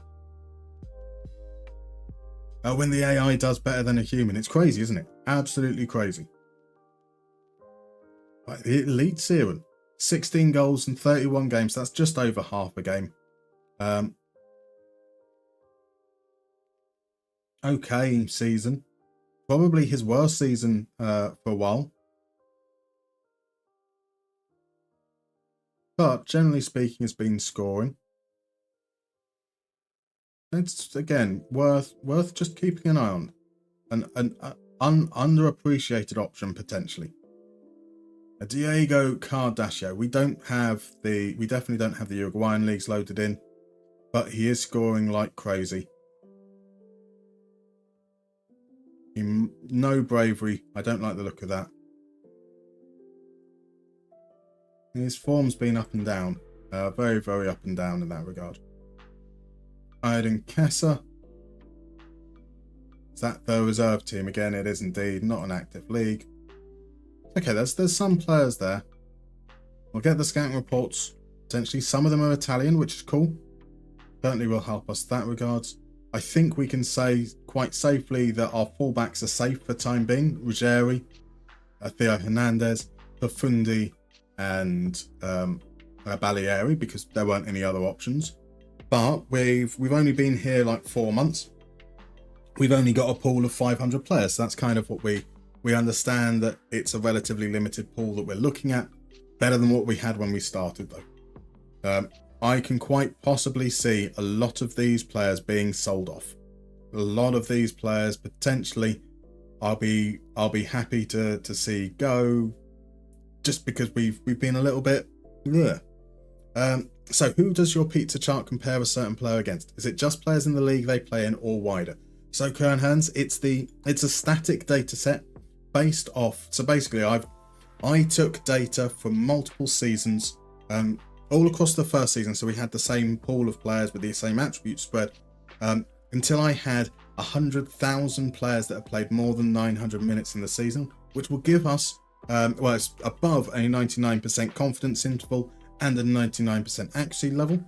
And then we work out there. So it's players in the top 20 leagues expressed as a percentile, and then drill down into position groups.